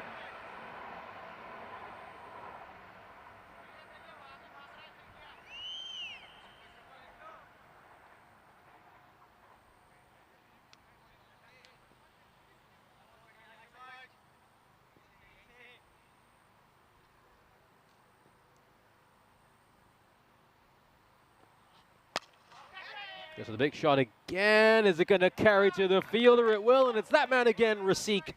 You can't keep him out of the action. Sheikh Rasik. He's been a star performer throughout this series. Hit 300s. He's bowled superbly, and now he takes the catch as well. It's a hard length delivery. Hasn't quite been able to middle that one. Goes straight to the fielder, Rasik, who's taken a superb catch.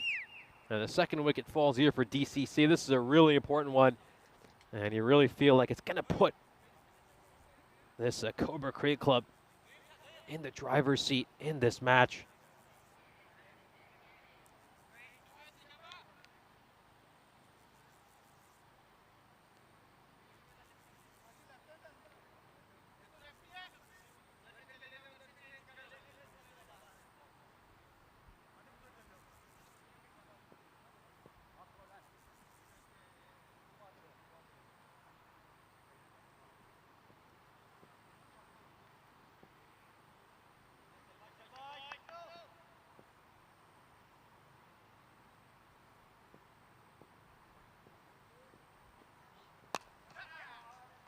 Down the ground, and it's gonna go away for a 4.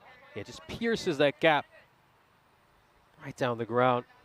Beautifully hit, very straight, right towards the umpire as well. It does well to get out of the way. And away it goes for 4. Just smart power play batting.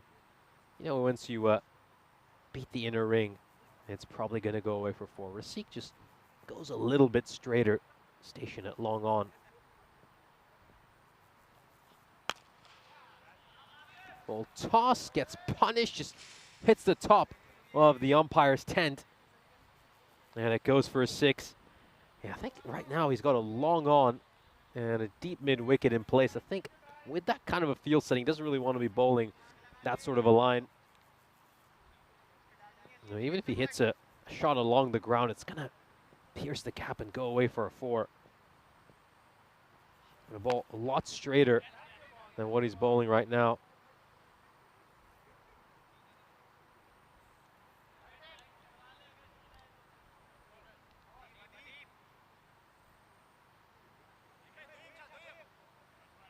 End of the power play. DCC are 33 for 2.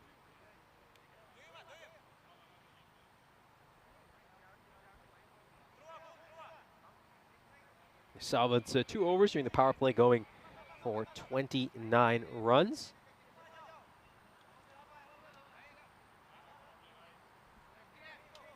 We'll just have a look at this power play graph. As we can see,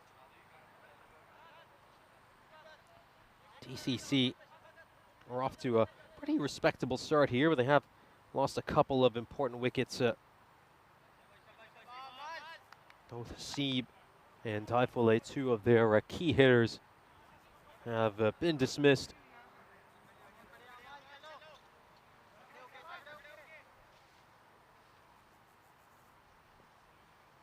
Jacob coming into bowl. This is quite interesting. Not often you see left arm spinner going up against a left arm batter. I might have just considered holding him back until a right-handed batter was on strike, just so that you get that left arm slow bowler versus a right armer matchup.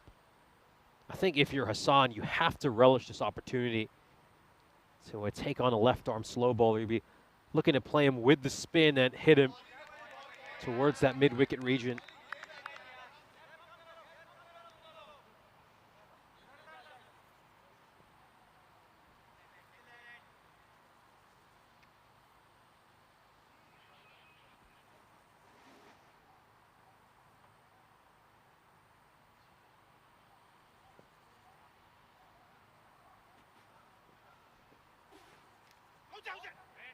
And very optimistic appeal. Only the bowler was interested, as you can see.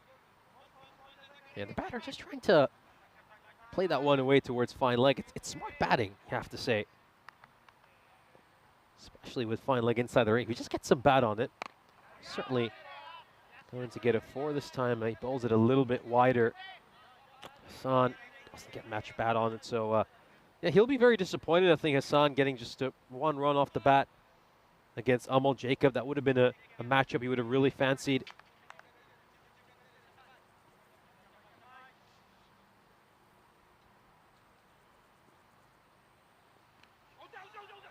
Yeah, Peels out again. We'll take another look at this.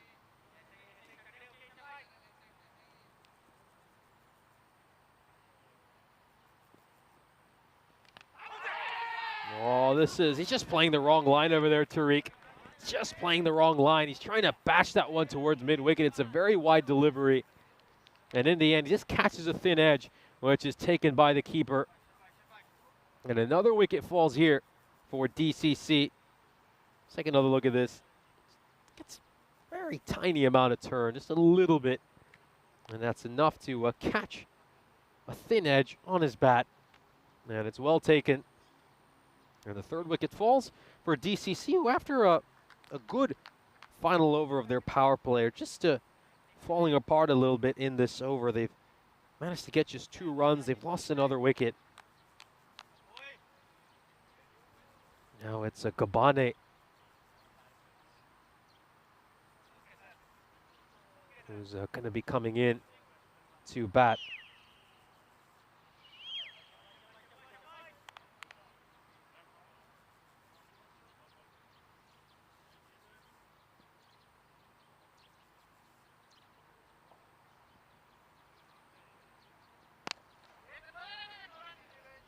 It's straight to the fielder at cover. That's going to be a dot ball.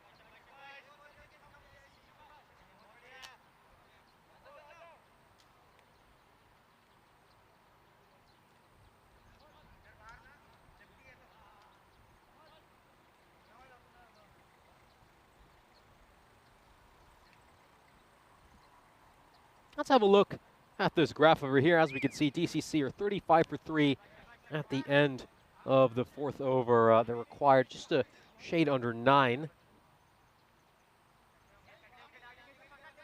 I think you have to say they'll be very pleased with this situation right now, Cobra Cricket Club. I think you saw DCC play some good-looking shots during that power play, but yeah, they've slowed down since then, especially that 4th over where Jacob gave up just 2 runs. It's to put DCC back in the driver's seat.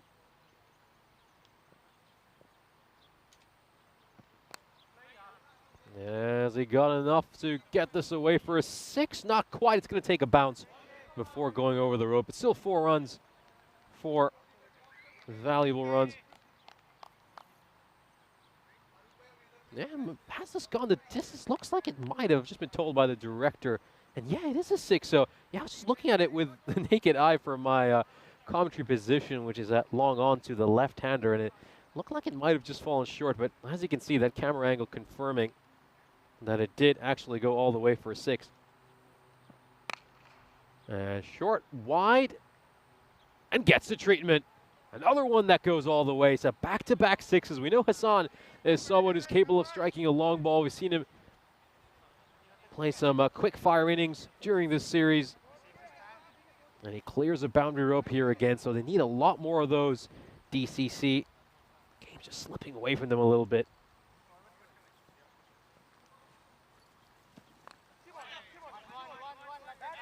The fielder out at square leg to cut that one out.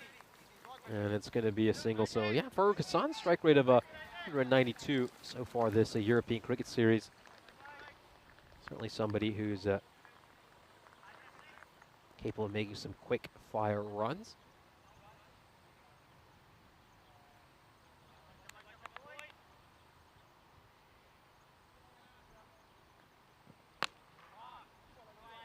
That one is played out towards the deep. Good fielding, and it's just going to be 1 run.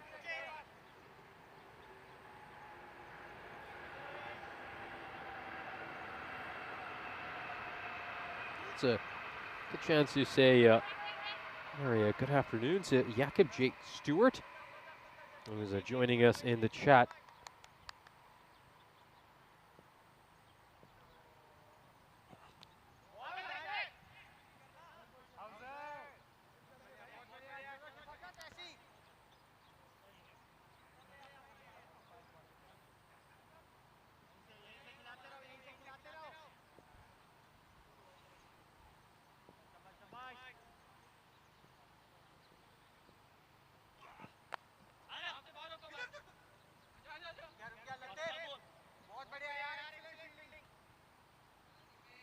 We're halfway through this innings. DCC are 50 for 3.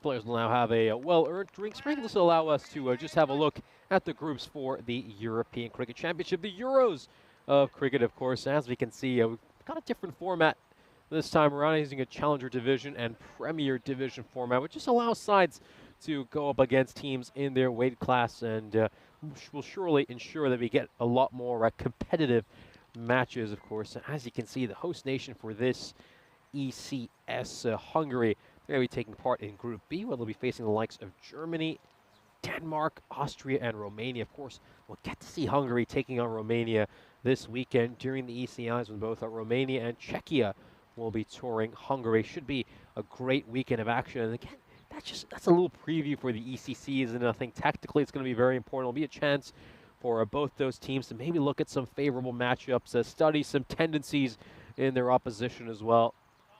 And yeah, we're looking forward to that ECI over this weekend. And it just gives you another reason to tune in. And we're bringing you some international cricket from the GB Oval on Saturday and Sunday. Looks great, though. I mean, you just take a look at some of those groups. I think a lot of people there have been talking about what group they're most looking forward to. For me, personally, it's Group A, but there's also plenty of people who are saying, like, Group D is up there as the group of death. Me, though, you just look at all the quality in Group A. That one is going to be such a terrific group. Every match promises to be so exciting in Group A.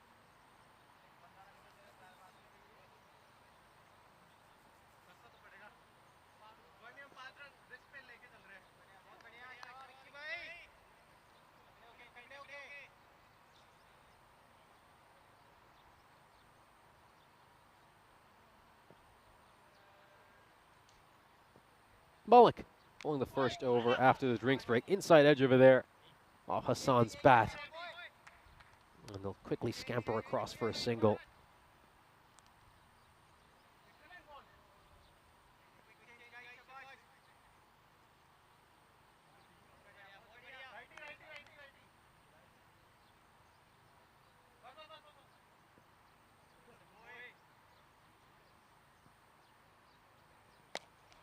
For the big shot, it's a miscue, it's popped up in the air, and the catch is taken. The fourth one falls here for DCC. Gabane was going for a big shot, doesn't quite get a hold of it, and Vicky Mullick will pick up his first wicket. This is terrific. We had to play a big shot. That run rate is just 10 right now. They've got to want to pick it up. And Mullick will get another wicket, so one more falls for DCC, who are now, well, you have to say, in all sorts of trouble.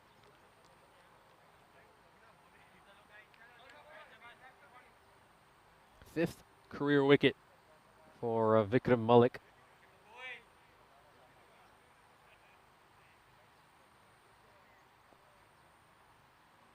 Mind you, he's got a very, very healthy strike rate, doesn't he? Strike rate of basically 6. I mean, he gets a wicket off pretty much every over he bowls. I mean, that is such a weapon for the captain to have, isn't it? He's just a sort of X-factor bowler you can turn to as a partnership breaker, someone who can get you a wicket out of nothing. Maybe he'll go for a few runs at times.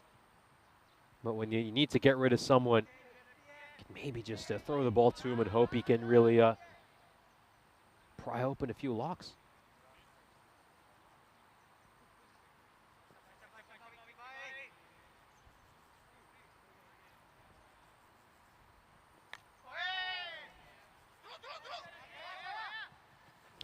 Push towards throwing at the fielder at the non-striker's end.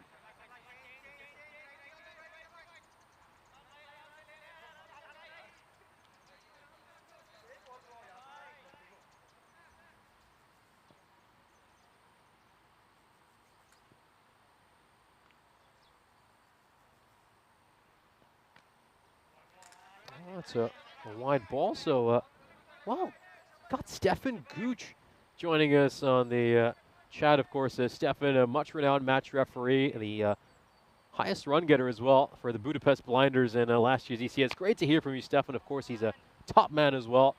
Always a pleasure to work alongside. He said you've just arrived in Hungary. Yeah, it's great to hear from you. And hopefully, get to see you in person later as well. Yeah, first time on Hungarian soil. Great to be in the country. Absolutely beautiful city as well, Budapest.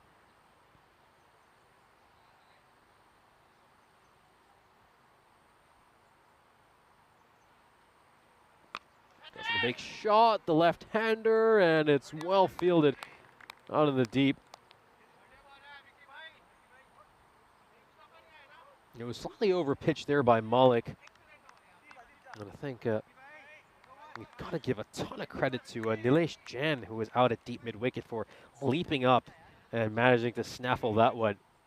56 for 4 at the end of 6. A great over there by Vikram Malik. Gives up just 6 runs, gets that all-important wicket.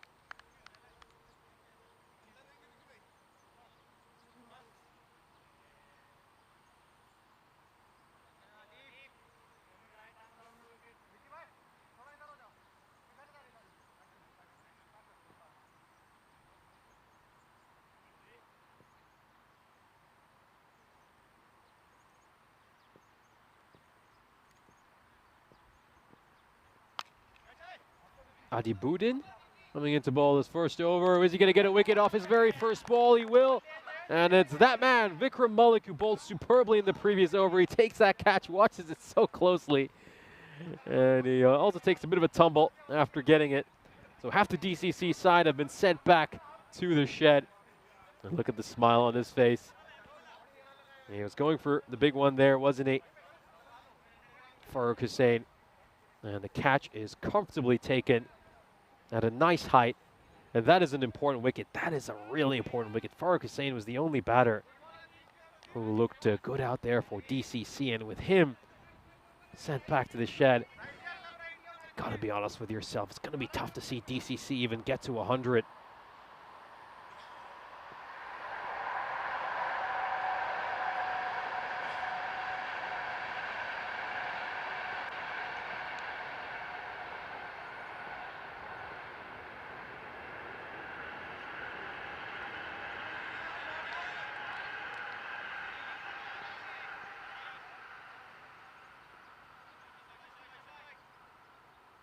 Mishra is coming in at number 7. He's seen him feature quite a bit with the ball in hand so far today. He's just been a touch expensive with his bowling, and let's see if he can make amends with his batting.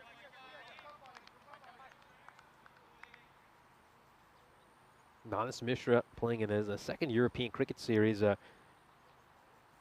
Bowled a little bit in the European cricket series last year. And he also played for Danube Bogdan. Featured in 3 matches, got to bowl 1 over in one of those 3 games and picked up a wicket as well, but he's played a lot more in this European cricket series, and well, that is a rather unorthodox stroke. I'm not sure he had any idea where that ball was going. He just kind of leaves his bat out in the middle. Take another look at this. Completely takes his eye off the ball, and he's somehow gone away for a boundary. That is a truly nothing shot that's gone for a 4. He just knows the ball is somewhere around the leg side. He just pushes his bat at it. Luckily for him, it's gone for a 4.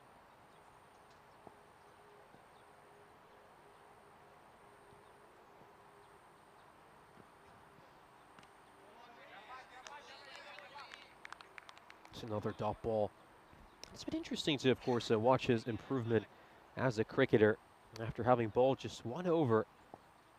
And not featuring at all, or hardly featuring with the bat in hand.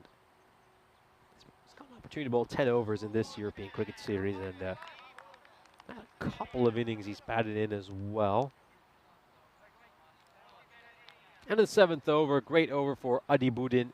Could just see that now Cobra Cricket Club are starting to experiment a little bit with their lineup, giving a few other players a chance to bowl. Here's a look at tomorrow's fixture list. Cobra Cricket Club will take on the Royal Eagles in our opening match of the day, and then the Super Kings, who've been perfect so far this series, will take on Cobra Cricket Club. That should be a massive matchup between 2 real quality teams. We're looking forward to that. Yeah. And goes for a big shot here. There's a fielder underneath it. He really should have taken that. Really should have taken that. And Malik will be disappointed. I think Irfan Khan has to consider himself a very lucky man. He has not been caught.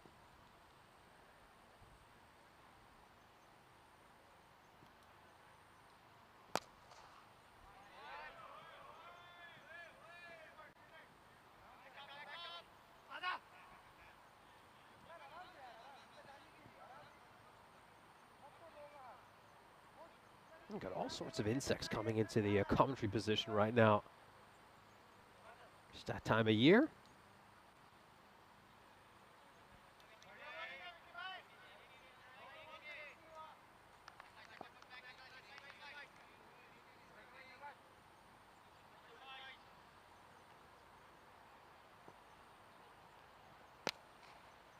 Get towards long on. It's one run again, so boundaries have dried up here for DCC. We've seen just one boundary the last 3.1 overs. Just one boundary. Oh, it's gone up in the air. This could be another easy catch, and it is. It's well taken. So Khan, after he was dropped on 2, will make just one more run and will depart shortly afterwards. It's not the best ball in all honesty, but Khan didn't quite have the ability to slog that one away. It just bounced a little too much for him. Came off the top edge of his bat, and he presented a comfortable catch. DCC are 64 for 6.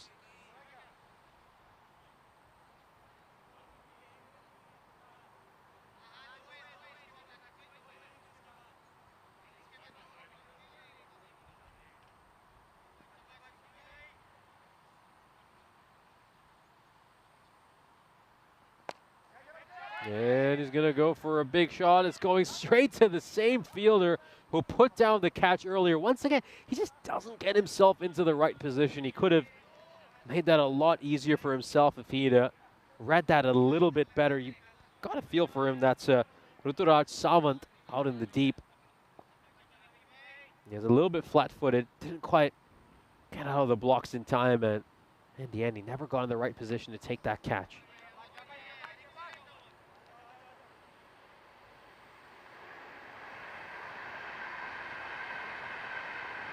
End of the over, Mullick with a superb spell. Figures a 2 for 11 for him in the 2 overs he bowled. As you can just see, DCC's run rate continues to nosedive downwards. It's now just over 8.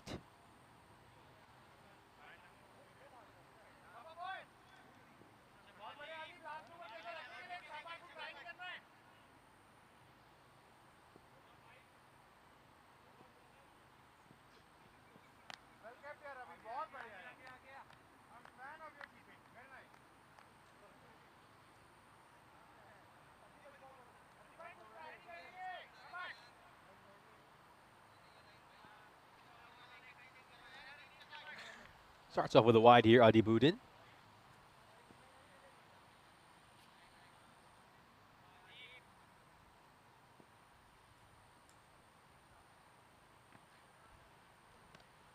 Overcompensating there, goes too far wide down the offside. Adi Budin, not a player who's had the opportunity to bowl too much, but I think, with all due respect to DCC, Cobra Cricket Club probably look at them as a slightly weaker opposition and are experimenting with a few different bowlers. Saw them give the ball to Vikram Mullick, and now Adi Budin given an opportunity as well. He bowled just 2 overs in a European cricket series 2 years ago. Didn't feature in the ECS last year. And he's bowled 4 overs so far this particular European cricket series. Is 4 career wickets to his name.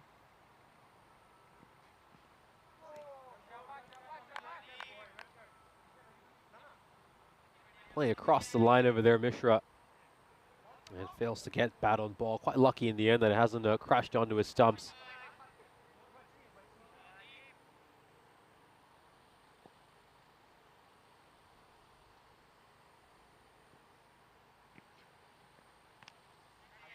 Wide down the leg side.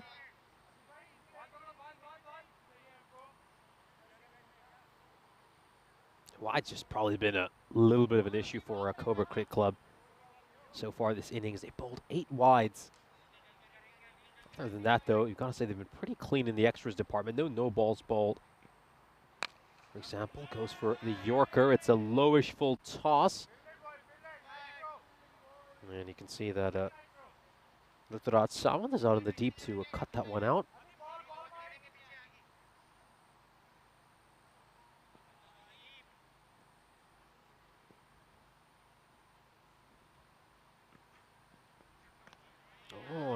wide down the leg side. Adi Bogdan, that's the 4th wide he's bowled. During the 9 deliveries he's bowled. He just needs to get this right here, really does.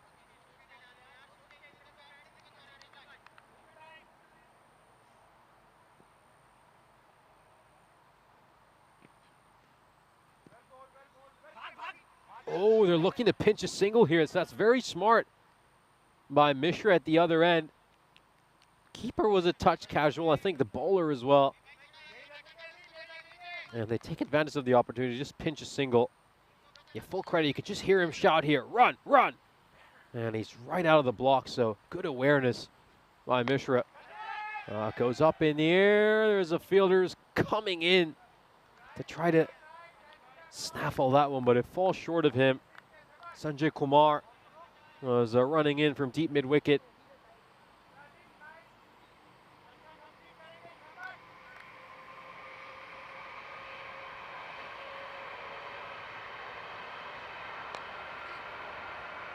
Just closes the face of his bat, plays it towards square leg. It's going to be another single to end the over. Good spell for Adi Bogdan despite those wides, 1 for 12 in the 2 overs he bowled. And we're heading into the final over of this inning. So here's another look at, of course, the fixture list for tomorrow. We'll then see the Royal Eagles and the Budapest Super Kings take on each other in the lunchtime match before the Danubian Kangaroos take part in a doubleheader against the Cobra Cricket Club and the Budapest Super Kings. You'd have to say they'd be massive underdogs in those last 2 matches. And let's see if they can pull off a couple of upsets in the evening to really shake up things here in Hungary.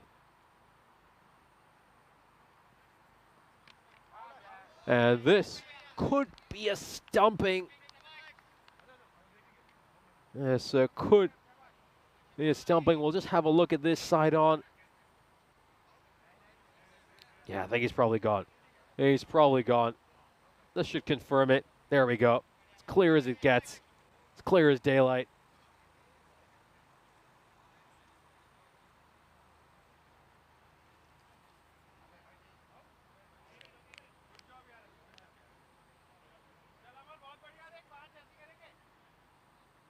Yeah, maybe they just want to check if the keeper is holding on to the ball when he whips off the bill. Looks perfectly fine to me, and I think the decision has been made. He has been given out. You can just see him now walking towards the dugout. And another wicket falls here for DCC. They are 74 for 7.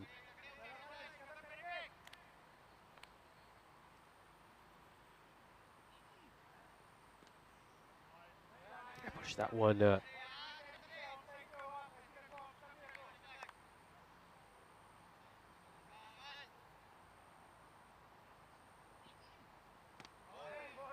Just plays all around that one. Cliver playing across the line. Yeah, I think if you're just lower down the order, look to get bat on the ball. Try to play the ball through the line with a straight bat.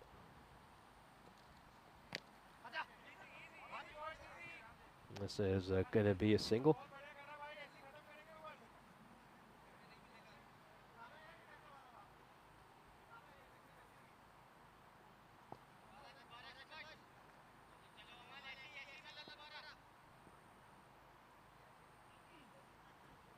Tries to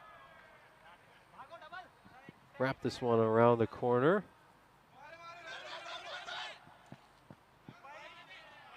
Oh, well, they're going to come back for a couple of runs here. Good running between the wickets, you got to say. Full credit to them. Yeah, looks like he's in. Looks like he's most probably in. You could just see him sliding his bat in. I mean, those are good fundamentals. I mean, how often do we see batters when they're bat in the air? Got to credit these two lower down the order for running well between the wickets, calling well, and sliding their bat in. Have another look at this. Yeah, it doesn't raise his shoe at any point.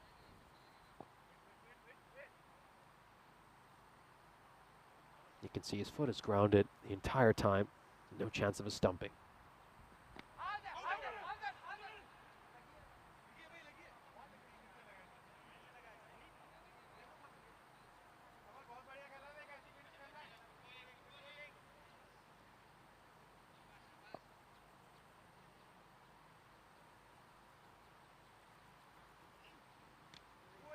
Now stays a little bit low there. Stays a little bit low. That ball's just skidding on from Mishra. And Clybert getting nowhere near the line of that ball. In the end, DCC will end up with just 79 runs. It's a very paltry total, to put it kindly. And you have to feel that Cobras CC will be looking to make quick work of them in the second innings. You know, just wonder if maybe they'll just play around with their batting lineup a little bit, give a few other players a chance to bat. We'll have a look at the highlights of this innings. Of course, it was Hasib who opened the batting alongside Dayafullah. Dayafullah will hit a nice shot before he was run out thanks to a sensational direct hit by Mohammad Siddiqui, right on target, bullseye. He struck the stumps. Suhan Tariq would come in to replace him. He just made 1 run of 4 balls. You can just see that big 6 which Hasib hit over there. He made 12 off 9. This was a good catch by Sheikh Rasik out in the middle to get rid of Abdul Hasib. Farouk Hassan came in at number 4. He was the lone scorer with a score of note, made 29 runs, 15 deliveries. That was the end for Suhan Tariq. Just a little etch through there that was well taken by Abhijit Kumar. Tariq would depart having made just 1 run. The captain, Kushal Gabane, would make just 1 run off the 3 balls he faced. A good catch there by Abhibuddin off the bowling of Vikram Malik. Vikram Malik, of course, would return the favor a few balls later when he would take a catch of Abhibuddin's bowling to get rid of Farouk Hassan. The 2 of them combined for 3 wickets. So if you look at that scorecard, you're going to see a caught Vikram Malik, bowled Abhibuddin, and vice versa 3 times. 2 players really taking advantage of this opportunity. They were granted to play in this match, and also took full advantage of the fact that they were given an opportunity to bowl. And in the end, a great bowling performance by Cobra CC means they'll restrict DCC to just 79 runs. We'll have a look at the scorecard of this first innings. Farouk Hassan with the only score of note, making 29 of 15. The top run getter for Danube Bogdan Cricket Club, Abdul Hasib, managed to make just 12 of 9.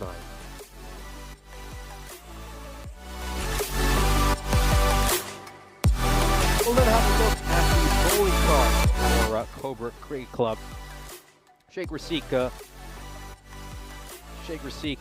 gave up just 3 runs in the sole over he bowled. Vikram Malik 2 for 11. Abhibuddin with figures of 1 for 12. I think everybody's going to look at their bowling figures and be really impressed with themselves. Ruturaj Sawant was probably a touch expensive, but outside of that, it was a stellar bowling performance. Extras might be a slight concern for them. As you can see, 13 runs up wide. That's certainly something they're going to have to iron out, Cobra Cricket Club, in particular when they go up against some of the bigger teams. The mid-match summary is that Cobra Cricket Club need 80 runs off their innings to make it 2 wins and 2 to start off the second round.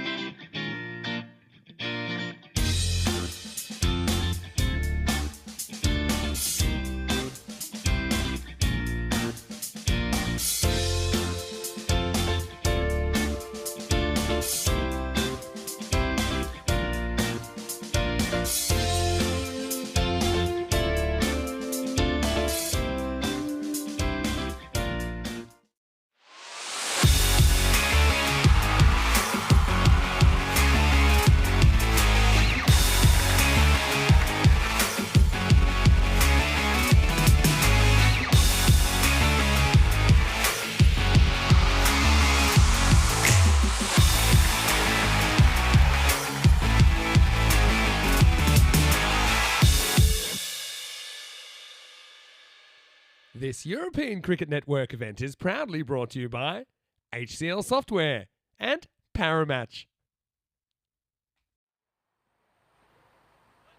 Welcome back for our final innings of the day between Danube Bogdan Cricket Club and Cobra Cricket Club. Danube Bogdan have set a target of 80 for Cobra. Here's a look at our bonus point equation. Of course, if Cobra are able to achieve this target in 7 overs or less, which is certainly something they will back themselves to do. They will pick up a bonus point. It'll be their second bonus point defeat of the day for DCC if that were to happen. Meanwhile, if DCC can pull off something truly remarkable, something absolutely miraculous, and somehow restrict Cobra CC to 55 or less, they will be the ones leaving here with that bonus point.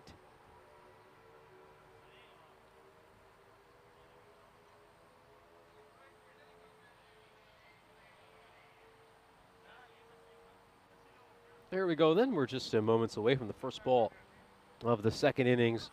Cobra, we know they're a side who got plenty of batting talent. We saw them make 202 runs in that previous match, largely thanks to a great innings by Sheikh Rasik, who we're all a little bit surprised that he tends to bat at number 3. But thankfully for Cobra CC, that is not the case in this match. They have put him right at the top of the order to open the batting.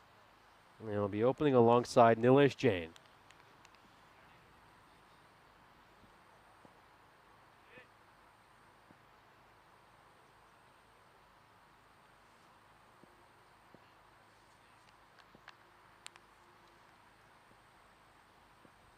Here we go. First ball.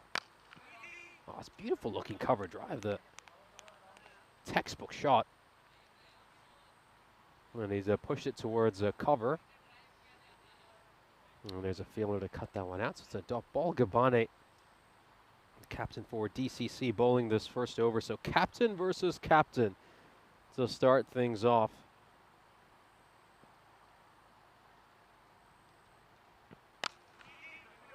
No, this is pushed away well. Is that going to make it way toward the rope? It won't.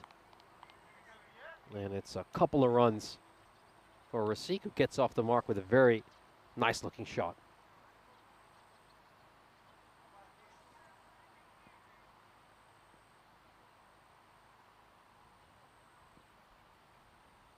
Yeah, you just saw Imans, who's currently up in the camera tower doing a terrific job. Of course, had Martins joining us as well, and they've had Andrus joining us remotely from Latvia. So, yeah, it's been great to have the trio.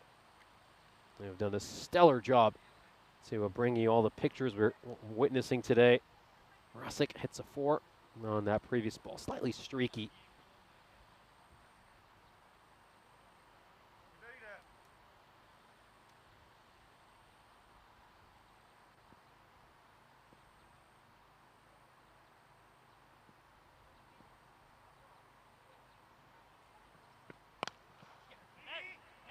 Play pushes that one away. And it's going to be a single there. We're going to see Jen on strike.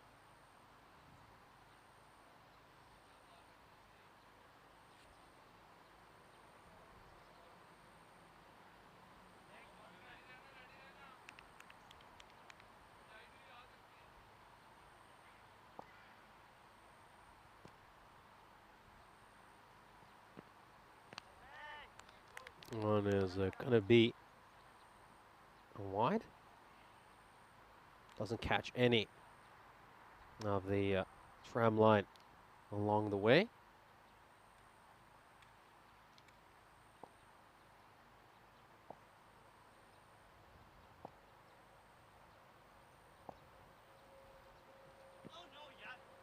Wide down the leg side. That one's going to go away for a minimal. And it's a massive mistake over there. Yeah, this one just slipping out of his hands. And off it goes away to the boundary. You can't afford to make mistakes like that when you're defending such a low target of 80.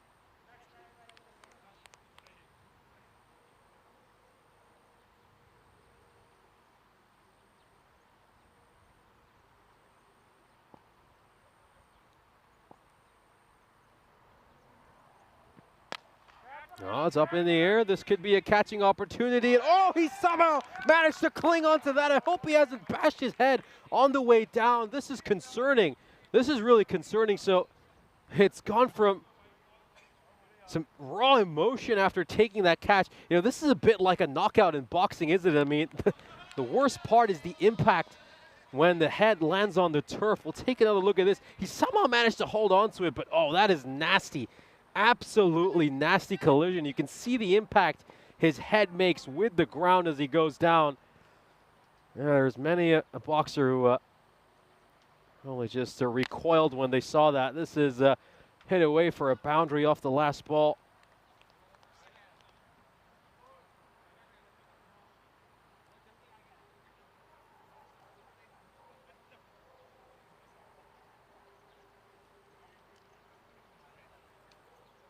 Oh yeah, beg your pardon. That was, of course, previous ball was a no ball, so it was a free hit, but what a sensational effort.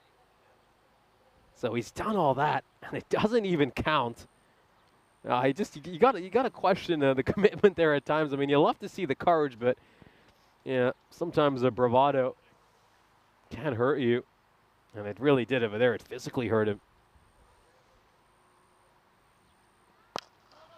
Yeah, apologies about that reaction. That was, of course, a free hit. And as you can see, just this previous ball is looking to go for that leg stump Yorker. So yeah, as you can see over here, just thought he'd taken a really, really special catch. You love to see the effort from the captain. But is it really worth banging your head over a free hit?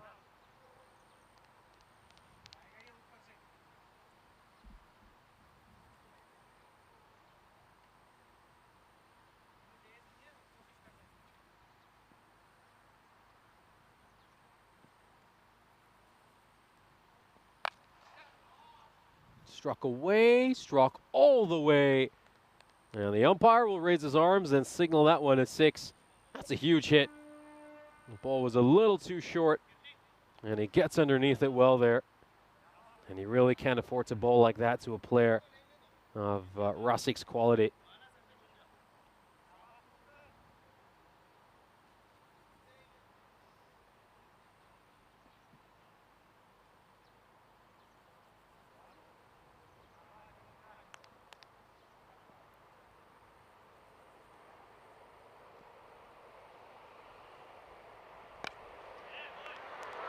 Pushed away towards mid-wicket.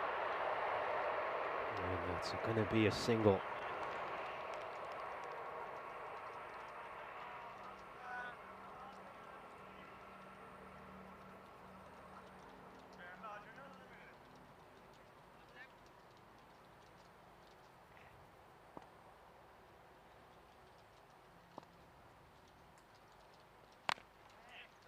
Nice looking defensive shot there by Jen. Got into a nice position, head over the ball, played it with soft hands. Not something you see in this format too often, but certainly was a textbook example of a defensive shot.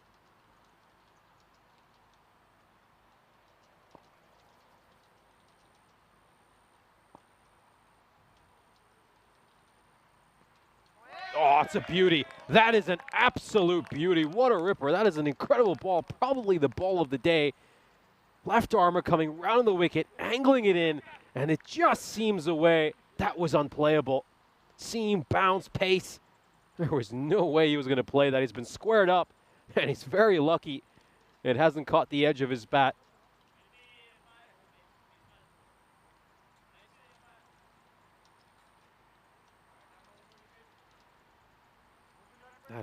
That was a spectacular delivery.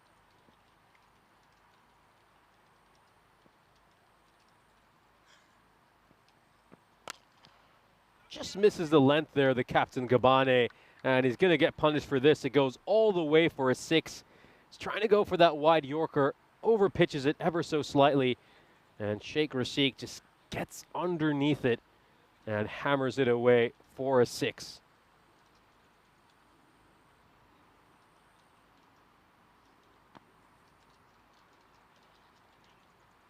Just above a run and ball needed now for Cobra Cricket Club to take it from here.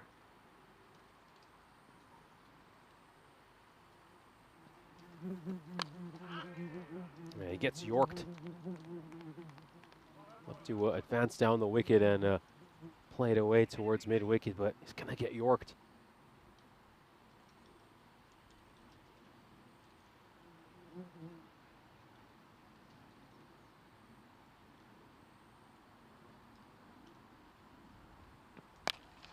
Straight down the ground. There's a fielder at long off, and he'll take the catch.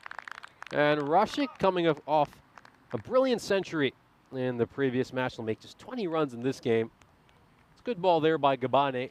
Rashik isn't quite able to middle that one. He picks out the fielder at long off and will take a fairly comfortable catch. The first wicket falls for Cobra Cricket Club.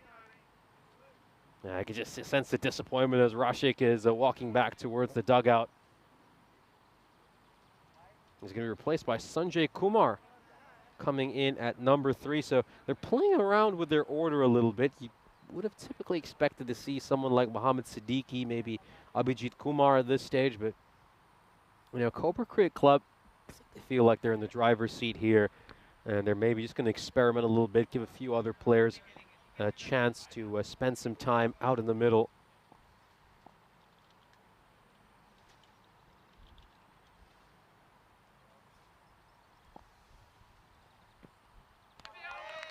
That's a nice ball there by Gabane. Of course, I'm Nish Button. Joining me in the commentary box, the voice of European cricket, Mr. Maximo Vinny Sundu. Yeah, thanks. Nice to be back, and great job so far, Nish. Hope you're enjoying your first day here. Well, this is where we normally take random questions, but Jacob, who's watching from Estonia, will TED8 to you. Jacob saying, I think the only random question is how quickly do the Cobras want to get their dinner? But how about that catch off the free hit? It was ridiculous, really. I think that's still got to go down as a classic catch. I was a bit worried about the impact on the ground. Skubane. Yeah, this one just worked around the corner. It's just going to stop short of the boundary rope. So agonizing if you're the batter. He's not going to get 4 runs for that. I love that, because there's just open space down there. They're playing without a fine leg. So poor Hasib, who's got the gloves, has to run in the pads and everything. I like that he just hold on to his other glove, saving him a bit of time of having to pick it up on the way back.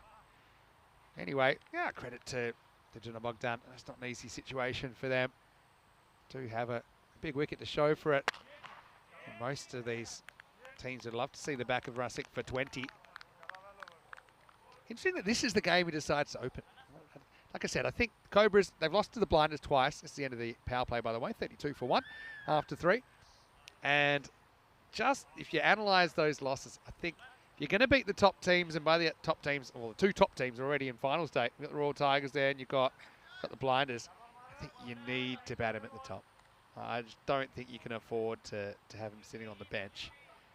He's in. I mean, he's already such a good player, but he's also, combined with that, he's in the form of his life. So it's a bit unusual to see him miss out here. Maybe he was getting hungry. But Sanjay Kumar gets the night 3. Jones actually played some brilliant shots when he's had a chance. And when he's been in the side, Jones, also a pretty useful keeper. I don't want to use him in that position. But he's very stylish. This one is a little bit of across the line, but he's got a good eye, gets away with it. And Mishra disappears to the boundary.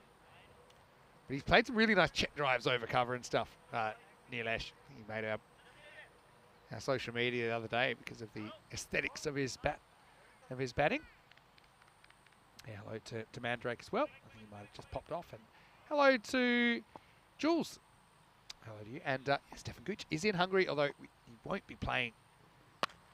He said, I think he might be in the squad for the Blinders, but he's nursing a few injuries. And he said, look, I don't think there's any real point. The Blinders have gotten this far, so he doesn't want to mess with the winning team. I think they've got good depth, and it's pretty unselfish as well of Steph. Obviously, he's now relocated, but he's still kind of part of the fabric of the Blinders club.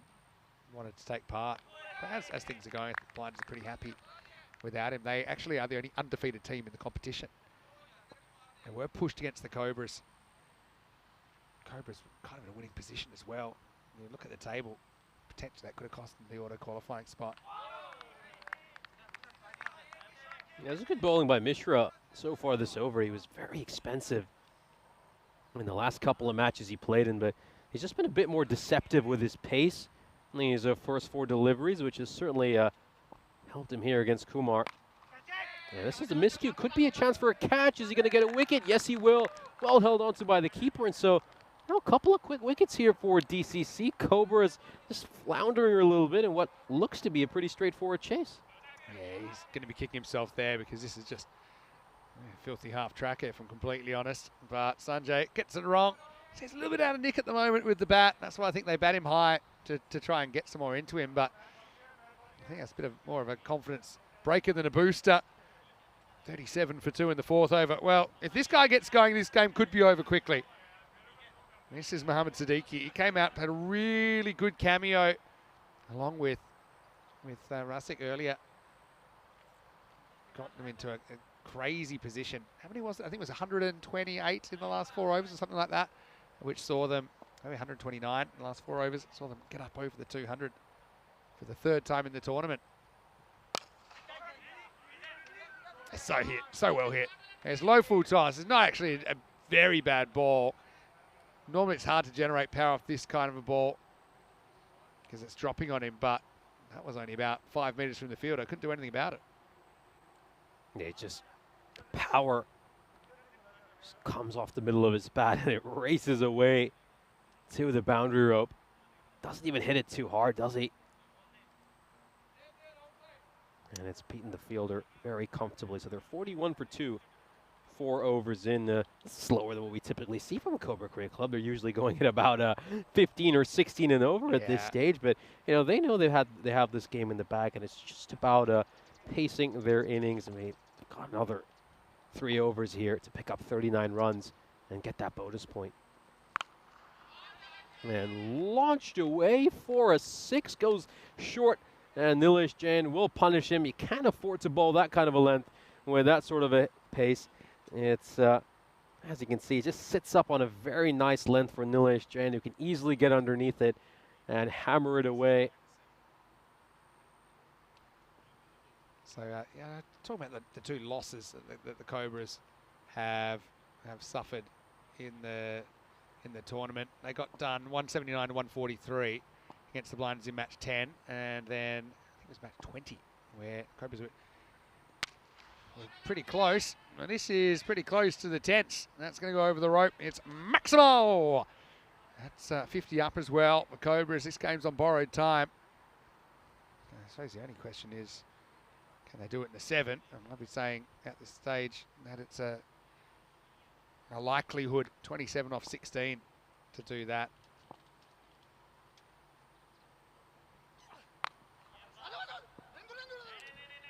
Decide against the run here. So, yeah, look, when it gets to the business end and Cobras in this kind of form, you would imagine they're going to qualify top 2, although it's not a done deal yet. They need to bat Rasik at the top, I think. There's a few different options as well.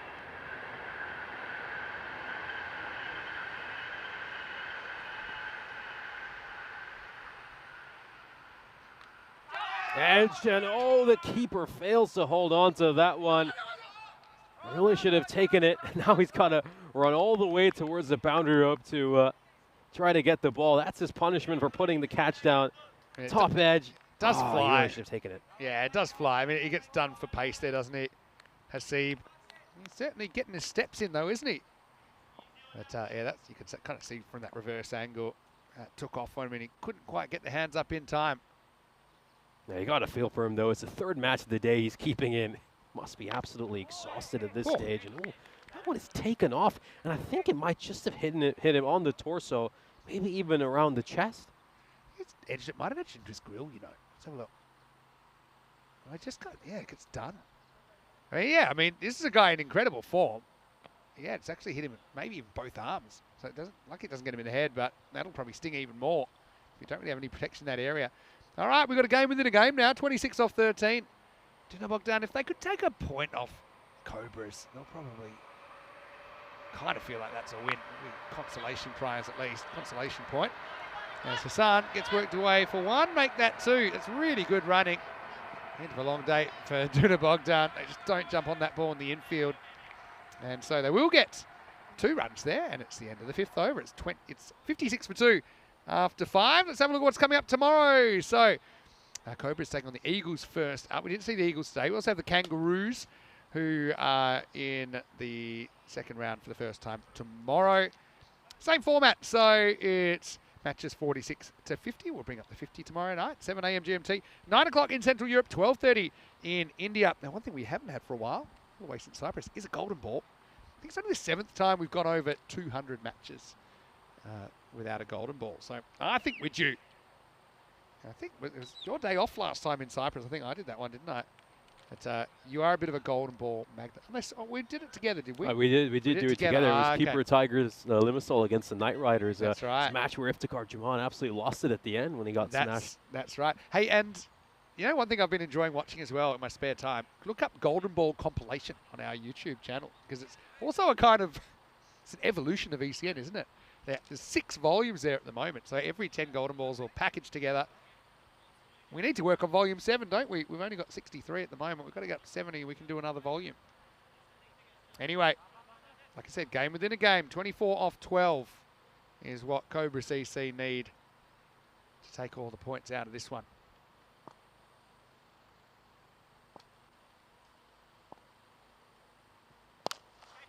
Goes for the big shot, and it's got more than enough to clear the rope. 6 more runs.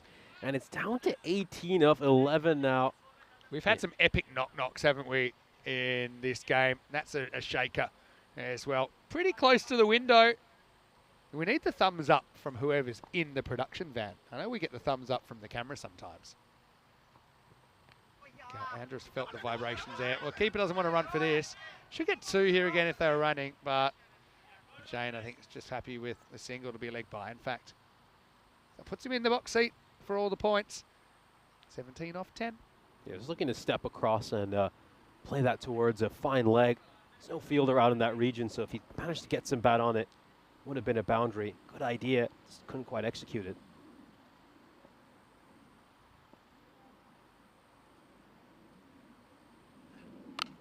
That goes big. And as he got enough to go over the rope, it certainly looks like he does. That's 6 more runs. Once again, the bowler looking to bowl an off-pace delivery. He waits for that one and then just uses his bottom hand to whip that one away behind point for 6. Well, start the car.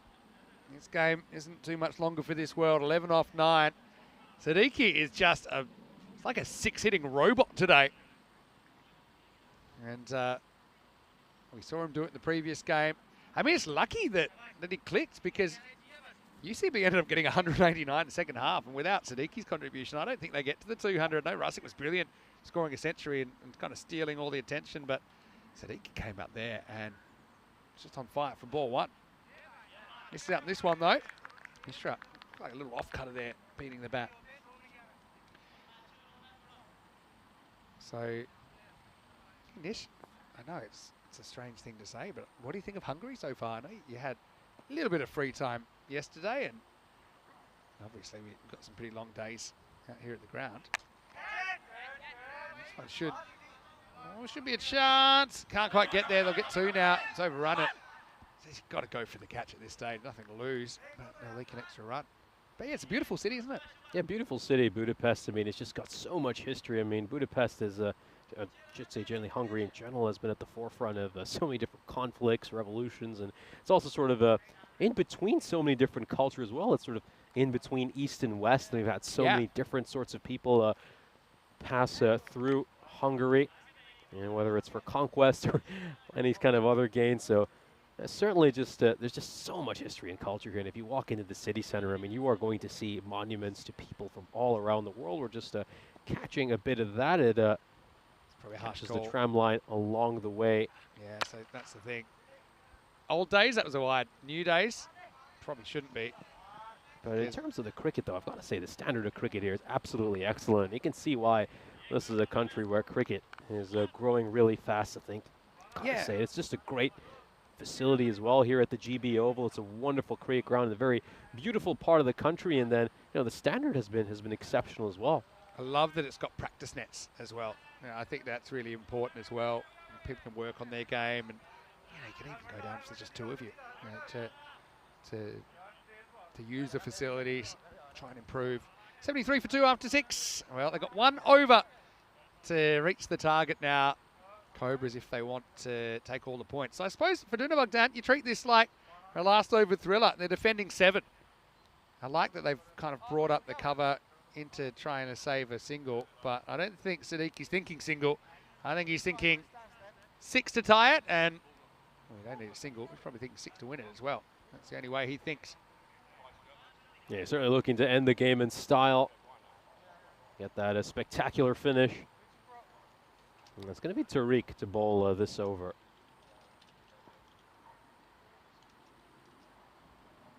Oh, it's a short, poor delivery, and it's going to be struck away for a 4. Easy pickings there for Siddiqui.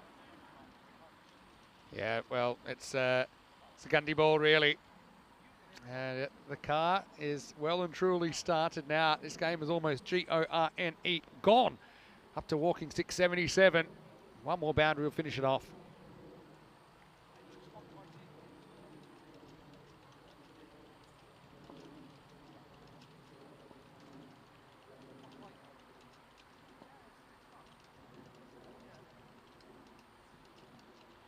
That's another poor delivery, and the keeper's not going to help him with this one either. Doesn't get any glove on it. They can come back here. If they get the second run, they'll get the victory as well. For some reason, Jan was a little bit reluctant. Probably wanted to face one more ball to just improve his personal score, but that should be the victory, I think. You take the wide, you add a couple of runs, and well, they've won this one, Cobra Cricket Club. Not quite the way they would have wanted to finish this game. They probably wanted a slightly more spectacular finish, but they've got the bonus point. They've got the result they wanted, and they make it 2 wins in 2 in the second round. A perfect start for them. 1 + 2 is 3, and it's as easy as that. Cobra CC get the win. Does take them to the 7th. A few people thought it might be over a bit quicker than that, but look, they do get a couple of wickets in there. I suppose the consolation wickets in the end, and they do get Sheikh Razik out for just 20, which is actually a decent result, but Danube Bogdan just not having their batting clicking today. They're a team, believe it or not, we have seen them get some pretty high scores, but just it's not happening for them at the moment, as they'll get the day off tomorrow. We'll see them on Thursday. Coming up tomorrow, it's day 2 of the second round, day 10 of play. Join us 7 a.m. GMT, 9 o'clock in Central Europe, and 12:30 in India. Well, let's lights, camera, action and show you the highlights of this last innings of the day. Certainly had that feeling of when, not if, the Cobras would make it to the target. Yeah, we'll have a look at some of these highlights. Of course, it was Razik who decided to push himself up the order. That was a spectacular effort by Kushal Gabane. He bangs his head, but it's for no reason. It was a free hit. Now he decided to put his body on the line. You can't fault the courage, but yeah, I think that's maybe somewhere we should have just been a little bit smarter and looked to spare himself from a potential concussion. We're taking a look at some of these gorgeous strokes that Sheikh Razik played. He would eventually, though, be caught by Dayafullah at long off. He would depart having made 20 of 11. Sanjay Kumar would be gone as well. He makes 2 runs off the 6 deliveries he's faced. I was impressed by the way Manas Mishra bowled in this match. He was very expensive in his first couple of games, so it was good to see him make a comeback in this game, bowl a lot better. I think I was very impressed by the way he just mixed up his pace a little bit in this match. He was a lot more economical as well. He just bowled tighter lines and lengths. I think stuck to a plan, and let's just hope he continues to improve as a bowler. This was the final over of the match where, of course, well, I should say the final over, that they needed to get those 7 runs off to pick up the bonus point. Saw a couple of poor balls by the bowler, and in the end, the Cobra Cricket Club would take this one. Tariq couldn't prevent them from getting that bonus point, as Cobra CC would get to their target of 80 with 3.5 overs to spare. It's another bonus point defeat for DCC. We'll have a look at the scorecard for this innings. Of course, the top scorer was Nilesh Jain with 28 of 13. The captain, Razik, promoted himself up the order, decided to open the batting. A very smart move. You'd want your best batter to face as many balls as possible. He would get a start, but wasn't quite able to kick on and make a truly mammoth total. And of course, Siddiqui was right there at the end to add the cherry on top, as he would make 19 of 8. We'll have a look at the bowling figures for DCC. Truth be told, it was just too difficult a task for this bowling attack, as of course they had to set a target of 80 for them to defend. It was just far too low a target. Gotta say, a lot of them came in, put in a good effort. Was impressed by the way the likes of Gabane and Farouk Hassan bowled.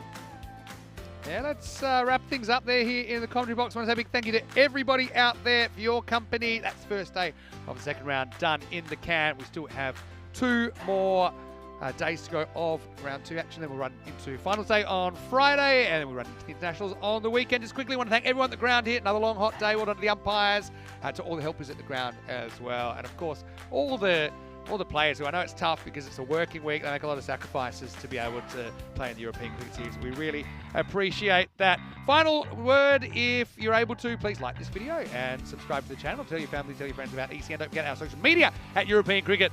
Something about you coming. There was so many moments I think are going to hit the social media today. And also you can check out maybe the squads for this weekend. I think they might be on the website now.